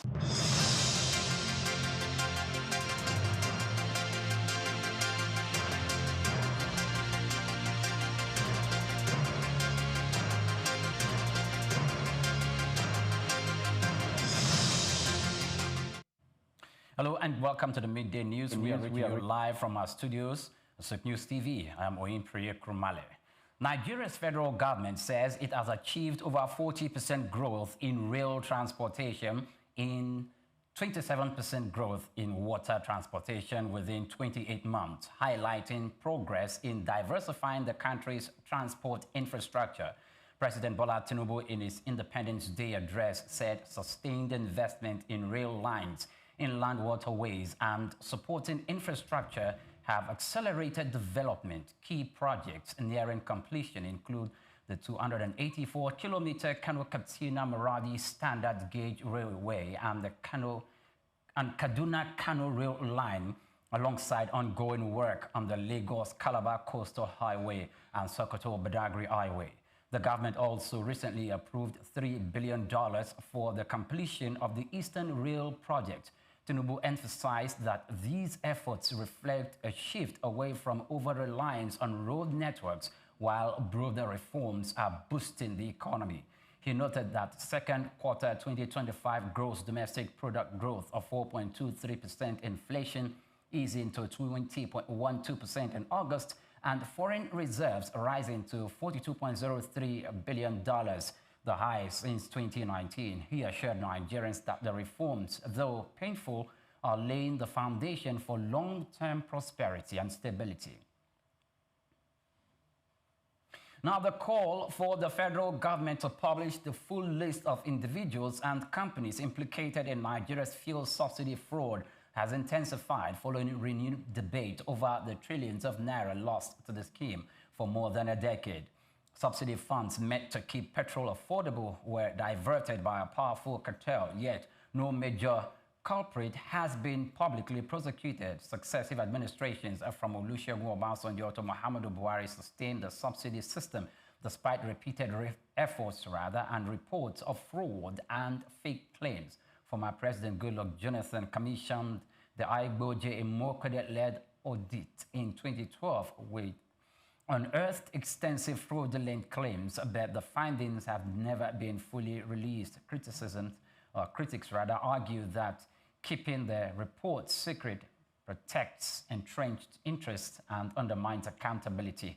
Now, with President Bola Tinubu having removed fuel subsidy in 2023, citizens and civil society are pressing for transparency. They insist that exposing and prosecuting subsidy thieves is essential for restoring public trust and ensuring that funds once wasted or fraudulent claims are redirected into infrastructure, healthcare, and social development. The management of Lekki Deep Sea Port has reaffirmed its commitment to fully support the Nigerian Customs Service in driving efficiency, revenue growth, and trade facilitation at the new port facility. The assurance followed the redeployment of Hawa Abubakar as the new Customs Area Controller for the Port Command. Lekki Port's Managing Director Wang Kwang described her appointment as a fitting choice, highlighting a track record of operational excellence with the service. It pledged the port's cooperation with customs to ensure seamless cargo clearance, improved service delivery, and stronger construction to government revenue. Outgoing officials were also commended for laying a solid foundation for customs operations at the port. The Comptroller Abubakar, in his response, pledged to build on our predecessors' successes, stressing that Lekki Port remains a key driver of Nigeria's maritime ambition and a major trade hub for West Africa. With advanced infrastructure, deep draft capacity, and modern technology, the port is positioned to reduce congestion at older terminals and strengthen Nigeria's role as a regional gateway. Now, China and Malaysia are in preliminary discussion to establish a rare earth refinery with Malaysia's sovereign wealth fund, Kazan National, expected to partner a Chinese state-owned company. According to people familiar with the talks, the move would mark a policy shift for Beijing, which has tightly restricted the export of its processing technology to safeguard dominance in the sector. China is reportedly willing to share rare earth refining expertise in exchange for access to Malaysia's 16.1 million metric tons of untapped reserves. The proposed joint venture is seen as a strategic counter to Australian competition, Polynice and Rare Earth, which already operates a processing plant in Malaysia's Pahang state. Including the deal would make Malaysia one of the few countries with both Chinese and non-Chinese rare earth processing technology. The project, however, faces hurdles. Malaysia has raised environmental and regulatory concern over large-scale mining, while China is cautious about whether the country can supply adequate raw materials. Still, global demand for rare earths, critical to clean energy, electric vehicles, and defense equipment, continues to surge.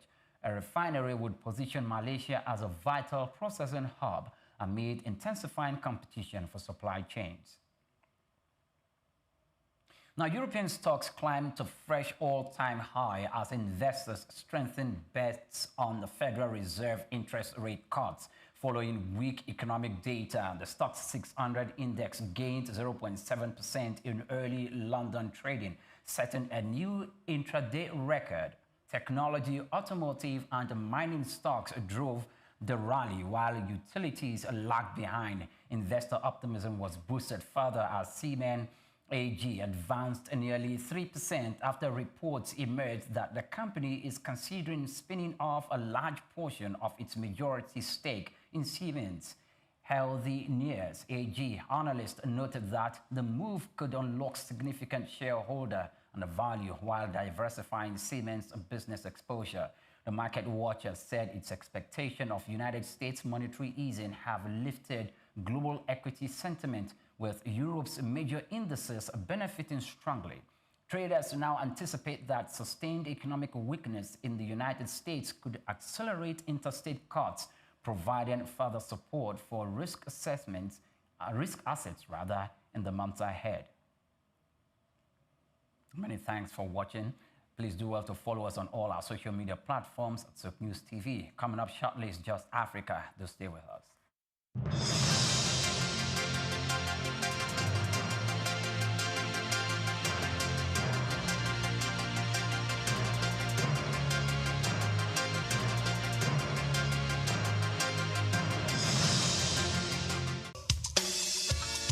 Fellow Nigerians, did you know that constituency and executive projects in your communities are not gifts from your legislators?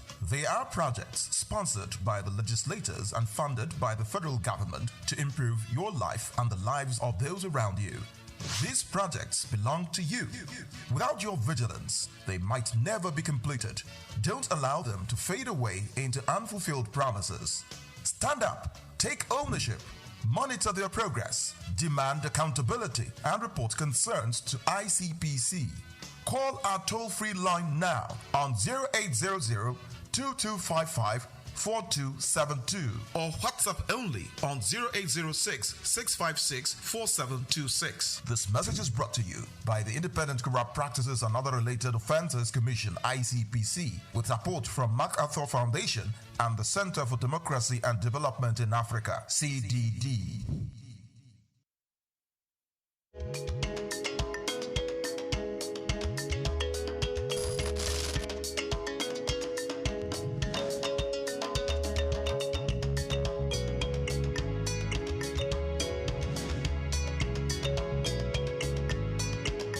From the early days of humanity, when people roamed the earth unclothed, to the Stone Age when leaves and natural materials were used for modesty, clothing has undergone a remarkable transformation.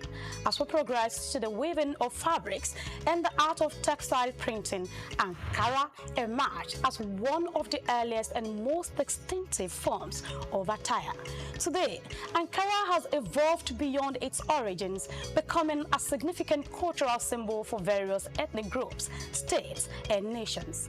Ankara, more than just a fabric, it's a symbol of pride and culture for millions across West Africa, deeply embedded in their identity and heritage. I bet you've been in touch with this fabric one way or the other, but have you ever asked where and how it all began? The journey and history of Ankara is what we are about to uncover, and how it became a powerful emblem of African heritage.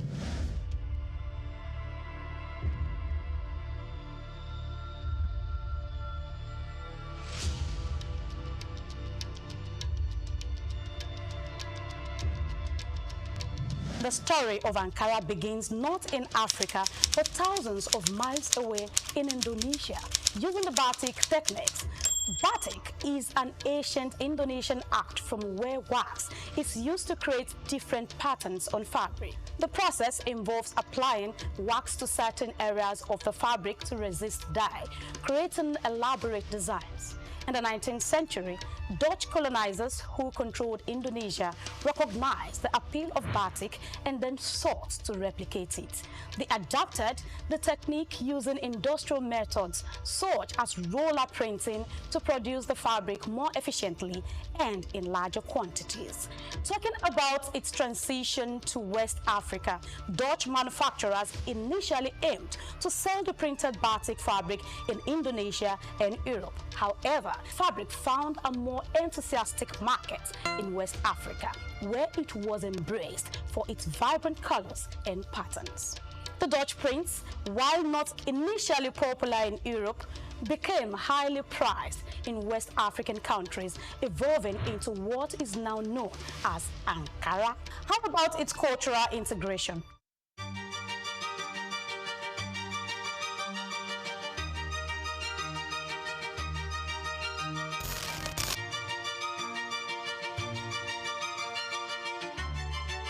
Well, the exact individual or company responsible for introducing batik to the African market is not well documented, But over time, Ankara became deeply integrated into West African culture, symbolizing various aspects of identity, status, and tradition.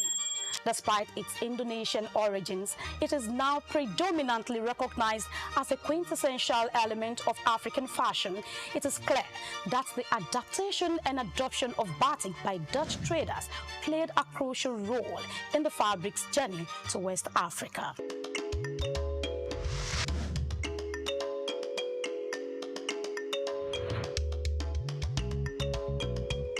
By the early 20th century, these vibrant fabrics had become deeply embedded in the West African culture, from bustling markets to family gatherings. Ankara was more than just clothing.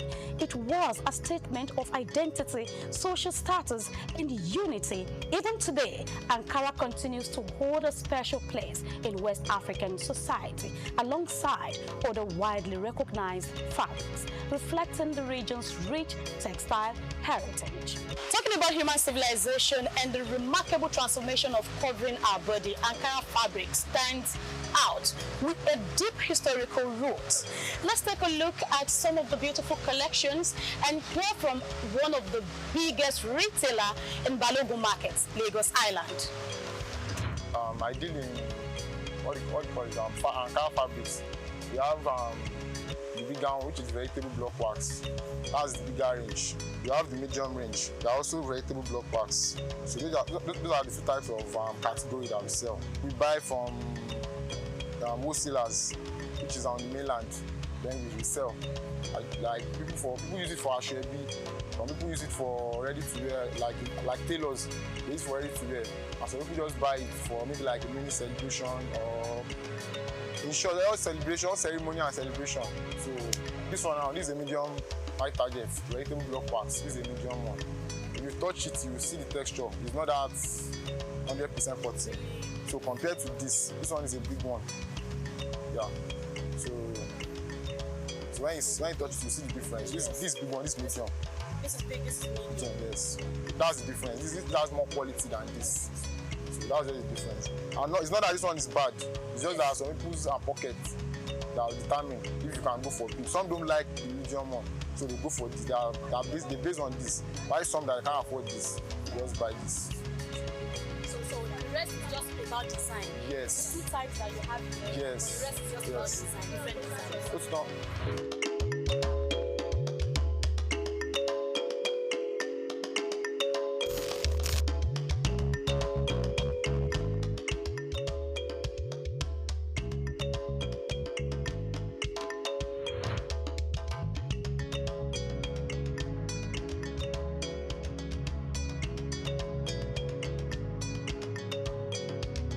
As West Africa gained independence in the 1960s, Ankara's popularity soared. It became a symbol of African pride, a rejection of colonial influences, and an embrace of cultural heritage. From everyday wear to high fashion, Ankara represented a new era of self-expression.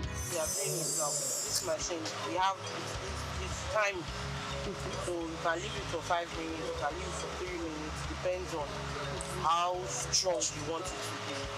So and as long as you can keep it for that a couple of times, that's how it will last. Will last, okay. And another thing that make it fade off easily is washing machine. Oh. Yeah, when you are using a washing machine. So it should be hand washed, not. Not strong wash. You know, Ankara is not something that, especially when it's adult clothes. You know, it's not something that you rub on the floor. It's just some particular places to wash. Ankara is for both sex, male and female. And we have adopted it as an African way. Even some of our brothers abroad is taking it outside to show as an African way. A lot of people see it as the easiest fabric that you can take and make anything that you want out of it. That's why what I have done with the market is there are influx of artists going out. And you know is not only in Lagos. When it brings it out, other people will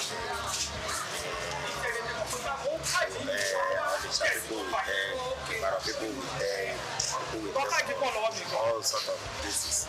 So that is how it spread. So you'll be surprised that you are sitting down here, you will see design to it when you not see it.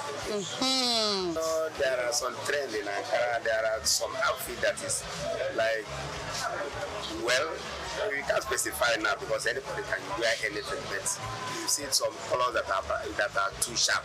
You say that is outside color.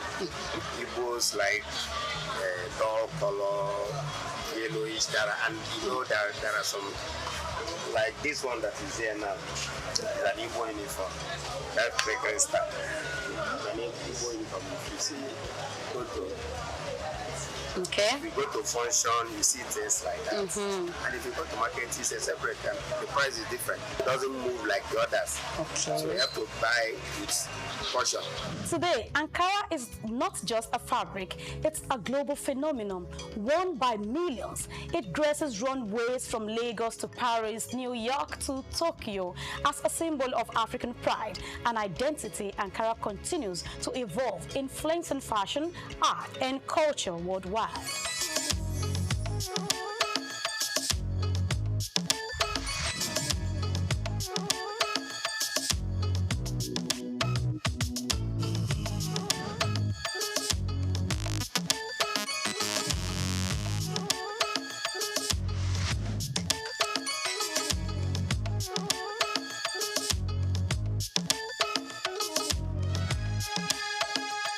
From its unexpected beginnings in Indonesia to becoming a powerful symbol of African identity, Ankara's journey is a proof to the resilience and creativity of West Africa. However, as we move forward, what challenges and opportunities lie ahead for this iconic fabric?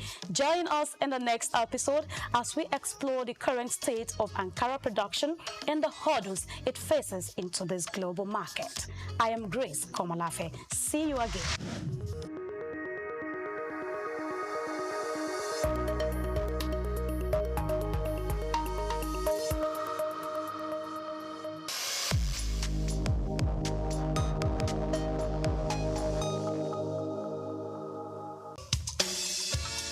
Fellow Nigerians, did you know that constituency and executive projects in your communities are not gifts from your legislators? They are projects sponsored by the legislators and funded by the federal government to improve your life and the lives of those around you.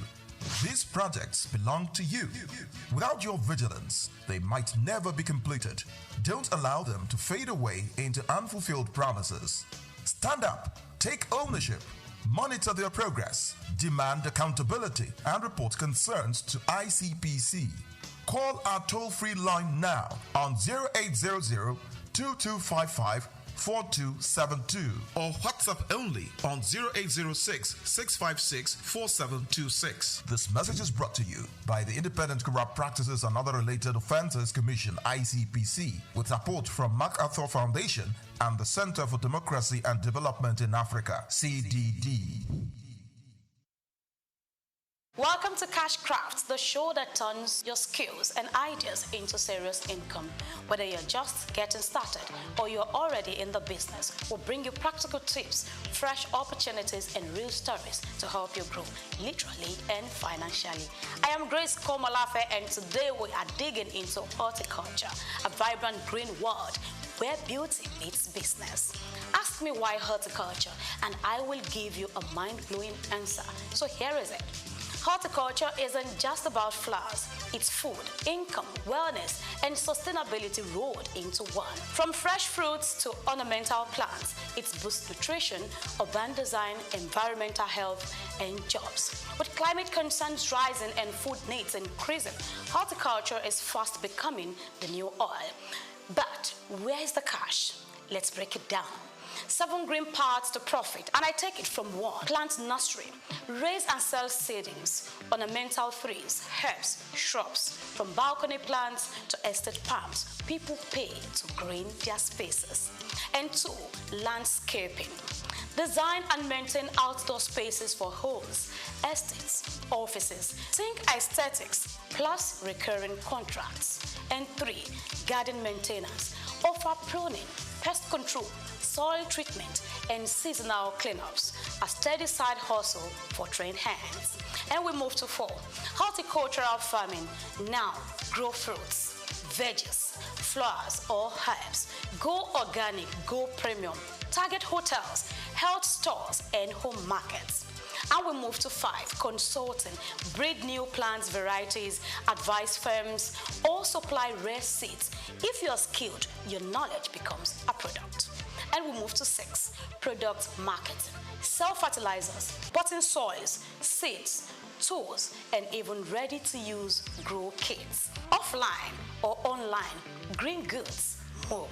Tip number 7, training or education. You can host workshops, classes, or start a YouTube channel. Gardeners, enthusiasts, and students are hungry to learn. Now, whichever paths you choose, start with research. Visit local horticultural centers. Understand what grows in your region. Learn from experts. Your first harvest may not bring millions, but with time, this business roots deep. Remember, success in horticulture isn't only about soil, it's about strategy. So here is your takeaways. In a world choking on stress, pollution, and processed food, green is gold. Horticulture is low entry, high potential, and if done right, it fits both the body and the bank account. So, what number are you reaching for on a list of 7? All right, that's it for today on Cashcraft. Until next time, I am Grace Komolafe, helping you plant ideas that pay right here on Cashcraft.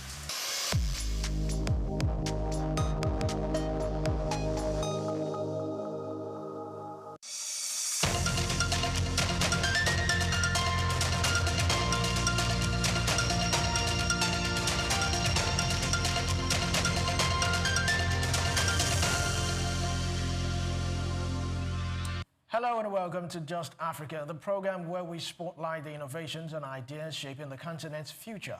Now, across Africa, entrepreneurs and businesses are learning that growth isn't just about hustle, it's about insight. Data from consumer behavior to market trends is becoming the new oil, yet many African businesses still rely on instinct rather than information to make critical decisions. This is Just Africa, reaching you live from Lagos. I am Olumide Shokoya. I also have Omevi Idola. So glad to have you on Just Africa. Thank you, Olumide. Good afternoon, Lagos, Nigeria, and Africa, and to you from wherever you watch from across the globe. Welcome to Just Africa. I am Omevi Idola. You were saying something? Data is the new oil.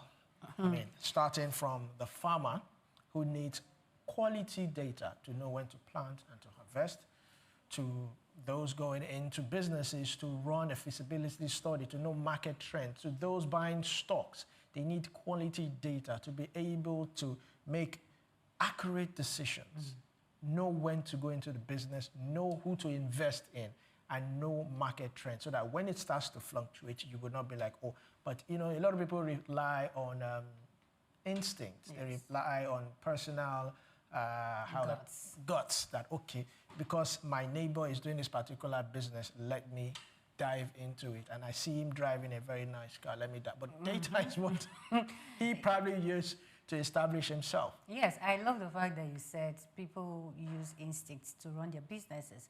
In fact, most businesses are established on necessity, not on opportunities.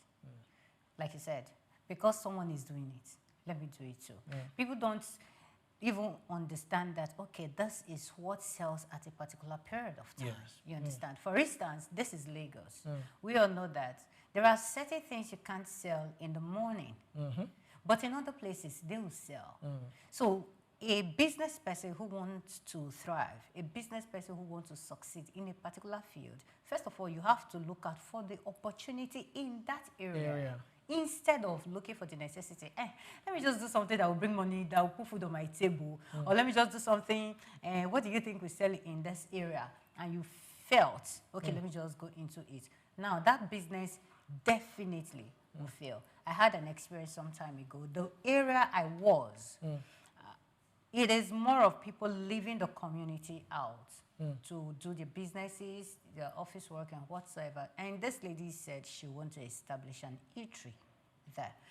And I told her clearly, I said, looking at this area, people, the eatery is not a bad idea, but it won't sell because in the morning, many people are going out, and by the time they are coming back in the evening, they are going straight to their homes. And this place doesn't look like it. And she told me something. She said, I've done something like this before, where I used to stay. I used to sell baby things. People told me it won't sell. Whatever story. And at the end of the day, it was only on the opening day that she made 10,000. After that day, she closed the shop. Now, these are the things people don't care about. Data, information. What will sell in this area? What can I do? When should I go? Let's go to agriculture. What should I plant at a particular time? You can't just say because it is everybody's planting cassava, so you must go with cassava. No, you must understand the time and seasons. Yes. So data is very, very crucial. Yes, data is very crucial. Now, across the world, businesses are discovering that growth isn't just about ambition, it's about information.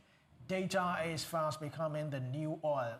Fuel smarter decisions, sharper strategies, and stronger competitiveness. But what does this mean for Africa? I mean, from farmers predicting better harvest to fintech companies unlocking financial inclusion, data and analytics is redefining what is possible. The question is, how can African businesses, large and small, harness this power to grow, compete, and thrive? You'll find out more after this break. It's Just Africa. Don't go nowhere.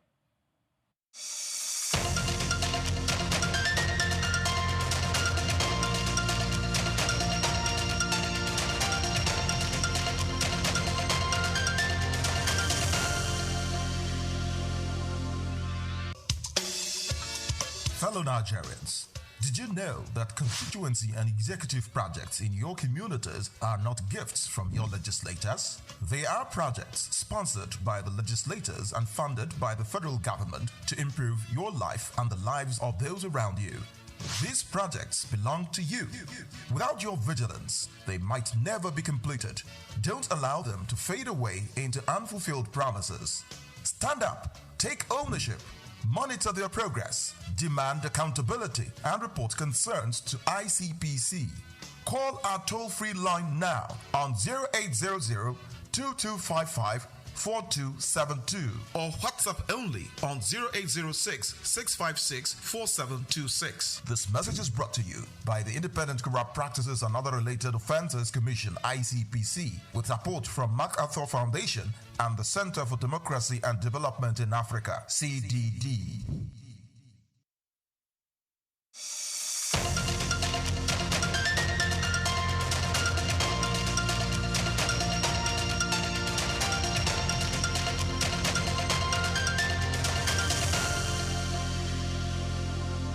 Welcome back to Just Africa. Today's topic is exploring data and analytics for business growth in Africa. Joining us to unpack this robust topic is Asuegu Daniel Chijoke.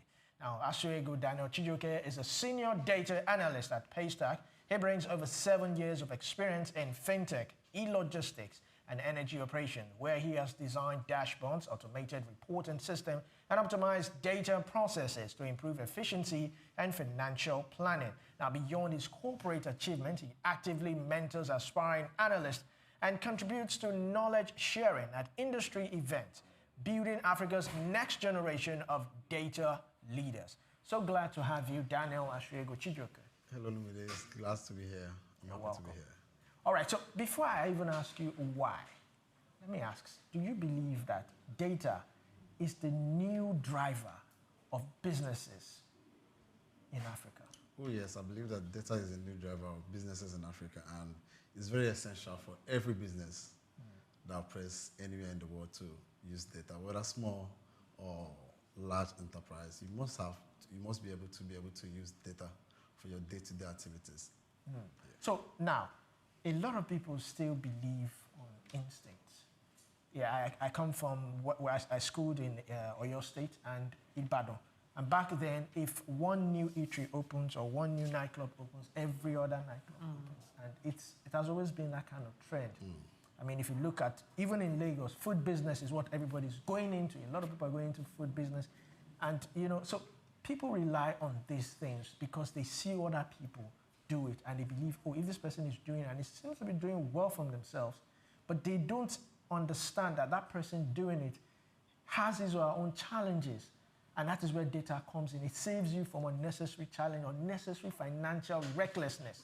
So how can people, you know, how can we even begin to educate people about what data truly means? Yeah, I can say that, like, from the existence of the world, data has been there. Businesses have been using data to, like, make decisions. And these are times where you don't make decisions based on instinct, right? There are data there to show you this is what is going on. Right, if you're opening an eatery in Lagos or even in your village, you should look at the number of people, right, in that particular area. Look at the hours that you can have traffic, right? This is what data can give you, right? And this is where you can see data play like a very big role in decision making because it helps you have a clear vision of what you want to do.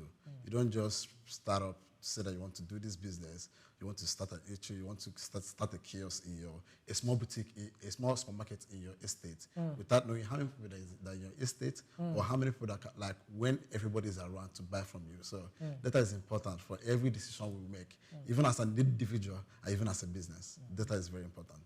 All right, thank you very much, EJK. First of all, I say you look good this afternoon. Welcome once again. Now, most times when we talk about data, people often think the first thing that comes to mind is tech. They often, either it has to do with tech or it has to do with network data. So for an average Nigerian out there, for a Lagosian who is watching, who doesn't understand even the English we speak right now, who feels what is data, what are they talking about? Can you break it down to the average man's understanding what data analytics means? All right, data analytics means, like, how do I explain this? It's you digging into the numbers, right? Just like the way you read 1, 2, 3, 4, 5, right? It's for you to understand what these numbers mean to you, right? When you see a population of 100 people in this particular place, what does this number mean to you? Can you say to them? So that's what data is, right? Okay. Like, when you are saying sales, when you're saying Mondays, Tuesdays, Wednesdays, Friday, these are data, right? Because you can compare this to the number of crowd of people that is in this particular building. Let's use this studio, like your office as an example, right? If you come Monday, Tuesday, Wednesday, Thursday, how many people are in the office? That's data. So if you want to provide lunch for people in this office now, you need to be able to say, oh, every day, on an average, how many people are in this office, right, for us to provide lunch for? That's what data, that's the way data helps us, right? It's not your mobile network, it's everything you do in life, right? You taking your steps is data, right? Because if you have the smartwatches and everything, right? If you have a smartwatch, it will always beep to you and tell you, oh, you need to take 10,000 more steps or 6,000 more steps for you to be healthy. That's data. So every activity you do in life is data. Wow, thank you so much. I love the way you broke it down. There's nobody that is going to say, I do not understand right now. So if data is this important to both SMEs, everyday life, myself, Olumide, and every other person out there, so why do some businesses feel that data is only important to big companies?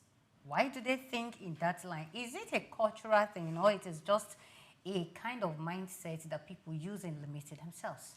So I feel like for this aspect is either ignorance or lack of exposure, right, to what is happening. Because it's either you know or you don't know. And that's where we have been failing in Africa, right? The lady in the market needs to know that she can get more insights from what she's doing, right? This is where fintechs come in, right? They help you keep track of your transactions, right? End of the day, you need to be able to, like, go to your mobile app and look at it and say, this is how much I've made today.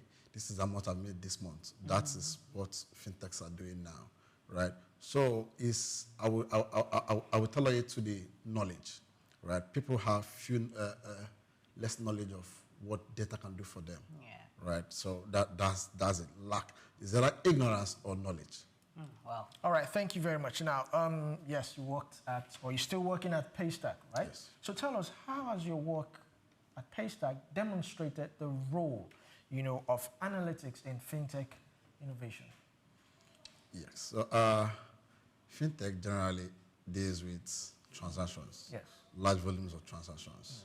One of the ways data has a Paystack or we are working now is reconciliation of books. Right. There's a day-to-day reconciliation. Right. There's a day-to-day understanding of customer behaviors. Right. That is like running the numbers and see where the company is heading to. Right. The financial data will tell us, oh, this is our budget and this is what we need to do. Right. You can know when a customer is going down. You can know when the customer is trending up. Right. On average, you can know that these are top best customers. Right. So you push more in that particular industry. Let's say in the industry, let's say pharmaceutical. Right. Is the trend is booming. Right. So you need to get more of those guys into your business. Right. So that's the way data has helped us. Right. Reconciliation, customer behavior insights. All right, but this data analytics, does it serve as some form of solution finder? Because yes, it provides you of this is what and what is going on, this is the market trend. Does it also provide, can you also access solutions to certain problems you might encounter? Definitely, right. Data is broad, right? You can do predictions, right? Just trying to predict what the future will look like using data, right? Solution finding, let's say fraud detection. Right, you can be able to use data today to detect, oh, this is where most of the fraud are coming from. Right, what can I do to it? That's where you make intuitive decisions. Because if you don't know, if you don't find out first, you don't know what to do. So data helps you to find out, and then you can make decisions based on that. Right, if it's a fraud, or you have detected this fraud, you have to find ways to mitigate it, right, or reduce the fraud to the lowest minimum. Okay. Now, we know that data, especially online data, numbers, can tell the truth, just as you use the fintech as an instance. But you also agree with me that figures can be manipulated, especially when you're working in an organization where you want to please the boss. You can manipulate figures and let the boss feel, okay, yes, this data is good enough. How do we, now the question is, do you think poor data honesty has slowed down Africa's business growth? Yes, definitely. Poor data honesty slows down business because when you're presenting fake figures, right, you won't make the right decisions, right? You're making decisions that are bad for your business, but you don't know about it, right? But I want to please my boss. You're pleasing your boss, but at the end of the day, you're hurting the business, right? You can't tell your boss that you acquired, let's say, 100 customers this month, whereby you only acquired 2. Right, that figure will be in the book, but it will reflect on the numbers, on the revenue, because 100 customers are meant to bring more revenue than 2 customers. So true. You're giving that information as a marketer just to please your boss, but at the end of the day, there won't be growth, right? If you are in charge of looking at churn, customer churn in the business, and your target is to reduce customer churn by 20%, right? If say customer churn is 80 and your target is to get it to 50, right? And then end of the month, you come back and say, oh, I've magically reduced this to 30%. Our churn rate is at 30% now. You are pleasing the boss will be happy, but he doesn't know that he's losing customers, right? Because these are customers that come and they don't return. And the way businesses thrive is returning customers. Even a mechanic needs returning customers, right? So that's very important. Once you manipulate data, it's hurting the whole business. It's very bad. Manipulation, it affects the business owner, it also affects investors. So it goes down the pipeline. All right, so I just wanted to ask you a question. So how can you, in our own world of journalism, we call it proofread. So how can you proofread, fact-find, or fact-check certain data to ensure the adequacy? So this is where total visibility comes in, right? Total visibility and setting up the right structures, the right data structures, right? And again, the culture, right? This is where the culture goes from the top to the bottom. Data integrity should be what everybody in the organization, even the business, should look after, right? The pipeline, building a better data structure that creates visibility, that shows, even when it's manipulated, you can be able to tell that this number is not right. Because if you are just looking at the insights, right, I can just give you a presentation about what this number is. But sometimes you should actually go back to the back end and look at, is this actually the numbers, right? So that's proofread, like going back to the, not just looking at the presentation, but also going back to the back end, ensuring that your back end guys, the pipeline, the data engineers are actually pulling the right thing. Okay, so right now, from your work at Paystack, and I guess you use a whole lot of data a lot, and there are some habits when it comes to data usage that you have used and it's worked for you. What are those small data, those small habits you would encourage an SME, small business owner, to inculcate into his or her own business that would help them to grow? Yes.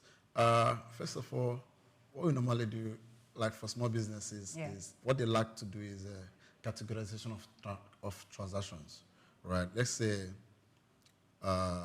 you're selling, you have a boutique, right? You have a boutique, so you should be able to categorize your transactions in, like, is that you use medium, lower. So at the end of the day, you can know that, okay, if I'm selling shirts, how many shirts did I sell this month, right? Is that the particular line that is that the trend? Is that where I'm making most money? So data categorization is very important for every business, right?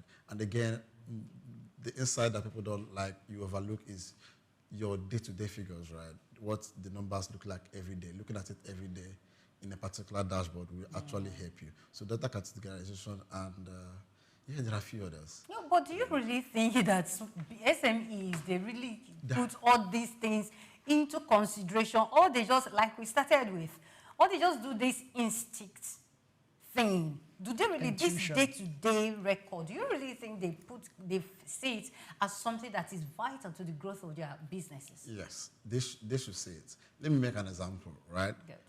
I know of a developer, right, a real estate developer that started this project, a building project, right? He started using his notebook to write it down, the figures, right? He buys sand, he writes it down, he writes the amount. End of the day, when I saw it, it was a tedious process for him. Yeah. Because he doesn't know the value of his project. I gave him just a simple Excel document, right, for him to keep record. And I gave him categorization. The category I gave him was just in and out. If there's an inflow into his account, he writes it as in. If there's an outflow, he marks it as out, right? And he can be able to, there's other categories of building materials, finishing, and other categories that are added for him. So end of the day, he knows that, oh, I'm spending more on this.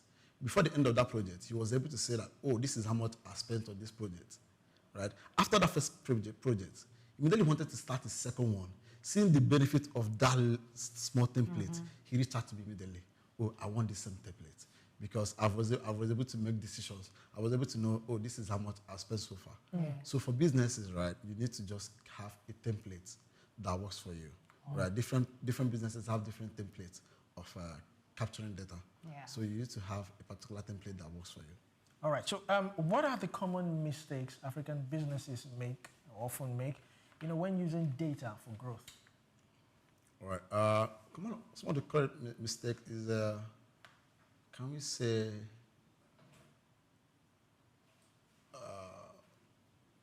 sorry, I'm just trying to get my thoughts right here, right?